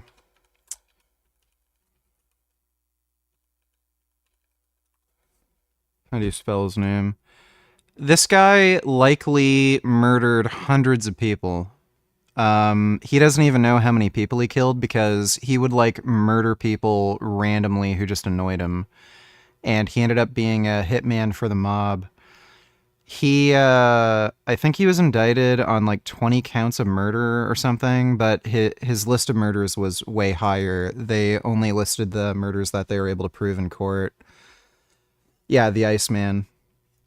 He would freeze his murder victims and then wait several months or sometimes years and dump them somewhere.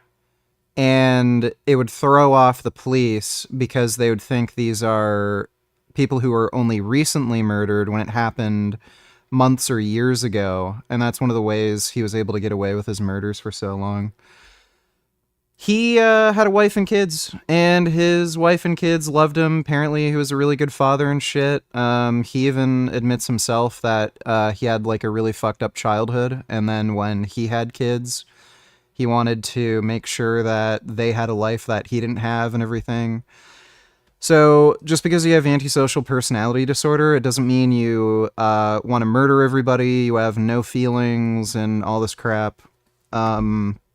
it doesn't mean you're completely emotionless. You should just look into what antisocial personality disorder is and what it means.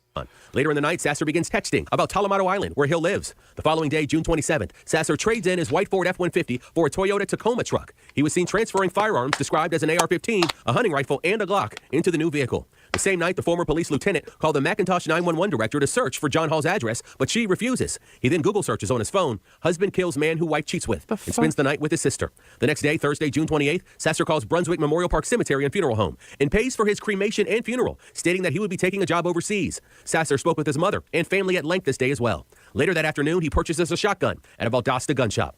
9:39 p.m. A Talamado resident calls 911 reporting shots fired. The neighbor says a man exited a house holding a gun and stated, "This is what happens when you sleep with another man's wife." The girl told me immediately she heard 6 shots. The guy's down in his driveway. They don't think he's breathing. He's not moving. Who could have ever seen this They told happening? me they believe the suspect is Corey Sasser. 9:44 p.m. Sasser calls his son and says, Like, by the way, this is why everybody needs to be armed with a gun. The police will do nothing to protect you. You have a crazy ex who wants to hunt you down and murder you. You call the police. Oh, all we can do is, like, give them a trespassing charge and tell them not to do it again. Just don't... You don't do that again, okay? You don't do that again. And then they're out on the street, they can do whatever they want, and then they'll hunt you down and kill you. It's a joke. If you ever need something and you're in a desperate situation, the police will never be of any use to you.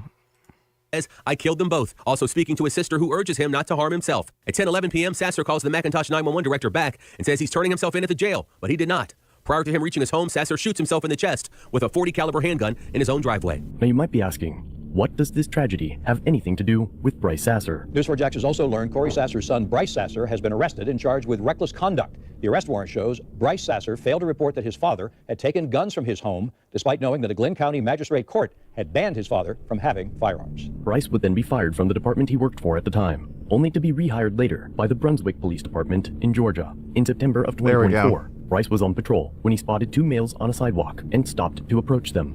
Be a male on the bike, white hat. Oh, well, isn't that a surprise? The apple doesn't fall far from the tree.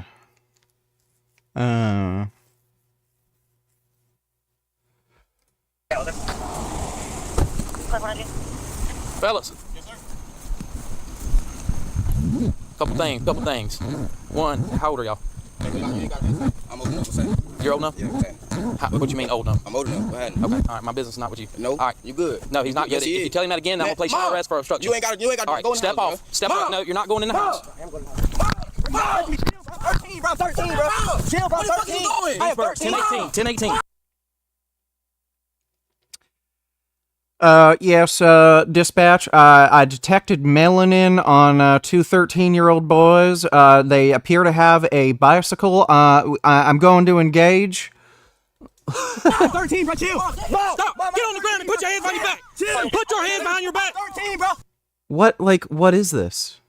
He literally stopped while driving out of fucking nowhere to harass 2 kids on the sidewalk.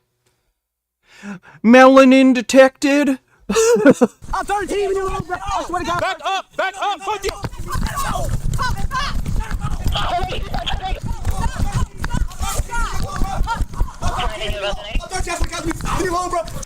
Dispatch, the kids I was harassing are afraid of me and they're running. Need backup? What the fuck? Chill. I'm about to taste you. Put your hands behind your back. Just stop. Put your hands behind your back. Just stop. Back up. Mom. Both of y'all, back up. Stop. Hold on, stop. Just stop.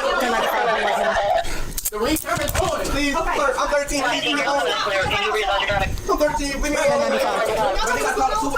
They tripping. Yes, give me a minute. They tripping. They ain't gonna put in that. Shut your mouth. What is going on? Okay. Like I was fixing your question. Where's your real? What in the fuck? Radical vegan, don't you tell her just because someone can kill anybody with car doesn't mean they're designed for that purpose.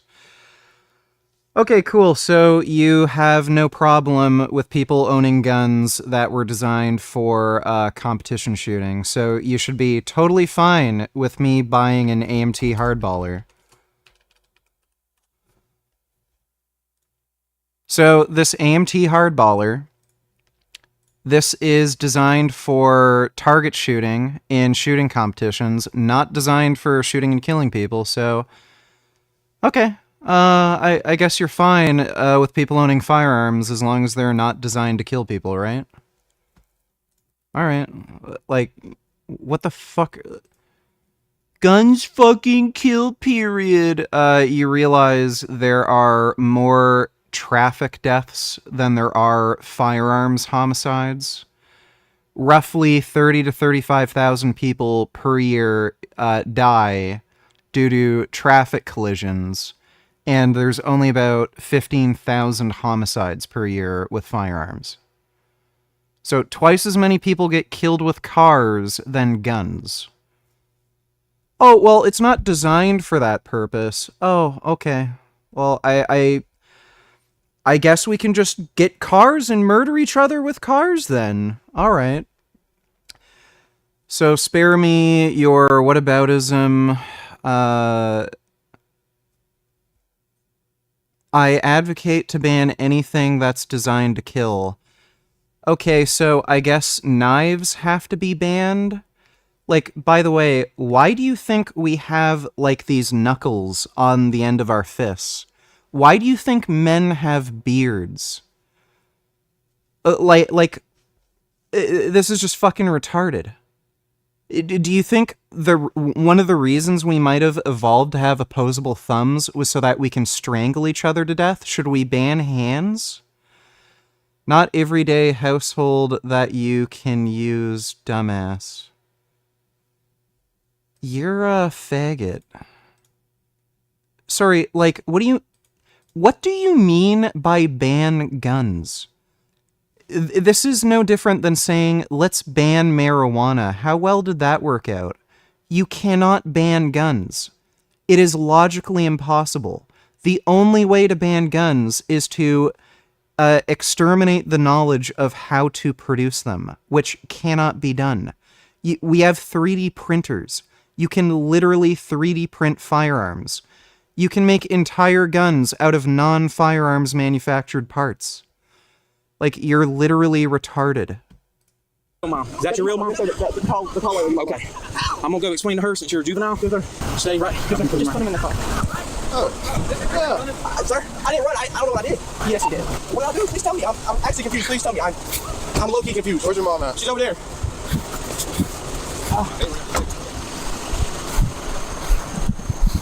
Are you real mom? Are you his mom? Yes, I'm his biological mom. Okay. So, like I was gonna explain to him before he started obstructing, okay? Okay, I'm sorry. I need you to go inside right now. I'm serious. Please, go inside.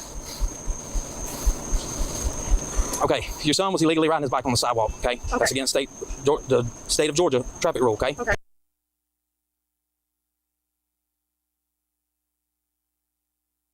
He wasn't even riding his bike. He was literally standing there. Secondly, it's the middle of the night. No one was on the fucking sidewalk. And that's why you tackled somebody to the ground? Like, this is just psychotic. And he doesn't have his bike light in the front and his red rear reflector. Okay, so his bicycle, I will definitely take care of When I got out with him, he looked to be young, juvenile. Yes. I asked him how old he was. He said he was 13. Yes. He tells him, you ain't got to talk to him, walk away. Okay? When I tell him to leave, he gets off the bike and goes to take off running. Okay? This is before we have confirmed his age, who he is, anything. What he's done to that point is commit a traffic violation. Buddy, you know, you could have said, hey, excuse me, just want you to know that you don't have a light on your bike and you can't be riding it on the sidewalk. Just wanted to let you know. Maybe issued a citation if you really felt the need, rather than escalating things to a point where you have to tackle a 13-year-old kid to the ground for no reason. So right now, okay, he's broke the 2 traffic rules, okay? Cops are out of their mind, He's dude. out past curfew. He was coming home. Is this where y'all live? Just right here. We were right in the back. I was talking. Where do y'all live at? Right here. So y'all do live here? Yes, sir. Okay. Did you know that he was out tonight? Yeah, we were just, like I said, just out here sitting here talking. I did not realize he went that way. Colt was released to his mother on scene. 486. Can I get paid on it? Wow. With obstruction. You look like a grown man. Somebody runs from me, that door opens, and that dog don't play. He don't care if you're 13 or 23. Okay? You were that close because I don't know that you're a 13-year-old. I'm coming as a responding officer, and all I know is a grown man is running from one of my officers, and I don't know why. Lady, he was standing on the sidewalk with his bike. He wasn't even riding his bike. I mean, they're out of their minds. Like, I would be telling them to go fuck themselves. I promise you, you are not fast enough to outrun that dog or these radios. We've had how many foot chases this week, and we've lost none of them. Paperwork than you would have got. You would have got a, hey, time to go home, where's mom? Go to regular jail with everybody else. Oh my god. Because you ran. I didn't run it first. I ran after you tackled me. After reviewing the body cam video and footage of the incident captured from the family's Ring camera, prosecutors dropped all charges. First Coast News crime and safety expert Ken Jefferson watches as Sasser asks the teens how old they are. Step out. Step out. Officer tells the guy on the bicycle to get off, and then he slings him to the ground. Yeah. Like, this guy just immediately tackles a kid for no fucking reason. I don't know why. He committed a traffic offense of riding a bicycle on the sidewalk. So the compelling question is, did it require that kind of force? It shouldn't have had gone as far as this. Jefferson says Colt should not have run, but from the beginning, Sasser could have handled the situation more calmly. We're talking about a kid on a bicycle on the sidewalk who hadn't did anything other than ride a bicycle on the sidewalk. And now you're tackling him to the ground. After an internal investigation. Dude, like, they clearly have nothing better to do. It's the middle of the night. No one's on the sidewalk. No one's there. Like, who fucking cares if there's a bylaw where you can't ride a bike on the sidewalk? No one's there. It's the middle of the night. Who fucking cares? The Brunswick Police Department declared that Bryce Sasser had acted within police protocol and had done no wrongdoing. Yeah, he acted within police protocol. He saw a kid on a bike, and what was more worrying is this white boy was with someone who is heavily melanated, one of those negras, and that was a clear and present danger, so he needed to subdue the suspect immediately. Make mistakes. Not all cops are bad, but this cop is a bad apple, and the force needs to get rid of him before something bad does happen. After Colt's charges were dropped, Roland Mumford, an attorney in Tennessee, picked up the case to help the family pursue civil action against Bryce Sasser. And now, the Georgia Bureau of Investigation has taken over the investigation. Georgia investigators are reopening an excessive use of force case against a local teenager. Get fucked, this is body asshole. camera video you see here from the night that officer threw a 13-year-old, Colt Gordon. Bro, this is the same cop who literally gave firearms to his dad to murder his fucking ex-wife. And then he was fired from the police department, got hired by another police department, and here's this jackass fucking tackling kids on the ground in the middle of the night because they have a bicycle on the fucking sidewalk. Like, this guy's a maniac. To the ground and threatened to tase him later on. Now, just last Saturday, the Brunswick... For someone that's radical, that donor just sounded like a little bitch. You can disagree with me, but we need more real men vegans. Yeah, really. Oh my god, dude. Society in general is fucking pussy enough. Do we really need every fucking vegan to be some, like, anti-gun cuck pussy? Guns kill people. We need to ban them. Ew. Yeah. Thanks for the donation, Ed Ningba. Police department declared the officer of any wrongdoing, but then just days after one of our stories aired, the GBI announced it's picking up the case. The city of Brunswick told us in part, quote, it is the city of Brunswick's desire to have an independent agency review the incident and actions to determine if those actions were within the scope of law. He asked the Brunswick Police Department about this incident and how Sasser was able to be rehired after he was fired in 2018 following a misdemeanor charge of reckless conduct. Sasser's father, a Glynn County police lieutenant, killed... Dude, He literally, it's clear he deliberately and willingly gave guns to his dad to fucking shoot and kill his ex-wife. His estranged wife, her boyfriend, and then himself in 2018. Investigators said Sasser allowed his father access to guns after a court ordered he give them up. We were told today that the chief of police was preparing a statement, but so far tonight we have not received it. Let me know in the comments what you think down below. Was this... Yeah, that's insane. Like, the police are just so fucking remarkably negligent. Is going to be a safer place? I don't think so, as long as Hamas is in power.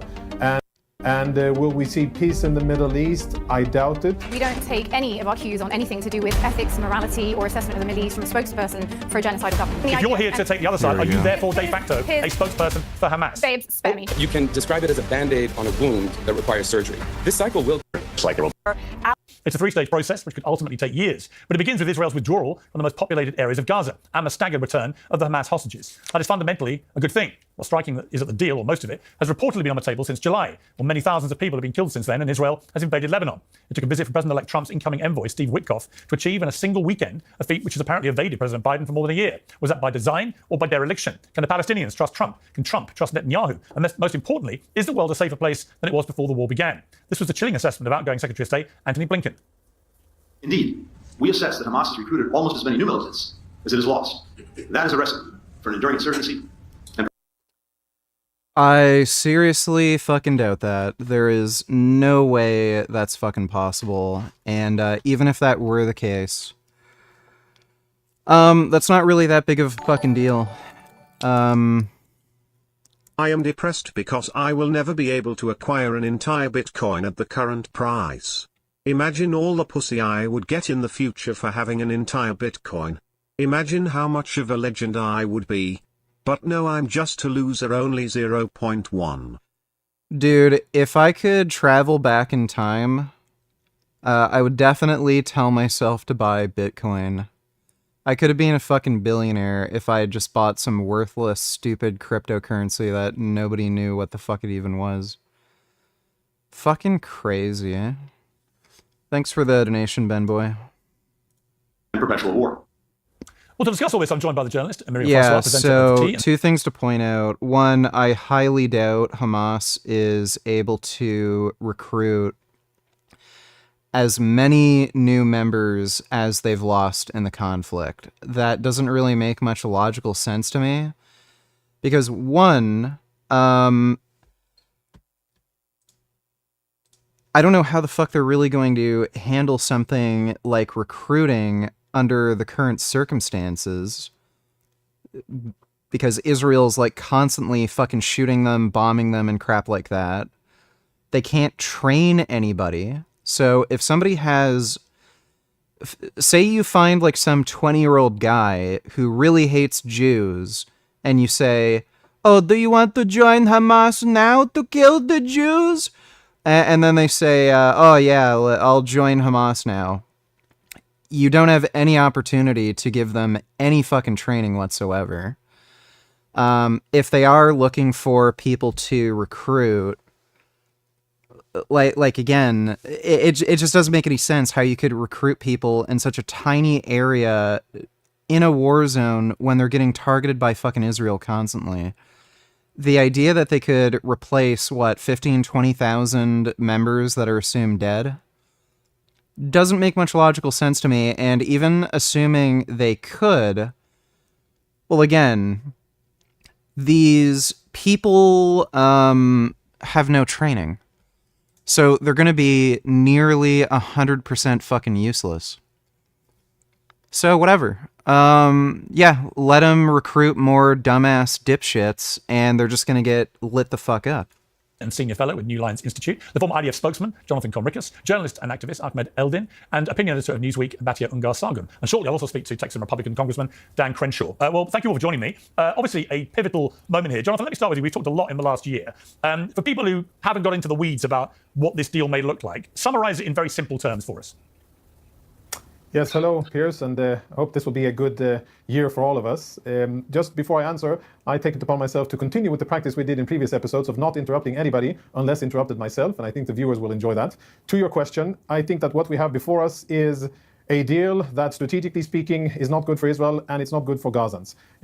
it's not good because it prolongs the problem. Hamas will still remain in power over the Gaza Strip, and we won't see strategic change. As long as Hamas is there, we can all rest assured that there will be continued misery, suffering, fighting, and war in Gaza between Hamas-led Gaza and Israel. The only good thing that may come of this, and I'm really, really hopeful that it happens, is that we will see the return home of hopefully as many as possible of the 96 remaining Israeli hostages that have languished in Hamas captivity for 470 days. Taken on the 7th of October brutally by Hamas and kept in Hamas captivity since. We fear that we're only talking about 35, perhaps less than that are alive. And the positive thing that may come of this is that they are returned home and that there's a short respite in fighting. To be very realistic here, you asked in the intro if the world is going to be a safer place. I don't think so, as long as Hamas is in power. And will we see peace in the Middle East? I doubt it.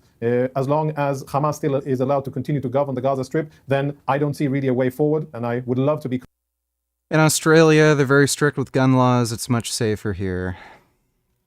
You're an idiot. So the Australian firearms ban, it didn't ban all firearms. So after the ban, they had a buyback program, which was optional, not mandatory. Only 30% of people opted into the buyback program. So 70% of firearms in people's homes were not returned and destroyed. They didn't ban all firearms. You can still buy non-automatic firearms in Australia. So this idea that we don't have any guns here, it's a complete and utter fabricated myth.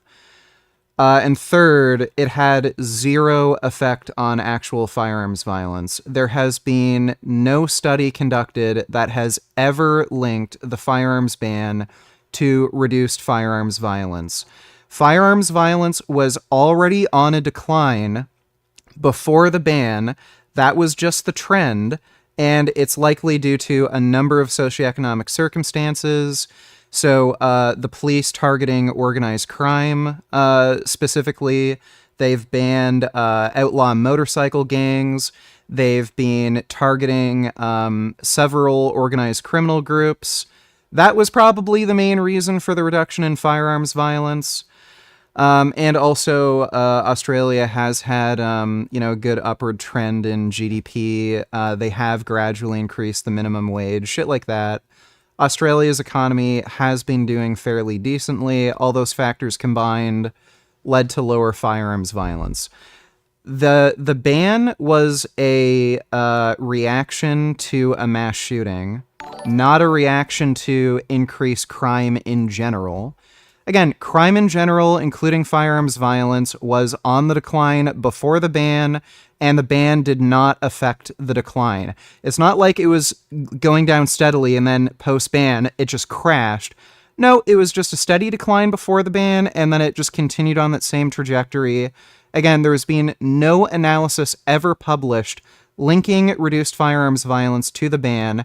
And if you ask any fucking police who have to deal with, criminals on a regular basis, most of the firearms that they end up getting in possession of these criminals are homemade. So they're people who made them in a machine shop or people who've 3D printed parts. It does nothing. You're a fucking idiot. You're a dumbass tool who can't fucking think for yourself. If we ban guns, how would criminals who don't follow the law be able to get something that's illegal? How? If only the police could have the bright idea of banning crime. If we banned crime, well then crime would be illegal, and then criminals wouldn't be able to commit crimes because crimes are illegal. I'm a genius. I've solved all of society's problems. So it's funny how these anti-gun fucking retards, whenever they talk about gun bans, oh yeah, ban guns. Where are they going to get guns if guns are banned?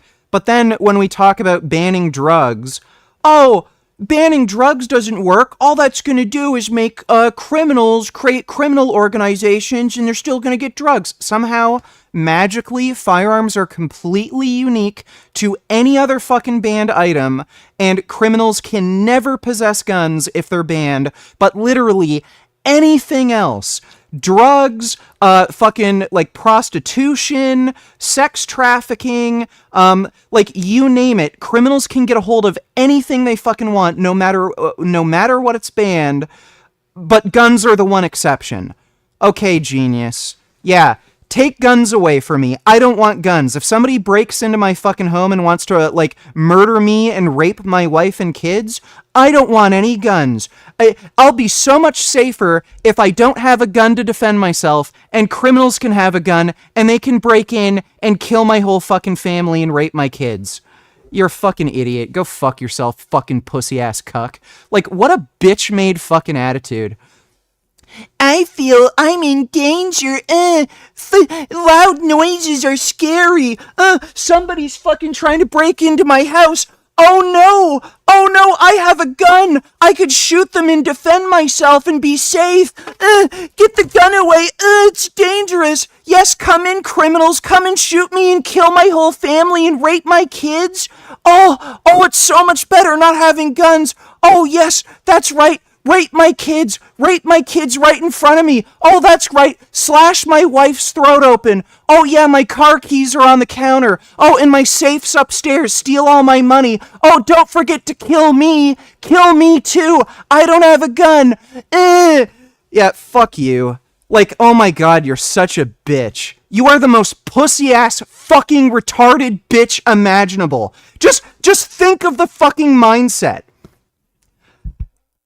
You think you can rely on other people for your own fucking safety. How much of a fucking idiot cuck do you have to be to think that way? Rather than thinking, I want a gun so I can keep myself safe, so I can protect my fucking family. No, call the police. If somebody breaks down my fucking door and just rams in, fucking executes my whole family, oh, the police will be here in 10 to 15 minutes if I'm lucky enough to even have the time to fucking call them. You're a fucking idiot. Let's be honest, you would have bought Bitcoin at $1 and sold at 10 because you would have had no conviction or foresight. Well, again, if I could time travel, I'd be able to tell myself that. But, I don't see myself selling it, like, buying it at $1, then selling it at 10. Maybe I would if it got into, like, the hundreds, but I don't, like, again, if I'm seeing it go up, steadily, like, I'd probably hold on to the investment and then hope I can make, like, maybe hundreds of thousands of dollars, like, real life-changing money. So I think even if I did buy it at $1 per coin, and then I did see it, keep going up, I'd probably just keep holding on to it until I can make some real money off of it. Thanks for the donation, though, Ben Boy. Corrected in the future. And bottom line, in my mind, the way I see it, this is a milestone, an important one, and I yearn to see Israeli hostages embraced by their families finally after such a long and cruel and barbaric captivity. But beyond that, I don't think that there are many positive things happening strategically. Not a good deal for Israel, for Israelis, and actually not for Gazans as well, because it'll keep them in this limbo situation of Hamas still there, not ousted, but nobody really taking care of starting to rebuild Gaza or to provide any type of functioning governance. Okay. Lot to unpack there. Miriam Francois, your response. Well, first of all, we don't take any of our cues on anything to do with ethics, morality, or assessment of the Middle East from a spokesperson for a genocidal government. So let's be absolutely clear that Jonathan is here 16 months into a genocide to provide cover for that ongoing genocide. And the only platform this Nazi detected. Yeah, right there. There's the fucking Nazi. Man deserves is one at The Hague, which eventually is where he will end up with the rest of the government that he currently represents. Let's not forget that there are already 2 arrest warrants in place for him and Yoel Gallant, him being Netanyahu, that this man here represents, the spokesperson of that very government. Well, he's not the spokesman for that government. He's a spokesman for the... Dude, it's so hilarious how these same people are like, oh, ban the police. Or defund the police, get rid of the police. Oh, they're all racist and like biased and sexist. Like look at huge cases like the Central Park 5 where like black people are fucking arrested under completely false pretenses. And then these same people are like, oh, well, the International Criminal Court issued arrest warrants, so I guess it must be right. Like, Again, when it suits their stupid DEI woke bullshit, black people are always innocent. They've done nothing wrong, even when they like fucking shoot and kill each other. Let the criminals run loose. Defund the police. But then when it's a criminal court that is anti-Semitic and wants to fucking annihilate the state of Israel and arrest all of its elected officials, oh yeah, ICC. Big government, police, yeah, lock up the Jews. Like, it just shows you these people are, like, they're just massive anti-Semites, and they don't even believe in any of these social justice fucking things they claim to believe in. IDF, He's not. which is what? He's not. He's an independent citizen now. Oh, for Piers. He's not. Spare me. Okay. Sorry, you said he's a spokesman for the IDF. He's not. Okay, Piers. Of course he's not. He's just here as a friendly former member of you the IDF. You called him a spokesman for the IDF. He's not. He literally is. But he literally is not. Okay, Piers. Well, that's an actual job. So I don't mean to be. Just to be factual, he's not the spokesman for the IDF. Okay. He's here in an independent capacity. He's not in an independent capacity, but sure thing. Now, moving on to the terms of the deal. This man is not a reference for any analysis on that. I think the most important question is what is going to happen to the civilians who are caught up in this conflict. That is the only real question at stake here, whether they are Palestinians or Israelis. And after 16 months of conflict, there must be a resolution. Now, we know that Netanyahu has systematically catapulted any attempts to bring about a peace agreement, and it appears from what are... None of that's true. Sinwar was the one who shat on every single ceasefire deal. Hamas is always the ones who completely block all negotiations. Spokesperson has been saying that is unfortunately where the current proposed deal is likely to head. But to me, I don't think you could even... Are you a spokesperson for Hamas, just out of interest? Oh, spare me, Piers. Are you? Spare me. Well, by the same yardstick, if you're going to say that Jonathan Conricus has a formal job on this panel as a spokesman for IDF, yes. I'm just asking you then, if you're here to take the other side, are you therefore de facto a spokesperson for Hamas? Babes, spare me. I'm We're not not having... your babe. Okay, well... There we go. Yes. Thank you, Piers Morgan. Asking you, if you're going to give people labels, they should be accurate. Yes, otherwise, viewers may get a misleading view about what's happening. So, anyways, can I jump in, Piers? Sure. Please do, Ahmed. All I'd like to say is he was a spokesperson for the IDF. Yes, that's indeed. Accurate. That's accurate. But, but Ahmed, you would agree he's not the current spokesman for the IDF. And these things actually matter. Because the current spokesman for the IDF, I can tell you, would not be saying what Jonathan's saying. That's why I know he's speaking as an independent voice. Because he's been very critical of a deal that the IDF spokesman would not be critical of. So these things are important. Sure. Facts and truths are important. Yes. And I think anybody who served as a former spokesman for the IDF is certainly not considered impartial or independent. But if I may, I want to... Grey Knight Donatellers, what's funny is most of the people that are anti-gun are also anti-police. Yeah, I know. It's so insane. These people are just retarded, crazy toddlers who don't even know what's good for them. Not that I blame them too much, but I don't know what their solution to everything is when it comes to home invasion or domestic violence. Like, you can't have it both ways. Well, I'll tell you what it is. These are people who've been feminized. So they're either women or they're like the most beta male pussy ass cuck bitches you'll ever meet. So they have this retarded, like egalitarian, nurturing mindset where they think, oh, if we only like had a caring, loving society that made sure there was no poverty, where everyone got food, everyone got a home, everyone was just nice to each other, then there'd be no need to steal from anyone. Everyone would get along. Everyone would be nice. There'd be no fighting. That's how women think. They think of everybody as their children. Like, oh, my children aren't bad. It's like society, right? Like, oh, they just weren't loved enough. And if they were like just given a good enough job or enough money from the government or something, well, then why would they steal? You know, why would they hurt other people? Why would they sell drugs and go into gangs? They'd never do that, right? So they literally just don't understand human psychology, and that a lot of the shit comes down to genes. There are just people that are born bad, that are psychopathic, that have a tendency towards violence. And when they see an opportunity to take advantage of somebody, they'll take it no matter how badly they hurt someone else. Like, they're just idiots. That's the way they're thinking. So they think, oh, if we get rid of the police who are mean and aggressive, and if we just tax more people and put that money towards, like, just giving people money so that they don't have to work, like, everything will be nice and fancy and roses. That's the way they're thinking.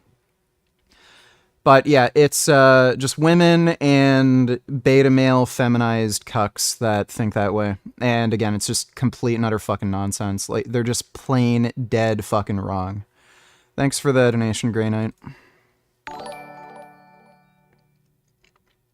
I watched this whole Piers Morgan episode yesterday. Just a heads up, prepare for the utter retardation coming from that blonde bitch. Well, yeah, I immediately sensed that ahead of time. Thanks for the donation, Zane. Share with I never all of claimed us. to be partial or independent. Exactly. To be honest, So let's not get derailed. I represent the Jewish people. I care about my country. It's better to be using accurate terminology about whether people have official roles or they don't. And just to be clear, Jonathan Conrick is no longer any form of official spokesman for IDF. He's here as an independent person, albeit, as he says, not with non-partisan views. He's openly clear about that, but he's not an official spokesman. I think that matters for viewers who are watching, who may be confused as to whether, because of what Miriam said he is. He's not. Yeah, no, Piers, I agree with you. Facts matter, and I want to start by addressing an uncomfortable truth. Any ceasefire deal, since we're talking about a ceasefire, that leaves the illegal blockade and occupation of Palestine intact is going to be, by definition, temporary.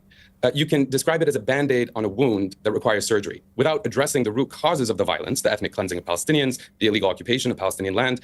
This cycle will continue. And I think we're here to talk about a ceasefire and whether that will lead to peace, as Jonathan talked about, because we've all seen the harrowing images coming out of Gaza. Piers, I know you've seen them because you share them on your social media. They're horrific. They're heartbreaking. Yes. They're relentless. And frankly, they're a moral test for all of us, including Jonathan. How can we, as human beings, witness what we've witnessed? And remember, I used to say that in countries where guns weren't widespread, banning guns were okay, but in America, I knew that banning guns would only lead to criminals having all the guns. Well, that's the case in every country, dude. Ireland... Fuck.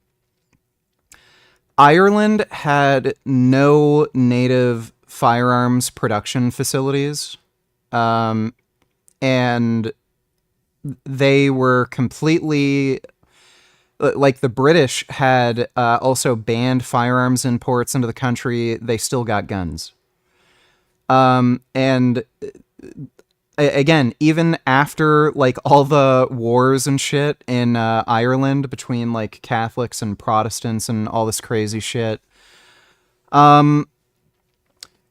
they officially banned firearms in Ireland, or at least certain firearms. Immediately after the ban, there was an uptick in firearms violence.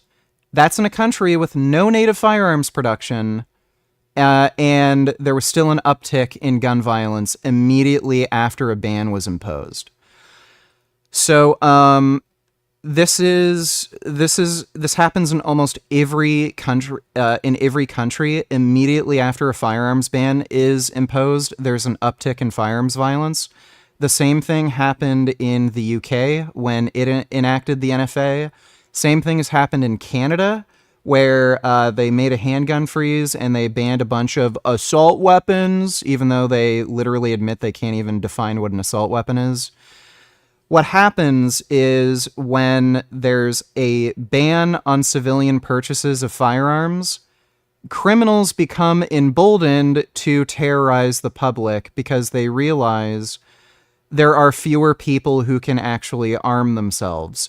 So you end up seeing an increase in victimization. So home invasions, gunpoint muggings, robberies, shit like that.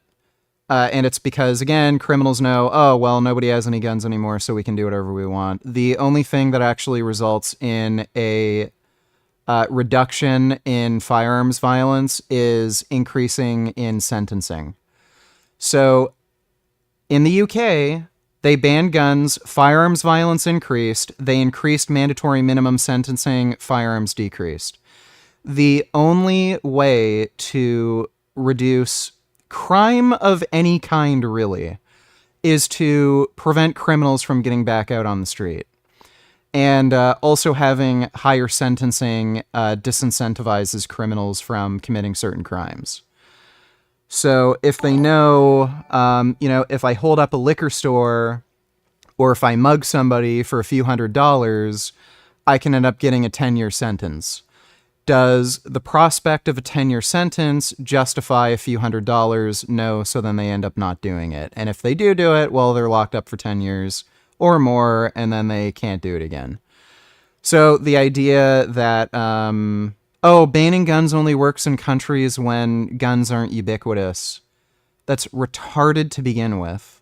Because, again, why would you ban guns in a country that doesn't really have much firearms? There isn't really any firearms violence to begin with, so it's just a non-starter. And even, again, in isolated countries with no native firearms production, it still increases firearms violence. So it's fucking retarded.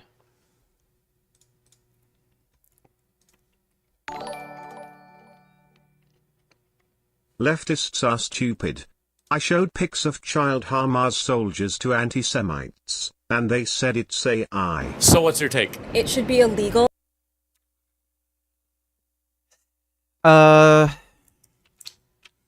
I don't know if you could call it stupidity or they know they're lying. They're just being dishonest. So they're just dishonest ideologues, and they want to justify their Jew hatred. So they'll just lie and say it's AI to validate their own beliefs. For more than 4 men to gather at any given time. 100% disagree. The only reason why 5 men should be together is to play professional basketball. 5 men together to me is not hanging out. It's the seeds of an insurrection. What about bachelor parties? Extremely illegal. If I'm in line at Chipotle and there's 4 other men No. It has to be intentional gathering. Okay, intentional gatherings, it's illegal to have more than 4.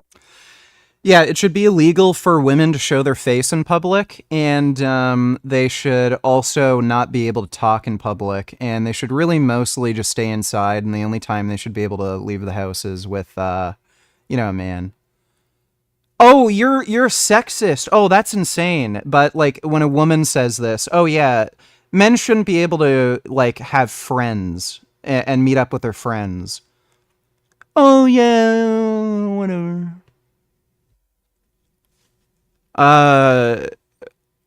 This should be hated on in the same way we hate on Islamic extremism and all this horseshit where these ideas are promoted that women should be kept on a tight leash, controlled, not allowed outside.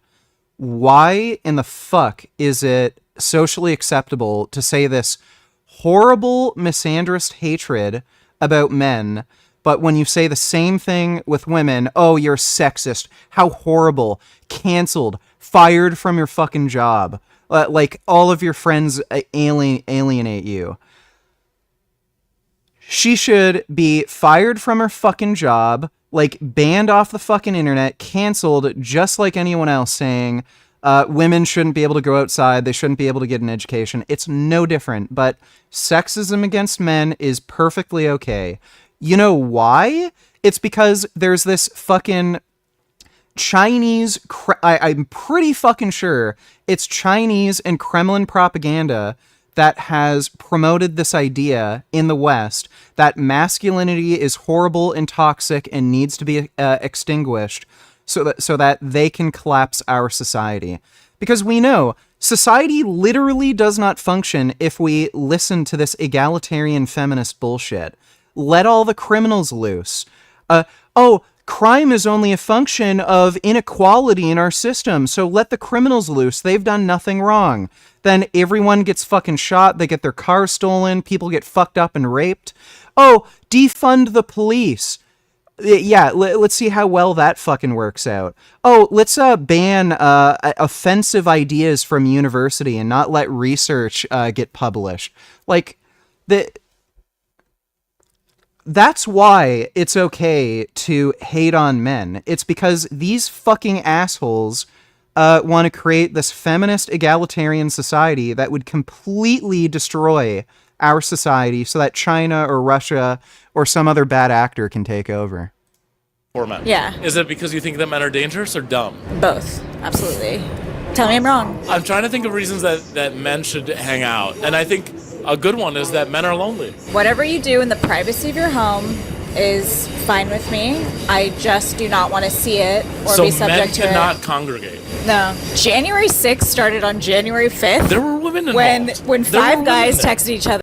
There were a fuck ton of women at the January 6th insurrection.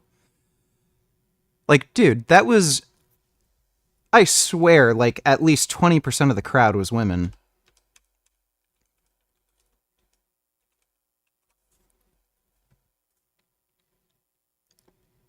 There were a ton of fucking women there. The one woman who got shot, like, there was a woman who got shot storming the fucking Capitol.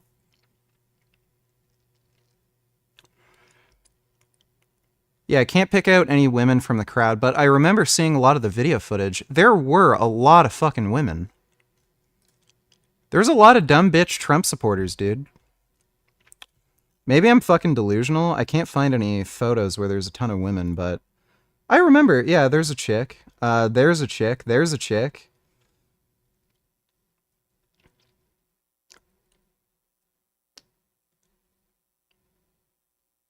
Yeah, there were a fair... Okay, it wasn't 20%, but there were a fair lot of women there. Ben Boy, donate $2. Let me see. Yeah. I am the great Cornholio. You have awakened my bunghole, and now you must pay. The streets will flow with the blood of the non-believers. He gets like that whenever he takes upper drugs. 3. Hi there. Can I help you guys? You can help us by cooperating. Everyone turn around and put your hands behind your back. Okay. We're in the middle of a class. You should have thought of that before letting these kids start a gang. That's right, brah. Now I have to take them downtown. We have no choice. Let this be like a wake-up call to turn your life around. First of all, when you enter my dojo, you pay respect by bowing. And second, you keep your hands off my students. Sir, I think it's best if you just stand over there, please. Butthole. Yeah, I don't want to have to kick your ass, so you just step aside, bro. Okay, that's adding and abetting. Ow, damn it. Class, allow me to demonstrate the dragon attack. Ow. Ow. Cut it out. Ow. Ow. Beavis and Butthead is pretty great. Thanks for the donation, Ben Boy. To all these anti-gun cucks, simple question, why does it so happen that states and cities with the most retarded gun control laws have the most crime while states like Texas where everyone is armed doesn't have nearly as much crime? Yeah, they have a very hard time answering that question. Usually what they end up doing is they look at firearm possession statistics, not actual legal gun owners, and they say, oh, well, look at Chicago. They have so many guns in Chicago, but they're not legal gun owners. So that's their cope argument, but the point is, okay, well, gun control in places like Chicago have failed. Same with California, failed. So the point being is, like, they're attacking a completely different argument. What they're saying is, oh, more guns, more crime, but they're the ones advocating for firearms laws and restrictions. So if you look at the states with the most restrictions, they tend to have the most fucking crime. So if restrictions did anything, that would presumably reduce crime. So they end up attacking a completely different fucking argument. And they don't even have a good argument to begin with because that's just an ecological observation. Guns don't necessarily equate to crime, but crime might equate to more guns. So I don't know why they get to decide that it's that way around rather than the other way around. So yeah, it's fucking stupid. And you can actually look at how firearms ownership not only reduces crime, but it actually changes how crime occurs.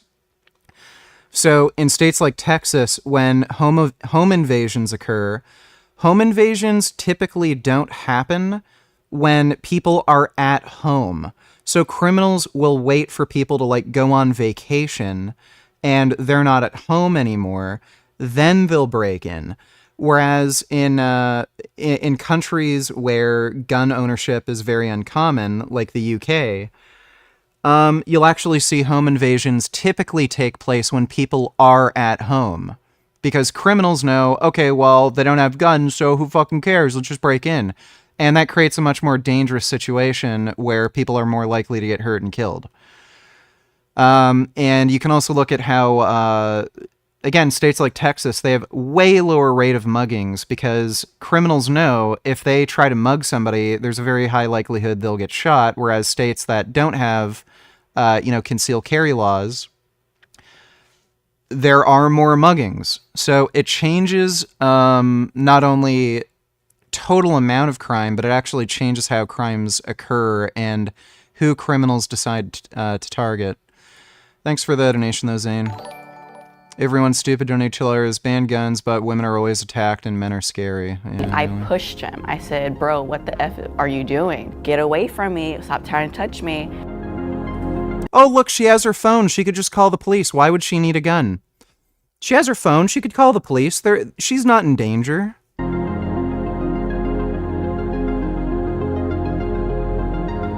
Whenever he was at the door, I buzzed him in and he came inside. My thought process was it was just another dude coming in to work out. So I didn't think of anything out of that. He started chasing me around the bench and we ended up on the other side of the gym.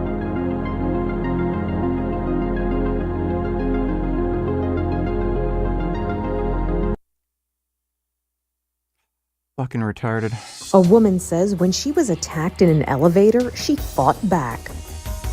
I realized, I'm about to get killed or raped, and so I hit him. The woman, whose name is not being shared publicly, spoke with KCBS TV in California.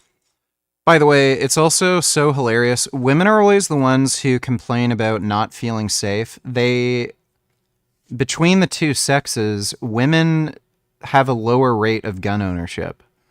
So they're the ones claiming they don't feel safe, but then they don't go out and buy a gun. We just live in clown world. She says when she got on an elevator at a storage facility. By the way, this is why you shouldn't listen to women. They're completely full of shit. I don't feel safe. Men are dangerous. Okay, do you own a gun? No, guns are bad. Okay, well, guns are legal currently, and you say you don't feel safe, so why wouldn't you own a gun if you have the opportunity to get one right now, if everyone else can get one? Fuck you, you misogynist! When women claim they don't feel safe, I don't take them seriously unless they own a gun. If you don't feel safe, get a gun if you're legally able to. If you live in, cuck UK, that's a different story, but, yeah, if you're a chick who lives in Texas, and you say, men are scary. I don't feel safe walking around anywhere because, a man might rape me. And then they don't have a gun. You know immediately they're completely full of shit. In June, a man followed her. And once the door closed, He just snapped and attacked me. He went and pushed me against the... Anna Kasparian changed her mind after getting assaulted. Well, yeah. That's what it takes, right? It's only until it happens to you and you're in a lot of situations that are actually dangerous that you realize, oh, that's what, pro-gun people mean. Oh, now I get it. It's always these rich white women and, again, rich gay feminized men who never have to deal with gun violence or crime that advocating for banning guns. It's never people who actually have to live in high crime areas who have actually been attacked and assaulted before who advocate for banning guns. It's always the rich white people. The elevator more and grabbed my sports bra, ripped it all the way off. My breasts were fully exposed. He then latched. Oh yeah, Australia is a gay, feminized cuck country. Dude, you literally cannot buy Nerf guns there without registering them at the police. I'm not even joking. I'm not kidding. Look it up. If you want to get a Nerf gun in Australia, you have to get it registered at the police station.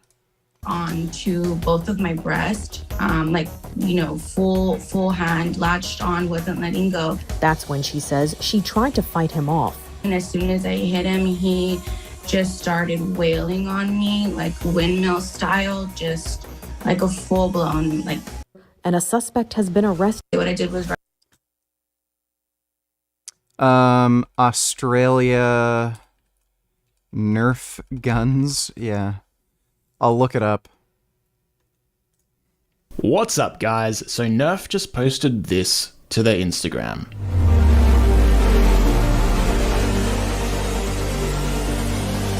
Hellfire. A little late to the scene there by Hasbro, but it looks like they're going to be making a Nerf Gel Blaster. Judging from what I saw there, it looks like it's going to be a hopper-fed pistol similar to the Gel Storm that I'm holding in my hands right now, although the externals look to be a little chunkier and it's going to be more of an orange and white theme to it. Unfortunately, just like the Gel Storm here, the Nerf Pro Gel Fire will be considered an illegal firearm in most of Australia. I'm lucky here in South Australia that I'd actually be allowed to engrave a serial number onto one of these and register it as a firearm. When not in use, I would have to store it in a gun safe though. You thought I was kidding. Some of you thought I was kidding. I'm not kidding. In Australia, you guys in Australia are such bitch cuck faggots. You have to register Nerf guns as firearms and keep this locked in a gun safe. That's Australia. You are so fucking gay. Now, when I say I'm lucky, you might not think so, but in other states of Australia, you can't even own one of these at all. Now, for some fun performance speculation. I wasn't even kidding. Some of you thought I was joking and just being hyperbolic. No, literally. Literally. Nerf guns are banned in Australia. Literally. Australia has stupid laws for toy guns. Let me explain why. This is a gel blaster and it is completely legal in Queensland, Australia. This is an airsoft gun. It is completely illegal in Queensland, Australia. Spot the difference? What's that? You can't? That's because they not only look exactly the same, but they also function exactly the same. The only difference is one shoots gel balls, the other shoots plastic balls. So if they're basically the same, how come gel blasters are legal and airsoft isn't? Long story short, there was a mass shooting in Tasmania 28 years ago in 1996, and after that, the government decided to pretty much ban every single gun in Australia, including toys like airsoft. But the fun fact about that is that they probably had no idea what airsoft even was. And they still don't. Questions just relate to the importation of airsoft products. Do we have the importation of airsoft? I'm sorry, airsoft. Airsoft. You don't know what it is either? I presume they don't have a ballistic capability. Thank you. And maybe that's a reference to air and soft being conjoined in the same phrase. So let's get this. I don't know what it is, but I'll ban it because it shoots something. Straight. Airsoft is illegal in Australia, but the ministers of legislation don't even know what the hell it is. Note that that clip is from 2017, and these smart politicians have done a little bit of research since then, and they found that they can keep making them illegal because not only do they look intimidating, but they also have this scary ammunition called BBs, made out of plastic. It's so scary that it actually completely changes the definition of an airsoft gun to a firearm. Now, I don't know if it's just me, but I wouldn't call a toy gun a firearm. Firearm, noun. A small arms weapon, as a rifle or pistol, from which a projectile is fired by gunpowder. And I just don't think airsoft guns have gunpowder in them. And here's a fun fact, if you live in certain states throughout Australia, you'll even have to register your Nerf guns as registered firearms. I asked SAPOL whether I'd have to register it, and they said yes I would. Police are afraid of gel blasts.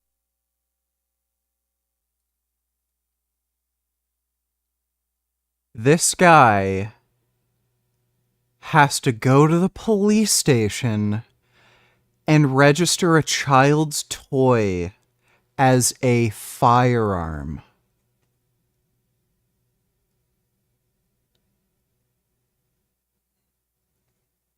Like again, some of you in chat thought I was joking. I'm dead fucking serious. This is what feminist egalitarian bullshit leads to.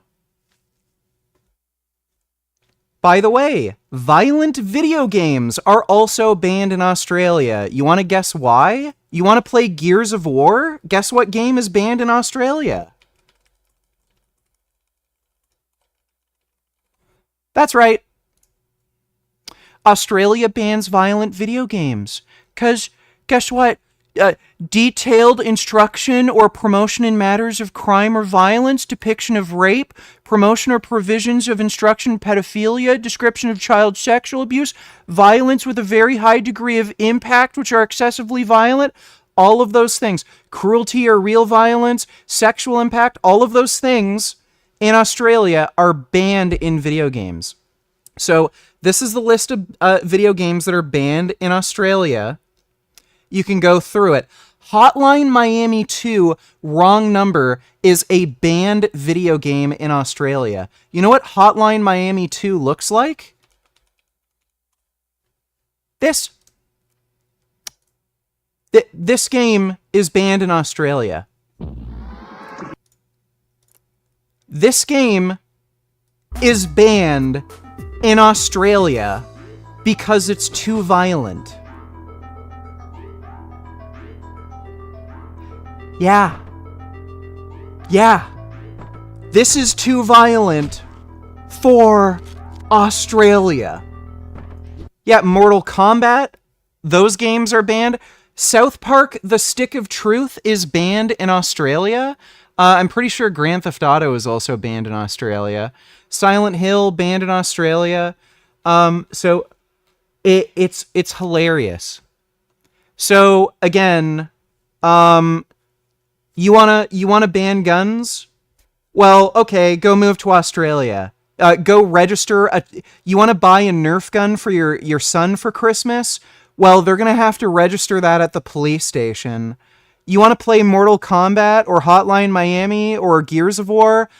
Sorry, not in Australia. That's a little too violent. Wouldn't want to like promote masculinity or anything. That's a little too violent and toxic and masculine. Wouldn't want to give men any ideas. Banned in Australia. So yeah, if you want to live in a bitch cucked fucking society, go to Australia. Ban guns here. Make everything authoritarian, faggoty, dickheadedy. Can't have any fun. Make everything girly, bitchy, feminine. Yeah, do that. Yeah, make society like fundamentally not function and just be a complete unfun, boring shithole. Where the hell are we with the fucking donos? I got so wrapped up in all of this. And they're like, hey guys, you know what we should do? Hang out. You're gonna create more incels. No. In order to be happy, men need to congregate once a week with their friends and have beers. Yeah. It's facts. Listen, if men can come up with a way to hang out together where they're not sitting next to each other, but they're... Yeah, okay, so... Promotion of misandry, that's nice. I love seeing it. Our vehicle. You didn't pull us over. We were parked here. Okay. You didn't pull us over. What the hell's wrong with you? Go talk to the guy who called you. Is Bayonetta banned? It might be. I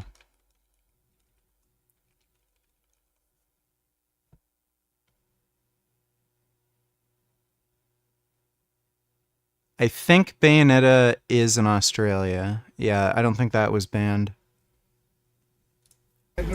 Officer Ranelli 376. In the juice? You can't see it? It's right there. You can't. Is that what you tell the judge, smart ass? Yeah, I don't have to answer your question. Is that? Yeah, you do. You're a public servant, bitch. No, I don't. You work for the public. You're paid by tax dollars. To a member of the public when they ask. Really? We got a complaint that there's a threat. I don't care. So yeah, I don't care what he said. And I'm going. So just so you all know, it's usually not a law that police have to identify themselves. It's usually just department policy. So you can't necessarily use that, you know, in court. You can only really file a complaint and prove they violated department policy. People don't lie. Hey, keep your hands to yourself. What the hell's wrong with you, dude? That badge done went to your damn little head, didn't it? Sarge, you need to put this little in check. Don't start freedom of speech, mother. That what? You, this is freedom of speech. Yeah, you're right, it is, but you don't have those freedoms when you're on duty. You're definitely getting some time off for that one, partner. I'm coming for your job. Come for it. I am. I'm coming for your job. I'm coming for your job. Well, somebody's getting fired, maybe, probably not. So what's your take? Democracy was a mistake. Democracy was a mistake? I'm 100% unsure. You could convince me, though. I don't think it was like a full-on mistake. I just think like we should have like, you know, there's a CAPTCHA when you sign into. I think we should have like a CAPTCHA for voting. Like, have you eaten like caffeinated beef jerky? And then you say yes, and it goes, all right, why don't you sit this one out? Wait, a CAPTCHA for voting is good. Yeah, I think we got to figure out a way to make it harder. What about monarchies? Sure. Yeah, whatever, that's stupid. Also, leftists are stupid. I showed pics of child Hamas soldiers, 2 anti-Semites. Oh yeah, I read that. Thanks for the donation, dude. Everyone, stupid donators ban guns. Frankly, it's sexist to think women aren't patriotic enough to stand up and revolt against the tyrannical Fauci deep state. Jan 6th was not about white supremacy. It was about returning America back to a time before all the woke left's vaccine mind control. No, it was about Republicans not being able to handle the election loss, and then they freaked out. Thanks for the donation, though, Ashley Babbitt's Anguish. Yeah, sorry, I got mixed up with the donations because I went on such a long rant. A woman leaves a store with her lottery winnings when all of a sudden she's attacked. This is video of the violent incident caught on surveillance.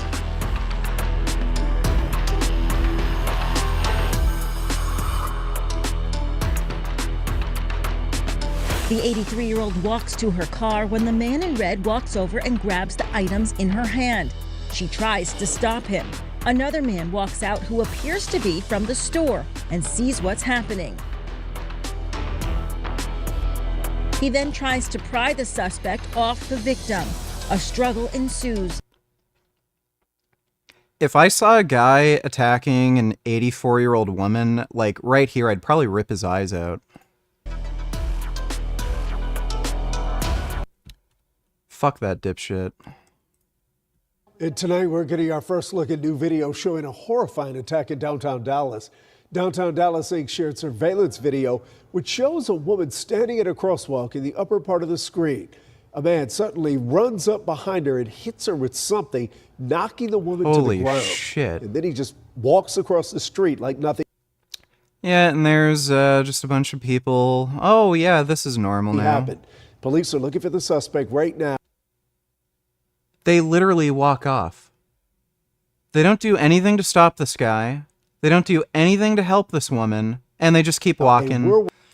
Yeah, this is normal. You know, just people randomly getting hit over the head with a baseball bat. So again, this is why I tell you, you cannot rely on anyone else for your own safety. This is why we need guns. Like, just a lady minding her own business gets hit over the fucking head with, like, a baseball bat. No one does anything. They don't even call the cops. They don't even take out their phone and call anybody. Or with something. Like you're all on your own, and you don't even realize how, like, you don't even realize you're all on your own until something fucking happens like this. Knocking the woman. Yeah, if you get attacked in public and you think anybody is going to come help to rescue you, no. So you better be as well armed as you possibly can be. Get a gun if you can. If it's legal where you live, get a gun. That's fucking insane. And tonight. Riley donated $2. Just to be clear, I'm not anti-gun. These were my previous thoughts, but by the way, I'm assuming you use the same argument as Shapiro for having semi-automatic rifles. I've never heard his argument. There's no point in banning any type of firearm. It's only like large destructive devices like rocket propelled grenades, grenade launchers, shit like that that don't have any actual practical use and they're just destructive devices. But there's no point in banning any specific type of firearm. So, machine guns, rifles, long-range marksman or sniper rifles, they all perform pretty much the same way. They function, again, mostly the same way. And there's no way to ban any of these because anybody can just manufacture them. Also, do you think having bigger police force and military would help with crime? Thanks. Well, it's not necessarily about having a bigger police force. It's about your ability to actually find and arrest criminals and bring them to justice. Like, doubling the police force doesn't necessarily do anything if they're not going to be able to lock up criminals. Thanks for the donation, Riley. Sadie N-word donated $2. Let me see. He does actually look a bit like Butthead.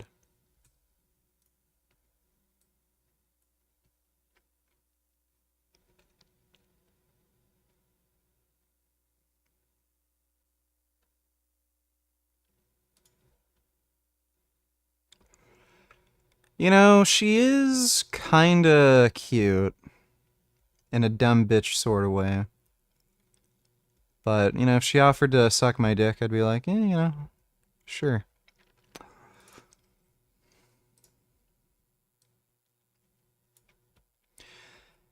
Yeah, I'm a conservative except for conserving the environment, natural resources, culture, native biodiversity, traditional values. I'm just talking about conserving the GDP.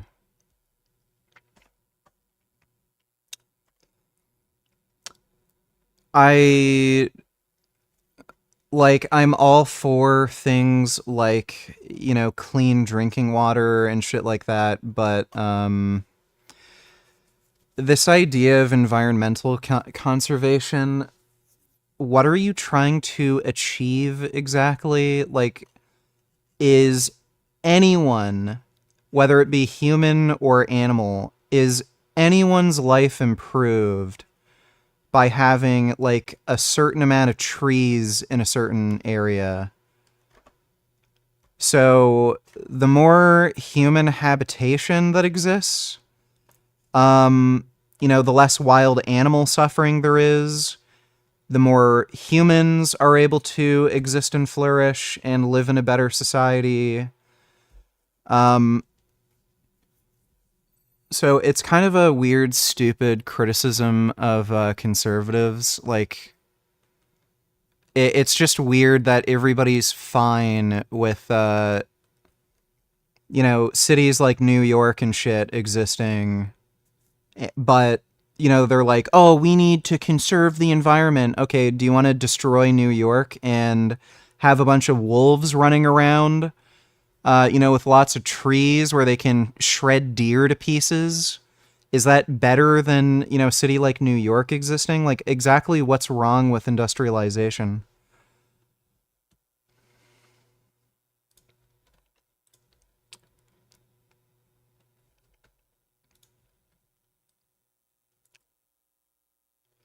Oh, great. Russell Brand.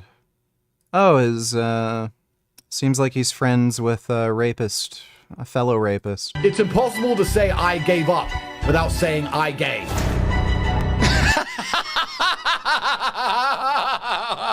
We're all just going to have to accept that the world's different now. I'm just going to... Fake laughs are just so sickening. When people fake laugh, it just... ugh. It's one of the grossest things. Thanks for the donation, Sadie. Q donated $2. Ever watched this guy before? Would you be interested in reacting to any of his metal iceberg videos? As like Wendigoon, but about crazy shit that happens in music. I figured since Halloween is right around the corner. Probably not. I'll keep this. I'll keep this in my queue just in case we have like another stream or something where nothing's going on, but definitely not right now. Thanks for the donation, Q. Ever notice how woke ideologues have super contradictory beliefs? Like being a woman is hard and dangerous but also ban guns, defund police. All males should die but also help the little boys in Gaza. Equal rights for women but can't define what a woman is.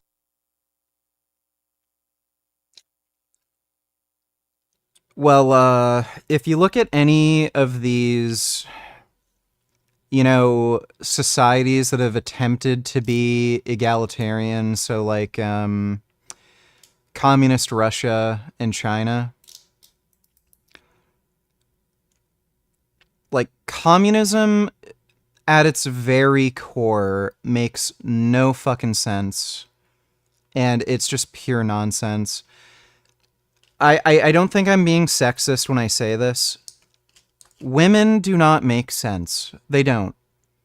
It's all emotional, and they can't define their terms. They can't create, like, just a cohesive narrative in their head.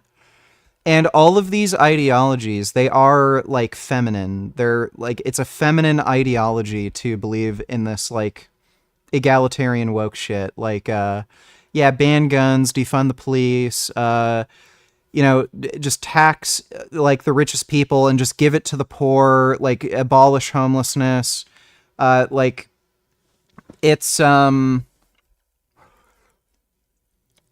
know, give everyone an equal amount of everything. It's just nonsense that doesn't make any fucking sense. So, yeah.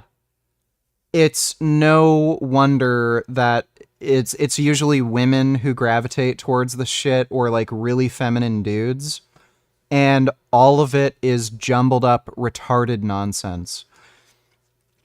So they create like an opinion that's just based purely emotionally, like guns. Oh, guns, violent, bang, shoot somebody, dead. Yeah, ban guns. Police. Oh yeah, police, they're violent and they rough people up and they're racist. Yeah, ban police. You know, and like, oh, men are dangerous. Like, masculinity toxic. When you put it all together, though, in a big picture, it doesn't make sense. Like, you can kind of understand how they'd come to some of these conclusions on one single particular issue, like guns. Yeah, you can kind of understand why some people just emotionally would think guns are bad. You can understand why some people just emotionally would not like the police, and they kind of want them gone, because they may personally have had a lot of bad interactions with police, and yeah, systemic racism and all this shit. But like, when you put it all together into one cohesive narrative, it's complete and utter fucking nonsense. Like, oh yeah, men are dangerous, toxic masculinity, but also ban guns, when you know, like, the toxic men are going to have guns, and even if they don't, they're still going to be able to attack you when you're weaker and at a physical disadvantage, and now you won't have guns to defend yourself, and you won't have a police force that you can call on for help. It doesn't make any sense when you put it all together, But yeah, you can understand why for these each individual issues, why they're going there. But yeah, there's a reason why there's no cohesive narrative. It's all emotional nonsense. Thanks for the donation, Ben Boy. The US Supreme Court unanimously upheld the law Congress passed banning TikTok. There is a possibility Trump throws them a lifeline. Let's hope not. Sometimes I appreciate having an all-powerful council of judges that loves guns and freedom and hates China.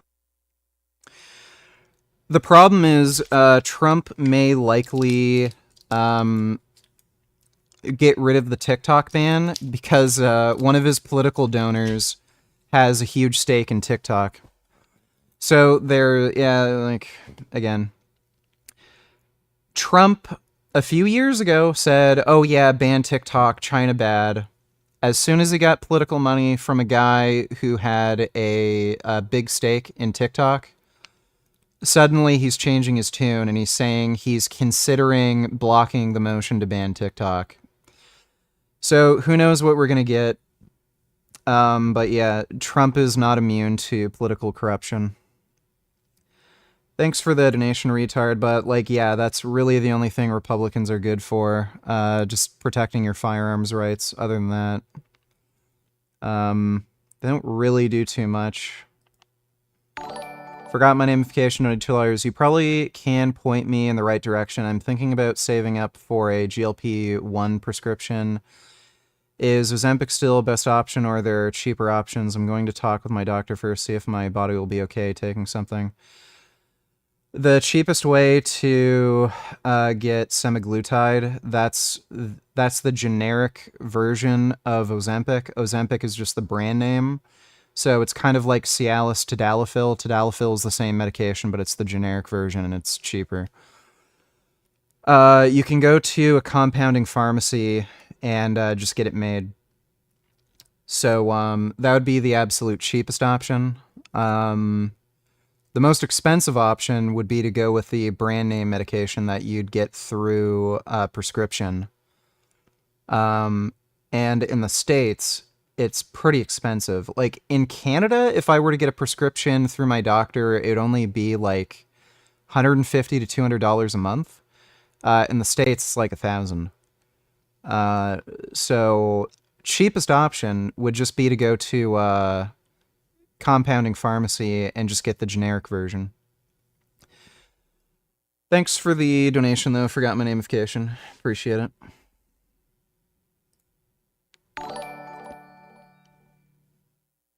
In Germany, you sadly can't really own guns if you are not a hunter or competitive shooter. There are some options like crossbows, air rifles, and slingshots that are legal. What would you recommend for self-defense? Also, a lot of knife types are banned. Germany's a weird case. Some of their self-defense laws make perfect sense.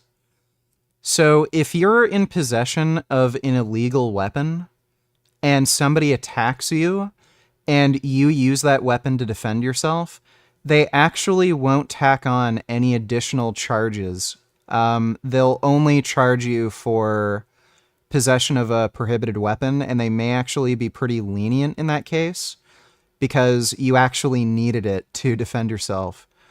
But then, yeah, they have a lot of stupid gun bans. What was his name? The Slingshot Channel guy. He actually made a video about German firearms laws. I don't think they, like, I think they're fairly okay-ish. As long as you have either a membership to a shooting range or you have a hunting permit or something, you should be able to get one.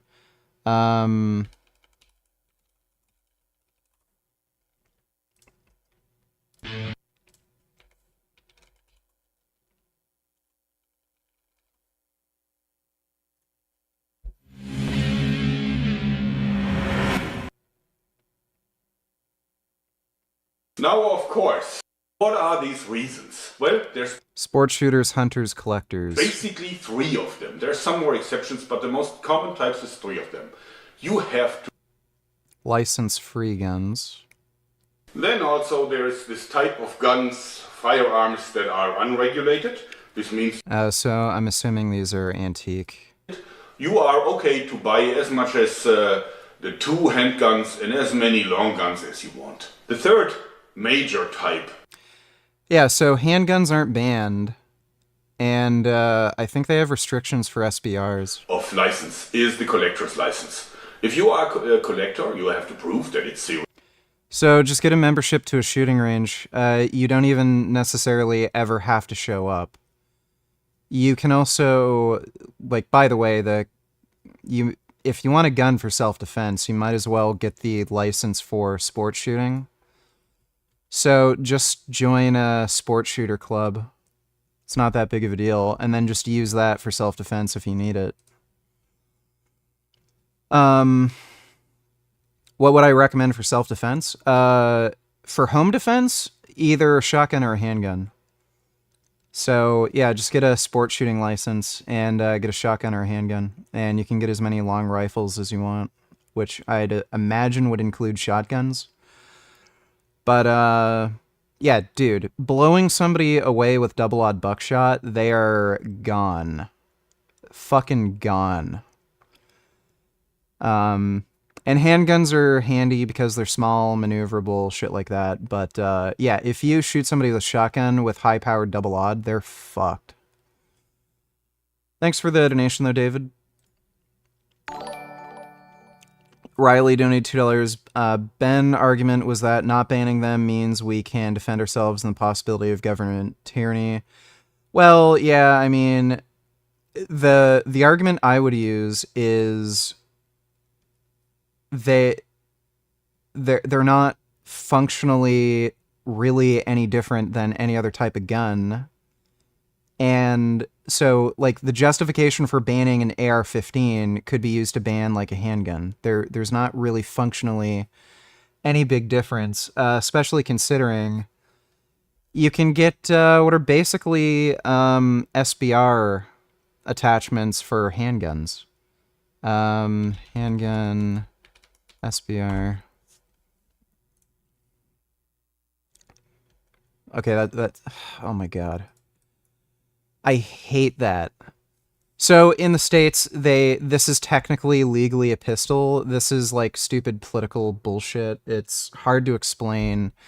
But because it doesn't have a shoulder stock, this is legally considered a pistol, even though it makes no fucking sense. But handgun shoulder stock thing. You can get these. It basically turns it into an SBR. So again, what's the difference between this and an AR-15? Nothing. And you can just manufacture long rifles, so like what's the fucking point? That would be my argument. You can't ban any one particular type of firearm without justifying a ban of another. It's just stupid. But yeah, rifles are useful for things like government tyranny or invasion of a foreign entity or something like that.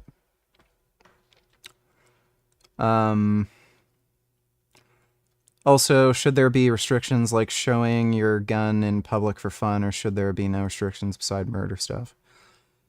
Well, yeah, I mean, you shouldn't be able to just brandish a firearm for no reason. There should be those sorts of use restrictions. But as far as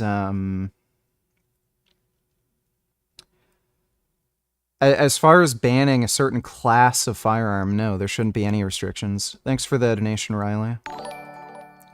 Sadie, and we're donating $2. Let me see. Body positivity influencer chokes on food while dining at restaurant, dies in front of family. Well, that's ironic.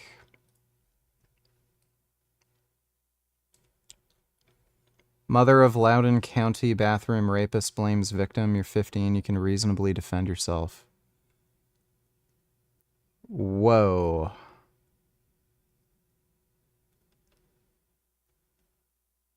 Mom logic to the extreme. Mother of the skirt-wearing boy who was convicted of raping a 9th grade girl in Loudoun County school restroom said Monday that the victim was to blame for being assaulted because she did not make stronger attempts to defend. This is like medieval logic.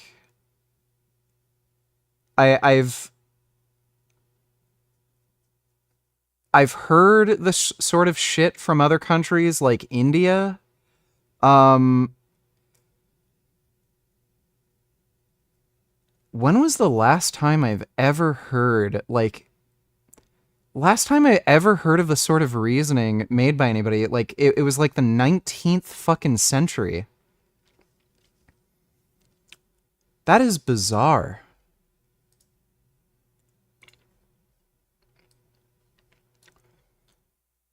Got misgendered by a kid selling lemonade. So this happened earlier today. I was out for an afternoon run, saw these two kids selling lemonade, so I decided to stop by, buy some, asked how much a cup was, and they said it was $1. Handed my dollar to the kid. He said, "Thank you, sir." I was taken back by this. I don't get gendered much in general, so hearing this from a 10-year-old kid was shocking, to say the least.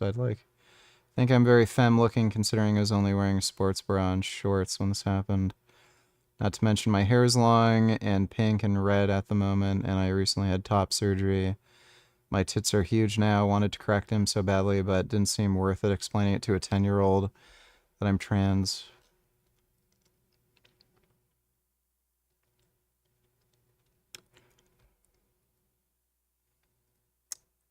It's entirely possible that this kid, like, unintentionally misspoke. Like, it's a kid, right? So they may have heard their parents say, "Thank you, sir," a million times, but they've never heard them say, "Thank you, ma'am." So this kid might have thought just saying "thank you, sir" is something you say to, like, any adult. Not, like, they might have not even made, like, a gender assumption. So I don't know why you'd get freaked out about it and post it online. Like, it could have just been a, kid mistake where they literally didn't even know. I wouldn't even jump to the conclusion that this person isn't convincing as a trans person. What's funny is, a lot of people don't know this. The Wizard of Oz is a novel that's based off of, like, it's like a 10-part series or something. Or is there 12 books? Wizard of Oz series. There's a lot of books. No, 14. A lot of people don't know this. The Wizard of Oz is part of a 14-book series. And there was actually several movies made covering some of the books. One of the books actually has transgenderism in it. And they were made in, like, fucking billion years ago, yeah. Like, early 20th century.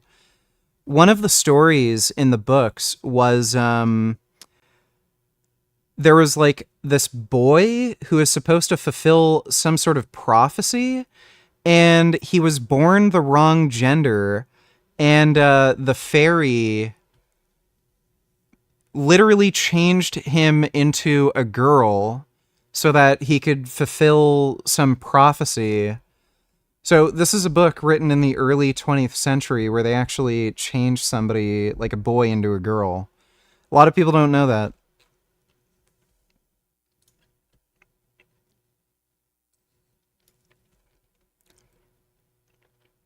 Y'all racist, give me my money and shit, you're all going back.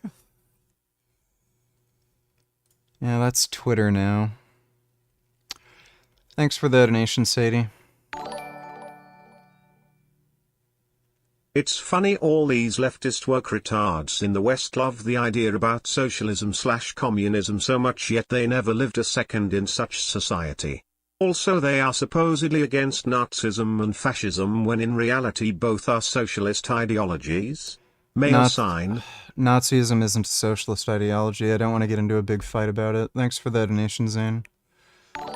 Everyone's stupid donators. They left either loves the CCP or is dumb. All right, in the meantime, the clock is ticking on TikTok as the ban is set to go into effect on Sunday. But incoming President Trump may be looking for ways to block the shutdown. TikTok's CEO is actually going to attend the inauguration. What might that mean? Well, it's anybody's guess. But regardless, TikTok will not be the same, whether under new management or gone for good. Any disruption could hit the platform as well, especially what's called the TikTok Shop, along with the businesses that use it. Your next guest is the owner and founder of Canvas Beauty Brand, selling 1 million units total on TikTok on Black Friday, even surpassing 2 million in sales in one day. One of the first to ever use the live stream TikTok feature. I'm pretending to sound like I know what I'm talking about.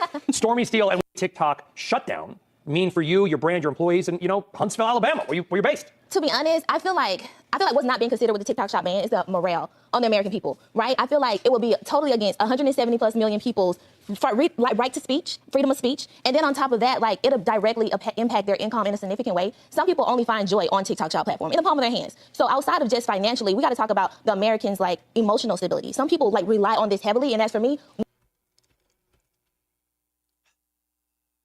They are so dumb. 欢迎来到中国的自媒体。 Thanks for the membership, Quo Kennard. Welcome to Chinese social media, says Paul Ashton, an American influencer in China who is no stranger to RedNote, the social media platform known in China as Xiaohongshu. This week, a person close to the platform told Reuters more than 500,000 American users piled into the platform in protest of an imminent ban on TikTok. Ashton is based in Shanghai, but online he goes by Bao Bao Xiong, literally Hug Hug Bear, and his videos have billions of views. He was excited to see the surge of so-called TikTok refugees as a foreigner in China and RedNote veteran.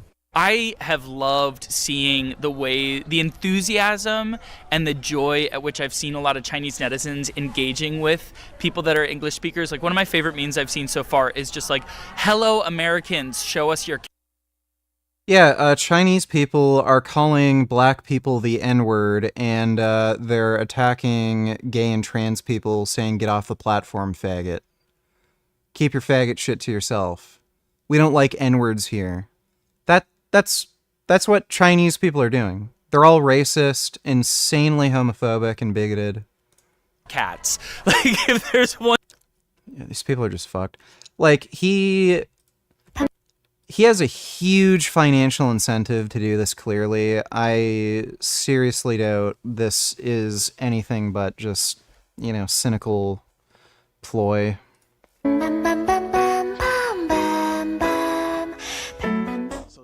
First video on the new site, RedNote. I just want to say thank you. I didn't came over. Can talk?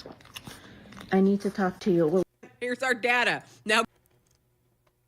Yeah, these people are just fucking stupid. Oh my god, look at this. So this is just kind of a walkway to get to the station. Look at this screen.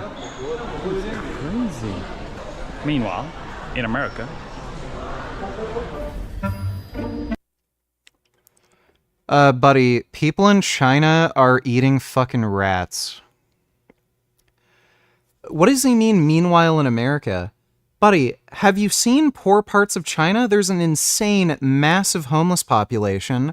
What the fucking Chinese government does is they prevent them from going into any of the wealthier cities, and they'll either arrest them, kill them, steal their fucking organs, or they'll just push them, like, literally into the fucking countryside, or force them to go into poor fucking areas where they'll basically live off rats and starve to death.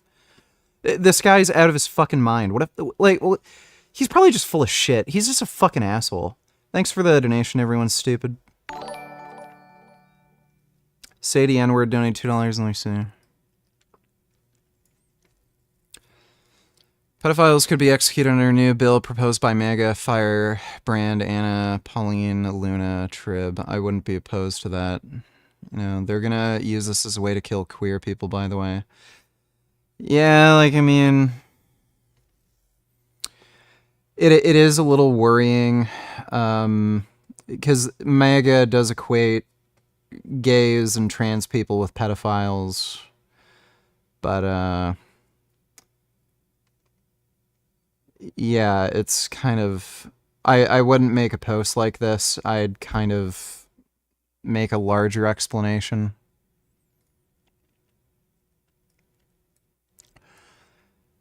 Where would we be without diversity? Florida brawl erupts at chicken wing restaurant after women intentionally clog toilet.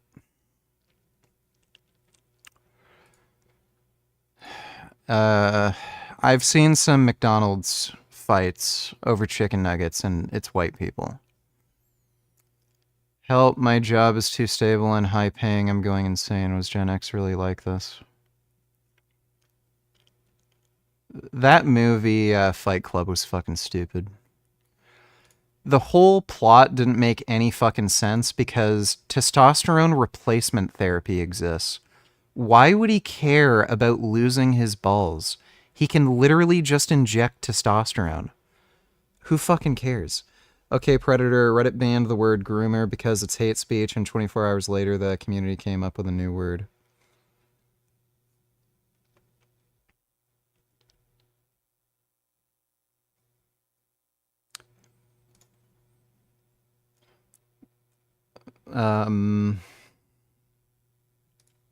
That makes no sense. Thanks for the donation, Sadie. Weight loss on Ozempic isn't great, it's only approx 6.1 kilograms after 56 weeks. You can do that with normal diet and exercise and save money.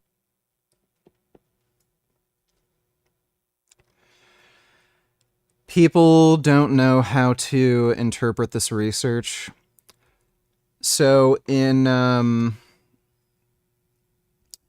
a setting where you don't give any dietary advice, so you just tell people to eat whatever the fuck they want like they do normally, yeah, this is what you end up finding. You get like roughly 5 to 10% weight loss over the course of a number of weeks. The thing is, because it reduces your appetite, it's way easier to maintain a diet and weight loss routine. So if you're actually interested in losing weight and you deliberately go into a caloric deficit and you make healthier food choices, it allows you to sustain those lifestyle habits for a much longer period of time than you normally would. So that's why when you see a lot of either case studies or just anecdotal reports of people saying, I lost 80 pounds, you know, with Ozempic, and I lost 80 pounds in like 6 months. It's because they were finally able to stick to a diet and exercise routine while taking Ozempic. So just looking at this in isolation, like, oh, you're only going to lose 10 pounds, you might as well just follow a diet. It's not how the real world works. Thanks for the donation, ABC.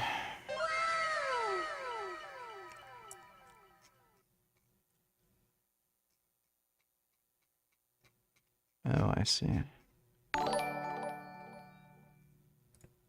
I love how foreigners love to talk shit about the US being a crime-ridden shithole with homeless everywhere. Like what? Where I live there is none of that. It's probably because they chose to visit the poorest and dirtiest part of the city. Well, yeah. The poorest parts in China are horrific compared to the poorest parts of the US. Like, there's no comparison. You're talking about people literally living in caves, living off of rats. And you can just look at GDP per capita. Your average American is living a much higher standard of, just has a much higher standard of living versus your average Chinese. If you go to a really rich, wealthy city that, you know, gets a lot of money from the government and shit, yeah, it's going to be nicer than a really shitty area like Skid Row. But, you know, it's like comparing Beverly Hills, California to, like, some absolute shithole in the mountains in China. It's like, oh, yeah, this is America, this is China. Like, no, just look at GDP per capita, look at, like, you know, averages across the whole population. So, you know, to make it even more stupid, like, you can find homeless people in China, you can find billionaires in the US, you can also find billionaires in China, homeless people in the US. Like, these stupid little anecdotes don't really tell you anything. And worse yet, again, China rounds up homeless people and steals their organs. So, where would you rather be homeless? Thanks for the donation though, Ben. $10 says Hug Hug Bear is a CCP simp. This is the same China that made Disney crop John Boyega into the background of the Star Wars poster and cover Chadwick Boseman's face with a mask in the Black Panther posters. The racism is insane. Yeah. Well, they're not really significantly different than Nazi Germany. A lot of people don't know that. They think, oh yeah, China's like, dictatorship and shit. They're literally like Nazi Germany. Thanks for the donation though, General Grievous. Not only be overwhelmed by helplessness, but not confront the mechanisms that enable this impunity. That's where we have to start. And the ceasefire... Well, actually, okay, let me stop you there, because I think this is important to clarify. Yeah, so in China, if you go to any like major city in Canada or the US with like a significant Chinese population, you've probably seen protesters, talking about human rights violations in China. I've talked to some of these people. They literally round people up, kill them, and steal their organs. So if you go against the Chinese Communist Party, so if you like post on Facebook about how, well, the Chinese equivalent of Facebook, I mean, if you post about how, I don't like how Xi Jinping is running the country, I think he's making like bad decisions when it comes to like, the economy, they might kill you and steal your organs. They round up people they just don't like. So they go to mental hospitals. If they find like crazy people there, they kill them, steal their organs, and then they'll donate they'll use those organs to save somebody they do like. So like a rich guy who can pay for, an organ transplant, or, kid who's dying of some disease, and then they'll give those organs. So yeah, they kill homeless people, steal their organs. They kill political dissenters, steal their organs. They'll kill people in the prison system, steal their organs. They also ethnic minorities. So the Uyghurs, they round up Uyghurs. They see a protest. They'll round up Uyghurs, kill them, steal their organs. That's a big thing there. You don't have human rights in China, so they just murder people, steal their organs. They literally have death vans where they just go around the country in this van where they give lethal injections, and then they'll harvest your organs. Also, China is anti-animal welfare. Yep, they are.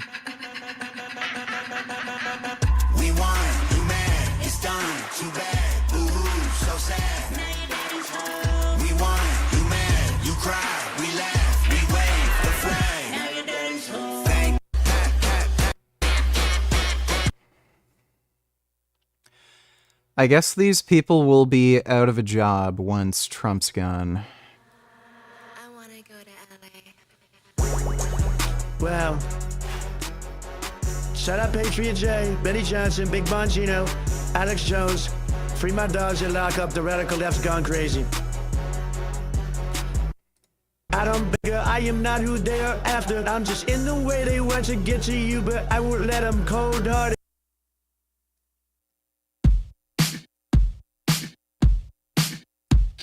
Smooth like butter, like a criminal undercover.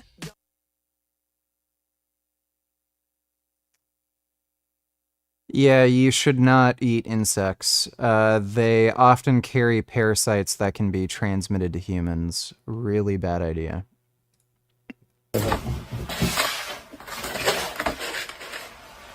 Oh boy, that is disgusting. Oh god. Oh, that's horrible. Oh, gross. Those are scorpions. Ew. Thanks for the donation, everyone stupid. Where I come from on this, okay? Which is, I don't have a side, despite what both sides keep telling me, because both sides think I'm in the camp for the other side. I've always tried to be fair. But you see, it's interesting when I hear you, because you basically start in your thinking, in the way you're speaking publicly, from Israel's response onwards. And I prefer to start from this whole thing in totality, going back to October the 7th and the heinous attack on Israel. It's totality October I'm not the 7th. talking to you. No, Yeah, but I am talking. Well, I'm talking and to I'm letting you know that it didn't start on October Okay, the 7th. no, there's obviously... If you want to take it in your No, I'm talking to Ahmed, if you don't mind. To show some respect for your fellow panelists, No, please. I do Okay. mind. If you want to start from the beginning, let's start from 1948. Yes, I'm about to say Absolutely not that. going If you to let me start. just finish what I'm saying. Welcome. Obviously, I know there is 75 years of history to this conflict. Obviously, I'm aware passions on both sides run very high. Obviously, I'm aware, Ahmed, from everyone I've talked to on both sides, and I would say my show has platformed more people, by the way, from the Palestinian side than any other show in the world. So when people on the Palestinian side say to me, I you're would so agree to biased, that. I I would say, agree to that, really? Piers. Because I could rattle off a lot of names of people who've not been allowed a space anywhere else, right? And Jonathan, I know you know that because you've been up against them, right? So my I know point is that this. because I've seen the amount of vile anti-Semitism that has been platformed here, the amount of lies and utter nonsense, including by the two previous speakers, accusing Israel of genocide and things that are fantastic and completely false. Okay, don't talk over me. Okay, listen, let me go back to Ahmed. I'm talking to Ahmed. Let me just tell me. Here's my point. Let me finish my point. Don't all talk over each other. Let me finish. Let's try and keep some order. We get a better debate for the viewers. So my point is, I go back to October the 7th for the purposes of this particular war, this particular phase of the whole conflict, okay? And so when I hear people who only start about their horror about Israel's response, I say, well, hang on a second. You actually need to start with the utter horror of October the 7th, which precipitated this extraordinary response from Israel, which in my opinion, for the record, I think has now gone way too far. And I've always asked during this, what is proportionate? I do not believe what has been happening in the last few months is proportionate. And I think that's why this has to end. So my point, though, Ahmed, is that I don't think you can talk about Israel's response in isolation and not record the fact that on October the 7th, 7,000 people were wounded or killed and over 250 were kidnapped. So I remember early COVID seeing the leaked videos from China where they were rounding up cats in apartment complexes and there's bags of cats lined up on the street. We should just turn off their internet with satellite warfare. I'm not against the idea of nuking China. There's a very realistic prospect that they could develop artificial superintelligence before us. And if they do, they could potentially wipe out the entire United States and any country that opposes them. So they could completely destroy our military, all of our communications within like just a matter of minutes. So we wouldn't be able to launch nukes. We wouldn't be able to communicate, launch any kind of strategic attacks, and they might be able to just completely obliterate us in an instant with their nuclear weapons and immediately win a war. So, given the government's extremism and what they actually intend to do, again, they're actual Nazis. It may be a good idea to just go to war with China, nuke, their military bases, take out Xi Jinping, and just end it before, that's a potential risk. Thanks for the donation, though, retard. I just want to put it in totality, because I think if we reach a point of potential ceasefire or some kind of agreement... Yeah, dude, nukes are EMPs, so I don't know what the fuck you're talking about. Nuclear weapons emit electromagnetic pulses that destroy electronic equipment.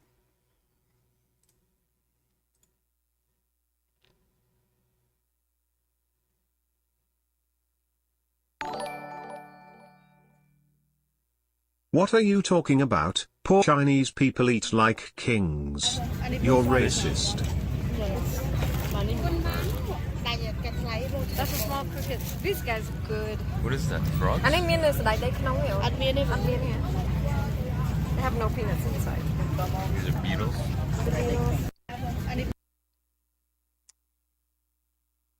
Gross. By the way, food is so dangerous in China, they do not allow any members of their Olympic team to eat food outside of, like their Olympic network. So, when they're not allowed to go and buy food from a grocery store or go out to eat at any restaurants, they're only allowed to eat food that's specially prepared by their own chefs and shit. Because there's no way to guarantee that their Olympic athletes won't eat some, like, really fucked up horrible food like gutter oil or animals that are littered with parasites, and then they could get, like, sick or even die. That's how dangerous the food is in China. They do not allow their Olympic athletes to eat normal people food. They're only allowed the special food that, you know, basically the government prepares for them.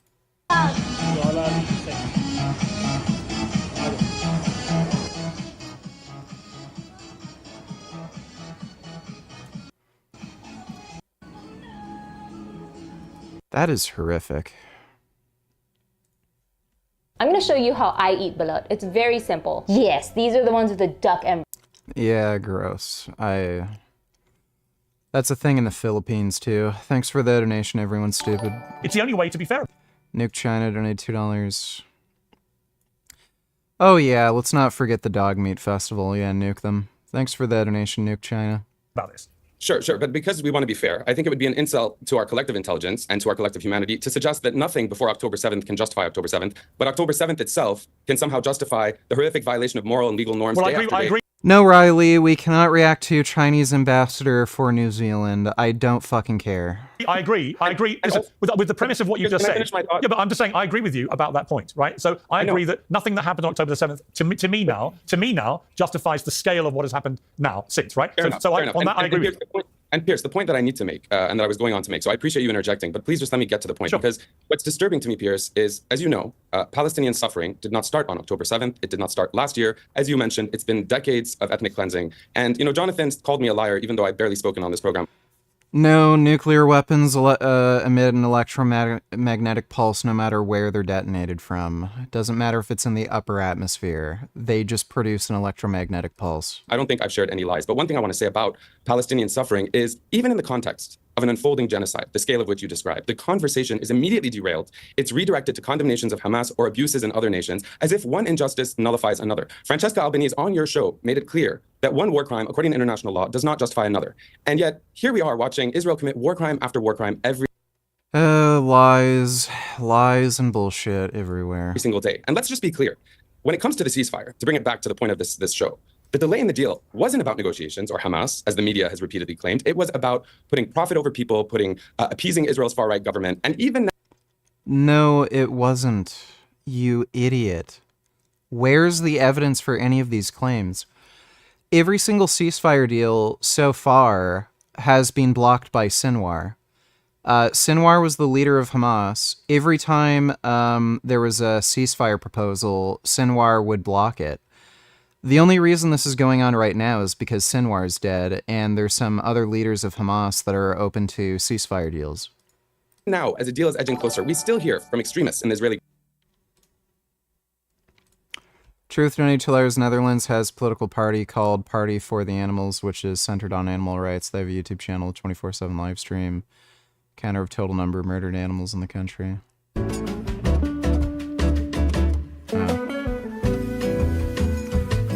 That's cool. Thanks for the donation, Truth. Forgot my namification, donated $2. Is your next girlfriend going to have to call you a N-word in bed? Well, I'm not gonna, like, demand it, but yeah, I'm gonna... I'd strongly recommend her to do that. Thanks for the donation, dude. ABC donated $2, let me see. It's not like a total deal breaker. Deal breaker for me is if a girl does not let me play with her ass at all. Like, that's just no. I can understand not wanting my huge cock jammed up your ass. Like, yeah, a lot of girls can't really handle that, but I gotta be able to, like, sniff, lick, finger that butthole a bit.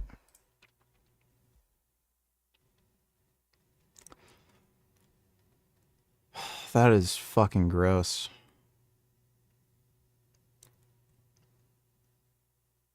That is just nasty. Thanks for the donation, ABC. The Chinese doctor who early on was a whistleblower about the COVID outbreak so conveniently died of COVID. If you try to do the right thing, you die in China. Yep. Yeah, there were a number of doctors who actually warned about the pandemic, and they were all killed by the CCP or have gone missing. Thanks for the donation, dude. government like Smotrich, calling it a catastrophe and openly advocating for the continued not only occupation of Palestinian people and land, but for cleansing, that's his word, Gaza. That is, if you look at Piers, the objectives that Netanyahu stated, we see now U.S. intelligence reports that Hamas has recruited at least as many new fighters as Israel. I find that very disturbing. I agree. Yeah, and this is because this is not a war in the traditional sense. Gaza has been reduced to a death camp. Now, that might sound like hyperbole to Jonathan or anyone else, but the reality is being documented, and the evidence is all over the platform X, and it's all over alternative and independent media. And so the stark reality is that we are witnessing a chilling reminder that history repeats itself. So his sources are, I saw it on Twitter, trust me, bro. These people are a complete and utter fucking joke. Oh, I know Israel's committing a genocide because I saw a Twitter post. Like, go fuck yourself. ABC donated $2. Fake, or did this guy just fall to his death? Let me see.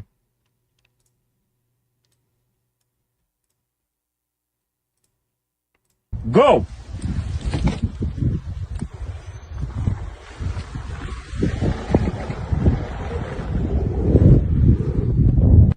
Ready.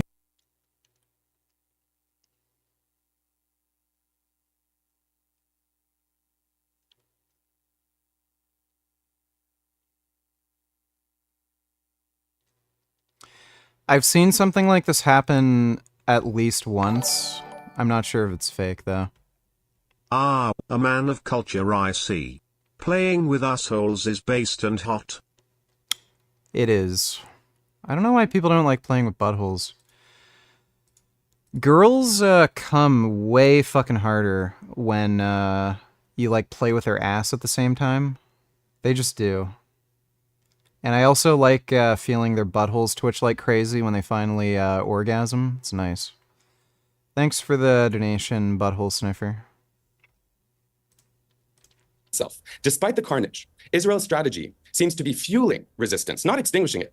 They're not eradicating Hamas. Israeli security officials themselves, and Jonathan, correct me if I'm wrong or lying, they admit that Hamas fighters have only been reduced from 25,000 to 19,000. I'm citing U.S. intelligence as well, which reminds us, what we already know, which is, let me just finish. You said you weren't going to interrupt. Yeah, Jonathan, at the beginning, you said you weren't going to interrupt. I'm almost done. No, you He said, correct me if I'm wrong.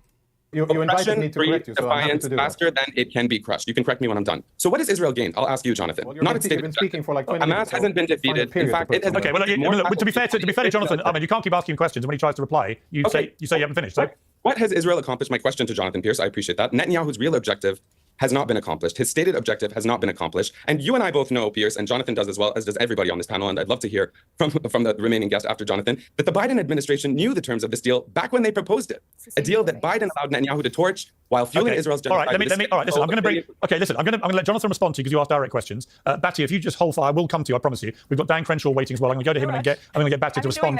Yeah, I'll get you to respond, Batty, to what Dan Crenshaw says in a moment. But Jonathan, first of all, your response to what Ahmed said there about this apparent reality, which the Americans are putting out there, which is that Hamas, far from being defeated, actually almost every Hamas terrorist who's been killed has now been replaced. I mean, what is your response to that? Yeah, so there were a few things that I actually could agree with the previous speaker, with Ahmed, in the fact that Hamas has not yet been defeated. No, it would not be worth it using a nuke for the EMP effect. That'd be stupid. That wouldn't destroy their military equipment. Like, that wouldn't actually destroy anything. And I said so, I admitted so myself, and I think that's why Israel has not yet achieved its strategic goals. It has not yet safeguarded southern Israel, and Gaza will continue to be in misery because Hamas still governs. Now, a very important detail that was omitted, I suppose not by mistake, is how is Hamas recruiting and what enables them to recruit. They're recruiting 15, 16, 17, and 18-year-old boys, and they're doing so by coercion and conditioning the supply of food, of humanitarian aid that Israel is allowed.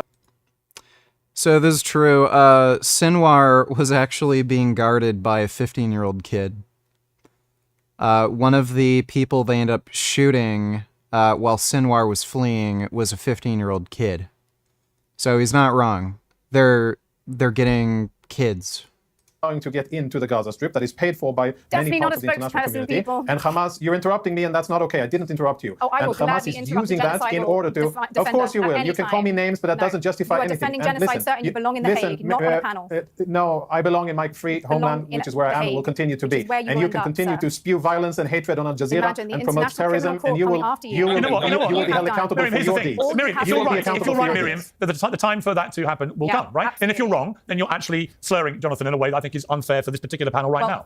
You have no evidence that he supported any Which is all you've been doing, Miriam. It's all about personal attacks, trying to paint me as something that I am, that I'm not, and you don't even have the facts. Just to be clear, if everyone talks after each other, no one at home can ever understand anything anyone's saying. No. You don't all then just immediately start talking. No, time out. I'm going to actually go to the one person who's been calm and reserved and respectful, and that's Batia. Batia, your response to what you've heard so far. With all due respect to all the panelists, I disagree with Jonathan. I think this is a really good deal. I disagree with Ahmed. I do think that Hamas's capabilities have been severely degraded, and I think that they have never been this unpopular with the people of Gaza. You're seeing people speaking up against Hamas in a way that we really have not in a very long time. There were protests in 2019. They were brutally suppressed. So I really do think that this is a very ripe moment for something new to come out of this. And I think that's why, from our point of view as Americans, we elected Donald Trump because of the foreign policy that he promised, which was to be absolutely ruthless when it came to terrorism and absolutely dovish when it came to counterproductive wars that have nothing to do with us. When barbarians come into your homeland and steal your women and rape your women, you have to go and humiliate their soldiers and bring your women back. And so I think that this is a very important moment, and it's showing us what we're free to leave from the Trump administration. But where barbarians enter your homeland and rape your women, that is what they are. Is that really the tenor of the conversation, Batia? Barbarians enter your homeland and rape your women? Okay, out of interest. Okay, hang on. Cuck. Absolute cuck. What are they? What do you call them? Yeah, they're barbarians. They're scum. They're pieces of shit. Like, they're lower than animals. Hang on, please, everybody. Ahmed, I'm very curious. Ahmed. If you don't call what happened on October the 7th barbaric, acts of atrocity committed by barbarians, what would you call it out of interest? What do you call it? No, I'm asking Ahmed. I'm not playing what about it. I'm asking about your indignation about the categorization of what happened on October the 7th as barbaric. Come on, we didn't join Piers. The answer to your question, the reason I started speaking is because she called it barbaric. I didn't take issue with that use of, that's on her to use those adjectives. I took issue with the facts that are not accurate. She's claiming women were raped systematically or whatever. That is not true. Let me Israel's own policy let me just challenge you. Israeli authorities admitted last week that after 18 months of investigations, no allegations of rape or sexual assault have been filed. Because the victims were murdered. Because the victims are dead. Because the women were murdered as they were raped. No, you're not going to tell lies without any responses. There's no case to proceed because the women were murdered and butchered in cold blood. That's why there's no file. Sexual assault hotlines found no evidence of such crimes. In fact, the reporter, Annette Schwartz, noted no one had met a victim of sexual assault. So despite this... Because they were murdered. It's very convenient when you rape someone and then murder them. The reason I am saying that... Guys, you can repeat lies until you're blue in the face. Finish for 30 seconds. No. You've been interrupting this entire conversation and filling it with nonsense and lies. You've been saying genocide and quoting all kinds of odd sources. It's utter and complete nonsense, and you've been cherry-picking.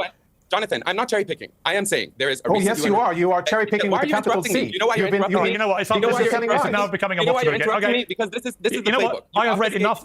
I've read enough reports by people like Christina Lamb at the Sunday Times, one of the great reporters of the world, that it is beyond any doubt that women were sexually assaulted and raped. Right? And if you try and pretend they weren't, then I'm sorry, you're living in cloud cuckoo land. I want to bring in a Texas. I'm going to bring in. I like how, like, at the very least, Piers. I think he does a little. I think he's a little too generous with. Oh yeah, maybe Israel's committed a genocide. That sort of stuff. Or yeah, I think Israel's gone too far. But at the very fucking least, he calls out people who defend the October 7th attack, try to minimize the atrocities. Claim the rapes didn't occur. He's at least good for that. Everyone's stupid. Donate $2. From the river to the sea, Palestine will be free. What happens to Israel? Curious. Oh, please don't touch my microphone. That's not okay. You're not going to tell us what happens to Israel? Will you tell us? Well, if she tells you, she'll, give away that she's a Nazi anti-Semite and wants Jews to die. That's what happens to Israel if Palestine is free from the river to the sea? Joey.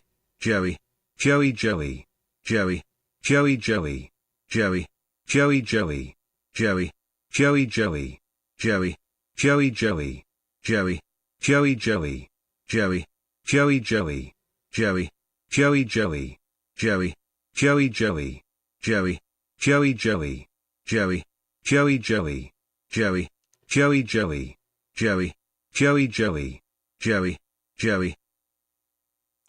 Yes, Joey is a sweet, handsome boy, and I love him. Thanks for the donation, even though.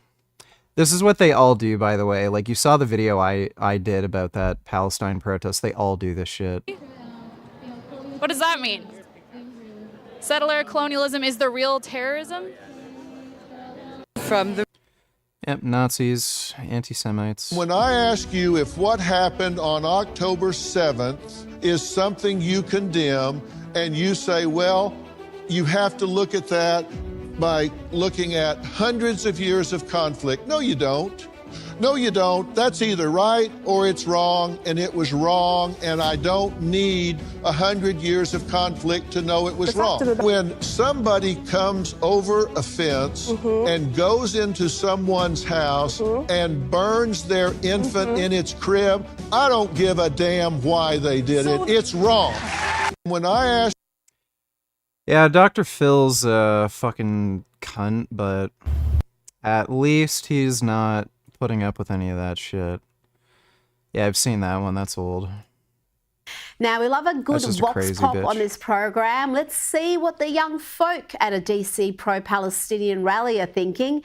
Surely even this lot will not make excuses for rape, torture and slaughter of innocent Israelis on October 7. Can you guys tell me a little bit about your goal here today? As queer people, we have a duty to show up here and stand in solidarity with all of the other marginalized communities. All this kind of started October 7th. So what do you have to say about October 7th and the actions of Hamas? I think definitely the protest started October 7th, but this issue did not start October 7th. I guess October 7th they did something. They came out of trying to fight back, because they've been oppressed for so many years. Hamas is the reaction. It's not a problem. Hamas is the result of the situation. Other young people out there, should they come out? Yeah, I don't know if there's any hope for humanity. Thanks for the donation, everyone's stupid. I'm sorry. I'm really sorry. Everyone talks, no one can hear you. I'm sorry. I am moderating the panel. I'm going to bring in the Texas Republican Congressman Dan Crenshaw. Then I'll come back to panel when hopefully you will all have learned how to speak not over each other, but respectfully. Yes, Daddy. You know what? It's not about being yes, Daddy. It's about being respectful to a panel. Well, listen, if you're going to carry on there, you may as well leave. I will absolutely carry on. It's You honestly asked me pathetic. to come and I will say what I need to say. Oh, honestly, it's childish. Don't be childish. Let me bring in Dan Crenshaw. Dan, thank you for waiting so patiently. Dan, with you, I wanted to talk specifically about the role of Donald Trump here because he's president-elect. Obviously, inauguration coming on Monday. He sent his envoy, Middle East envoy Steve Witkoff, last Friday met the Qatari Prime Minister to discuss the developments in the region. He then went to see Netanyahu, and after that talk, Netanyahu obviously said the Prime Minister would send the director of Mossad, David Barnea, to Qatar's capital in order to try and advance this deal. It seems like Trump, through his Middle East envoy, acting in his behest, has achieved more in getting us to the place of a potential ceasefire and deal than Joe Biden's managed since October the 7th. There's a couple things happening here, and first, Piers, I promise not to call you daddy. Okay? Thank you very much. I'd appreciate that, Dan. It'd be weird. Very weird. Look, there's obviously a Trump effect, and this is because of Trump's leadership and charisma. Of course, he has a big personality, but it's also because it is the incoming administration. This is, of course, who all of these players in the isn't the amount of support that you would see under Donald Trump. So Hamas sees this, right? Hamas sees that they could probably continue the PR, the worldwide PR campaign against Israel that they've been successful in doing for decades and decades and decades under a Biden administration. But they see Trump here on the horizon. No, Sinwar's dead. Sinwar is like one of the most crazy fucking whack jobs. Like, he's even crazy according to like other Hamas members. So I think this more has to do with Sinwar dying than anything else. I don't see any future in Gaza with Hamas in any kind of power, do you? Did we come up against the white man mantra of it's complicated? I think we did, folks. Here we are again. Well, hang on, what colour are you? Responding Hang on, what colour are you? I'm sadly of your camp, Piers. You're white. So why are you using skin? November Why are you using skin? 2024, Well, you're sad you're white. Sadly in your camp is what I said. What does that mean? What do you mean? With your life. You're going to toss around skin colour, Giles. What do you mean? Yes. Anyway, your question was that in November 2024. What do you mean by your skin colour, Giles? Are you saying that because we have white skin we can't comment on this? Oh, spare me. You know this little victim thing you do? It's not a victim thing. I'm asking you to clarify exactly what you mean when you say these things. And I will tell you exactly what I'm going to clarify, which is that in November 2024, 2024, Yoel Gallant, who is a wanted war criminal and Israel's ousted defense minister, actually told the families of hostages that Israel had actually achieved all its military objectives in Gaza. And he was very clear on something that is well known within Israel. Should Hamas, that is that the hostages could sorry, you have to answer my question, or I'll move on to somebody else. I'm still going to your question. No, answer my question. Deal, should Hamas have any power going forward after this or not? Amatok. Political objectives of this deal are not, unfortunately, peace, which is the only... They're very well aware that they're anti-Semites. All of them know it. They know they just hate Jews, and they just want Jews to die. So anytime they're asked these questions, they can't answer, and everything they're going to do is just dodge. Only sort of deal that we should be discussing at this point. Should Hamas have any power after this? A political... I'm not Palestinian. How is it for me to even answer that question? What I will tell you seem a world authority on everything Israel's doing, but you can't even answer a basic question about whether Hamas should have any power after this. Yeah, sweetheart, I just do analysis. I'm not your sweetheart. I'm not your daddy. I'm not any of these stupid little jibes you're doing. I am white, a slur you seem to think is somehow worth delivering in the middle of this. The current deal that we have on the table is really not a ceasefire deal, unfortunately, because there are no guarantees that phase 2 and 3 of the deal will ever be brought about. And I think that's really where the focus of this conversation should be. You can't answer my question about Hamas having power. Why don't we talk about... ABC don't tell us this looks fucking awesome. Are you gonna try this? Tofu! Sure. Because this tofu doner is the best doner. Tofu, peeler, shave into thin slices, like this. Oil to a pan, tofu meat in, my secret spice blend. Actually, it's in the caption. Small splash of soy sauce. Give it a professional schwenk, and your meat is done. Now a quick...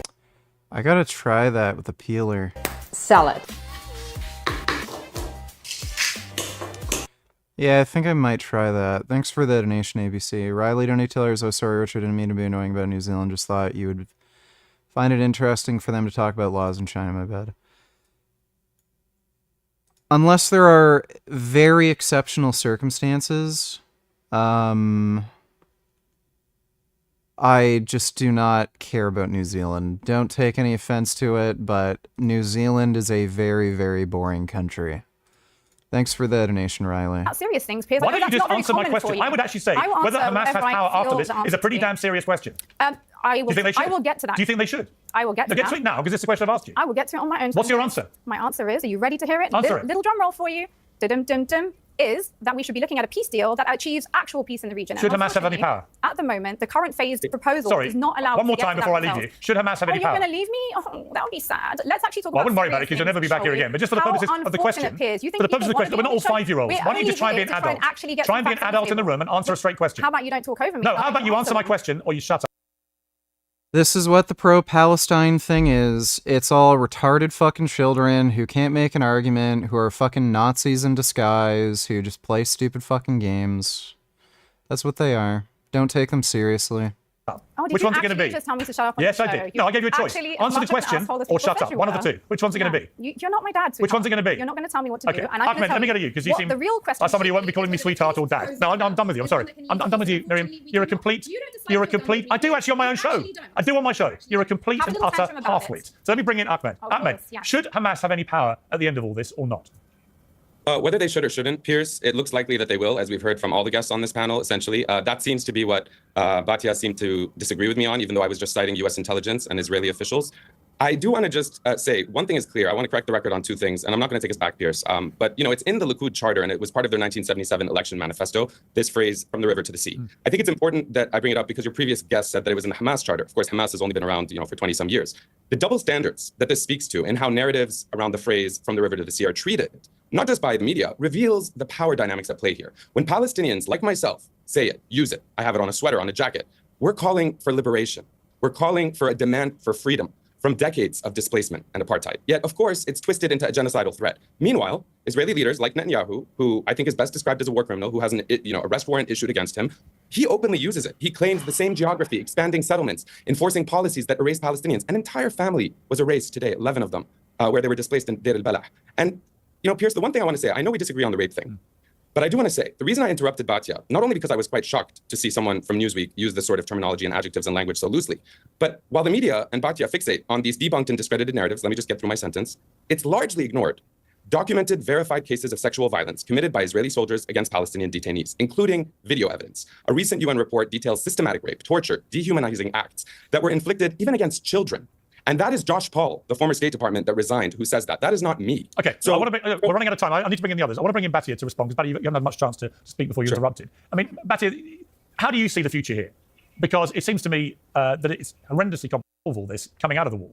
Israel does have more power, and that's a good thing. There's this sort of worship of abjection and weakness on the left that leads often to the creation of false equivalences. And I think the first thing you're going to see from the Trump administration's foreign policy is abandoning this need for allies to be weak and equivocation in foreign policy. Trump likes his allies to be strong, and that's what we saw with this deal. When Steve Witkoff went to Doha and to Qatar and then brought Bibi Netanyahu to the table and said, look, this is happening. This is very classic in terms of the kinds of foreign policy we're going to see going forward. What I want to see is safety and security for Israel and self-determination for the Palestinian people. I think probably all of us on this panel want that very, very deeply. And yeah, maybe it is Pollyannish to be seeing this huge uproar from Gazans against Hamas for the first time in so long. But I think that we should be empowering civil society within Gaza. We should be calling upon moderate Arab countries to step up and play a leadership role so that those voices don't get crushed by, I'm sorry, yes, the barbarians in Hamas, but that civil society has a chance to live so that everybody can have self-determination. Sorry, you don't talk over her. You don't talk over her. Sorry, you don't talk over her. Please be quiet and let Batia finish. Batia, please finish your point. It's so dehumanizing for you to use that word. I finished. Thank you. I would like Batia to finish her point, please.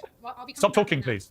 I'm honestly shocked that people would object to calling Hamas barbarians. Of all the things I said here, I didn't expect that to be controversial. No, I took issue with the rape, which was not controversial. Well, they definitely raped and sexually abused women. The point is, where is the accountability of the extreme? No, sorry, Miriam, you had your chance. Let me bring in Jonathan. Jonathan, here's my question for you. Miriam, sorry, you've had your chance. You've behaved like a child. I'll treat you like a child. Sorry. Ahmed, I'm sorry, but you're being let down by your... protest movements. Okay. We've seen some protest movements. Can you turn her mic off, please? Turn her mic off. Yeah, please. Turn her mic off. Okay, Jonathan, you have your chance to talk. Only I can hear her now. Jonathan, you speak. Yeah, so I mean, what I, as someone who lives here and intends to continue to live here, and by the way, I would like to live in a peaceful environment where I have my country and the Palestinians have their self-governance, and in the future a country where they have a focus on the future of building their own future, not destroying ours and taking away what we have built through blood, sweat and tears in our ancestral homeland, my forefathers who came here and the people who were here before, but actually them focusing on building their own nation. Now, that will happen once UNRWA is dissolved, once the fantastic and illogical definition of fourth and fifth generation refugees is laid to rest, which I think it should be. There's no other just to be clear to viewers who are as annoyed, I'm sure, as I am by this juvenile, pathetic performance. The only person who will never be platformed on this show again is you. Because you, Miriam, have turned this every chance you've got into a pathetic juvenile rant. Piers, You're not going to be on it again. Piers, I want to pick up on something Jonathan was saying. I want Jonathan to finish his point. Ahmed, you've been speaking the entire program. Ahmed, you've been speaking the entire program. So please, as the brunt of Palestinian terrorism, me and my family and my friends, I think this is just a milestone in the way. And I think that the war that was lost. Everyone's stupid Untiller's watch starting at 450. This man says you should give 250K to a woman to court her and marry her.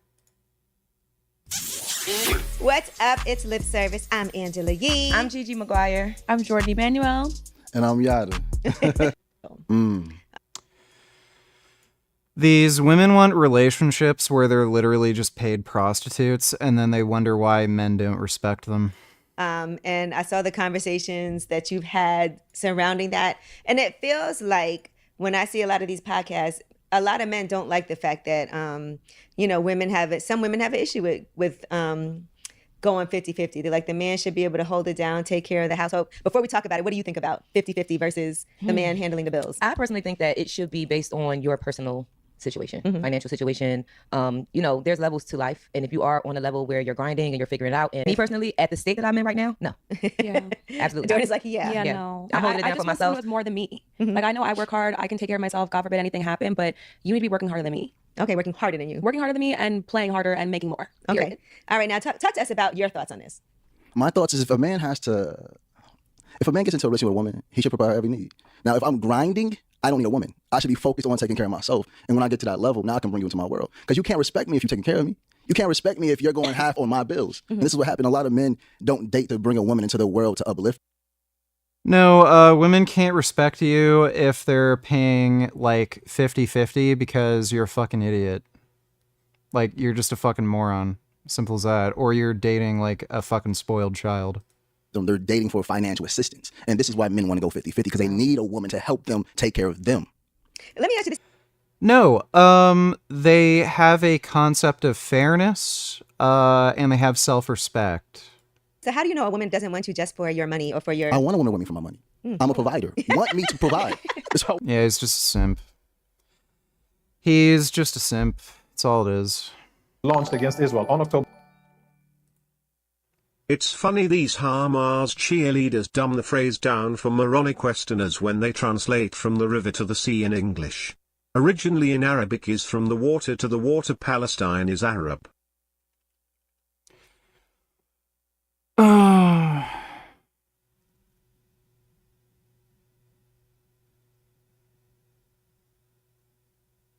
the water to the water? Huh. Thanks for the donation, General Grievous.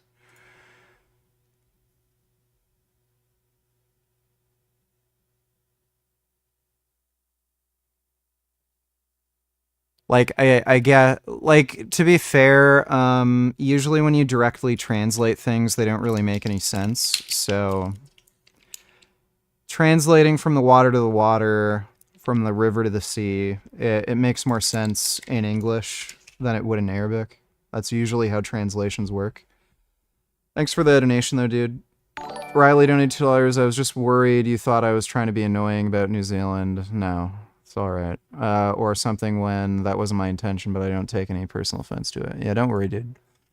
Thanks for the donation, though, man. October 7 by Hamas, and then later joined in by Hezbollah and the Houthis, and then the Iranian regime chimed in. They are all going to continue to fight against Israel, and Israel is going to continue to defend itself. Now, the big difference here, and here's the kicker that all the Palestine lovers and Israel haters will really not like, is that we're going to keep on fighting until we win. Winning means living here in our established borders and being able to be prosperous and safe and protected, whether or not people around the world like it or not. And I'm sure that many people don't want us Jews to live safely in our ancestral homeland, but that is what we intend to do. Now, the coming years are going to be tough. The coming years are going to be tough. Okay, Jonathan, I'm going to cut you off. I'm sorry. He's been speaking half the program. We've run out of time. I want to give him 30 seconds. I want to give him 30 seconds to respond. 30 seconds. You know, we've been disagreeing on whether rape did happen, didn't happen, and all I want to say is Israel's killed 4 more journalists this week. Had they let journalists in from the beginning, we would maybe be able to. I think we all agree. You know what, Ahmed? I genuinely believe. I genuinely think we would all agree that one of the more shameful things of this entire war is that Israel has not allowed international journalists to go in there and report fairly and freely. And when they don't do that, then you have to ask, what are they hiding? It's just a rhetorical question, Bakhtia. You seem shocked that I took issue with your use of barbaric. I took more issue with the fact that you were stating as fact as though rape happened, even if Piers agrees. Would you call it wondering if you're so willing, Jonathan, don't interrupt. If you're so willing to call Palestinians, and you're not going to whitewash it away. I'm asking Bakhtia, Jonathan. I know you and I agree about Israel. I did not call Palestinians barbaric. My question to you is what the IDF has been doing barbaric? Would you use the same adjective to describe what the IDF has been doing for the last? No, because they're fulfilling military objectives while adhering to international law. Last year. I certainly think the rape in State Taman was barbaric, yes. You didn't answer my question. I'm asking if what the IDF has done in killing tens of thousands, what the Lancet recently said is 90,000 Palestinians. Is that The Lancet did not claim 90,000 Palestinian civilians were killed. Barbaric in the same way that Hamas's reported rape is barbaric? Or do you... No, there's a difference between war and war crimes. We have to distinguish between the two. Little investigation, evidence about that.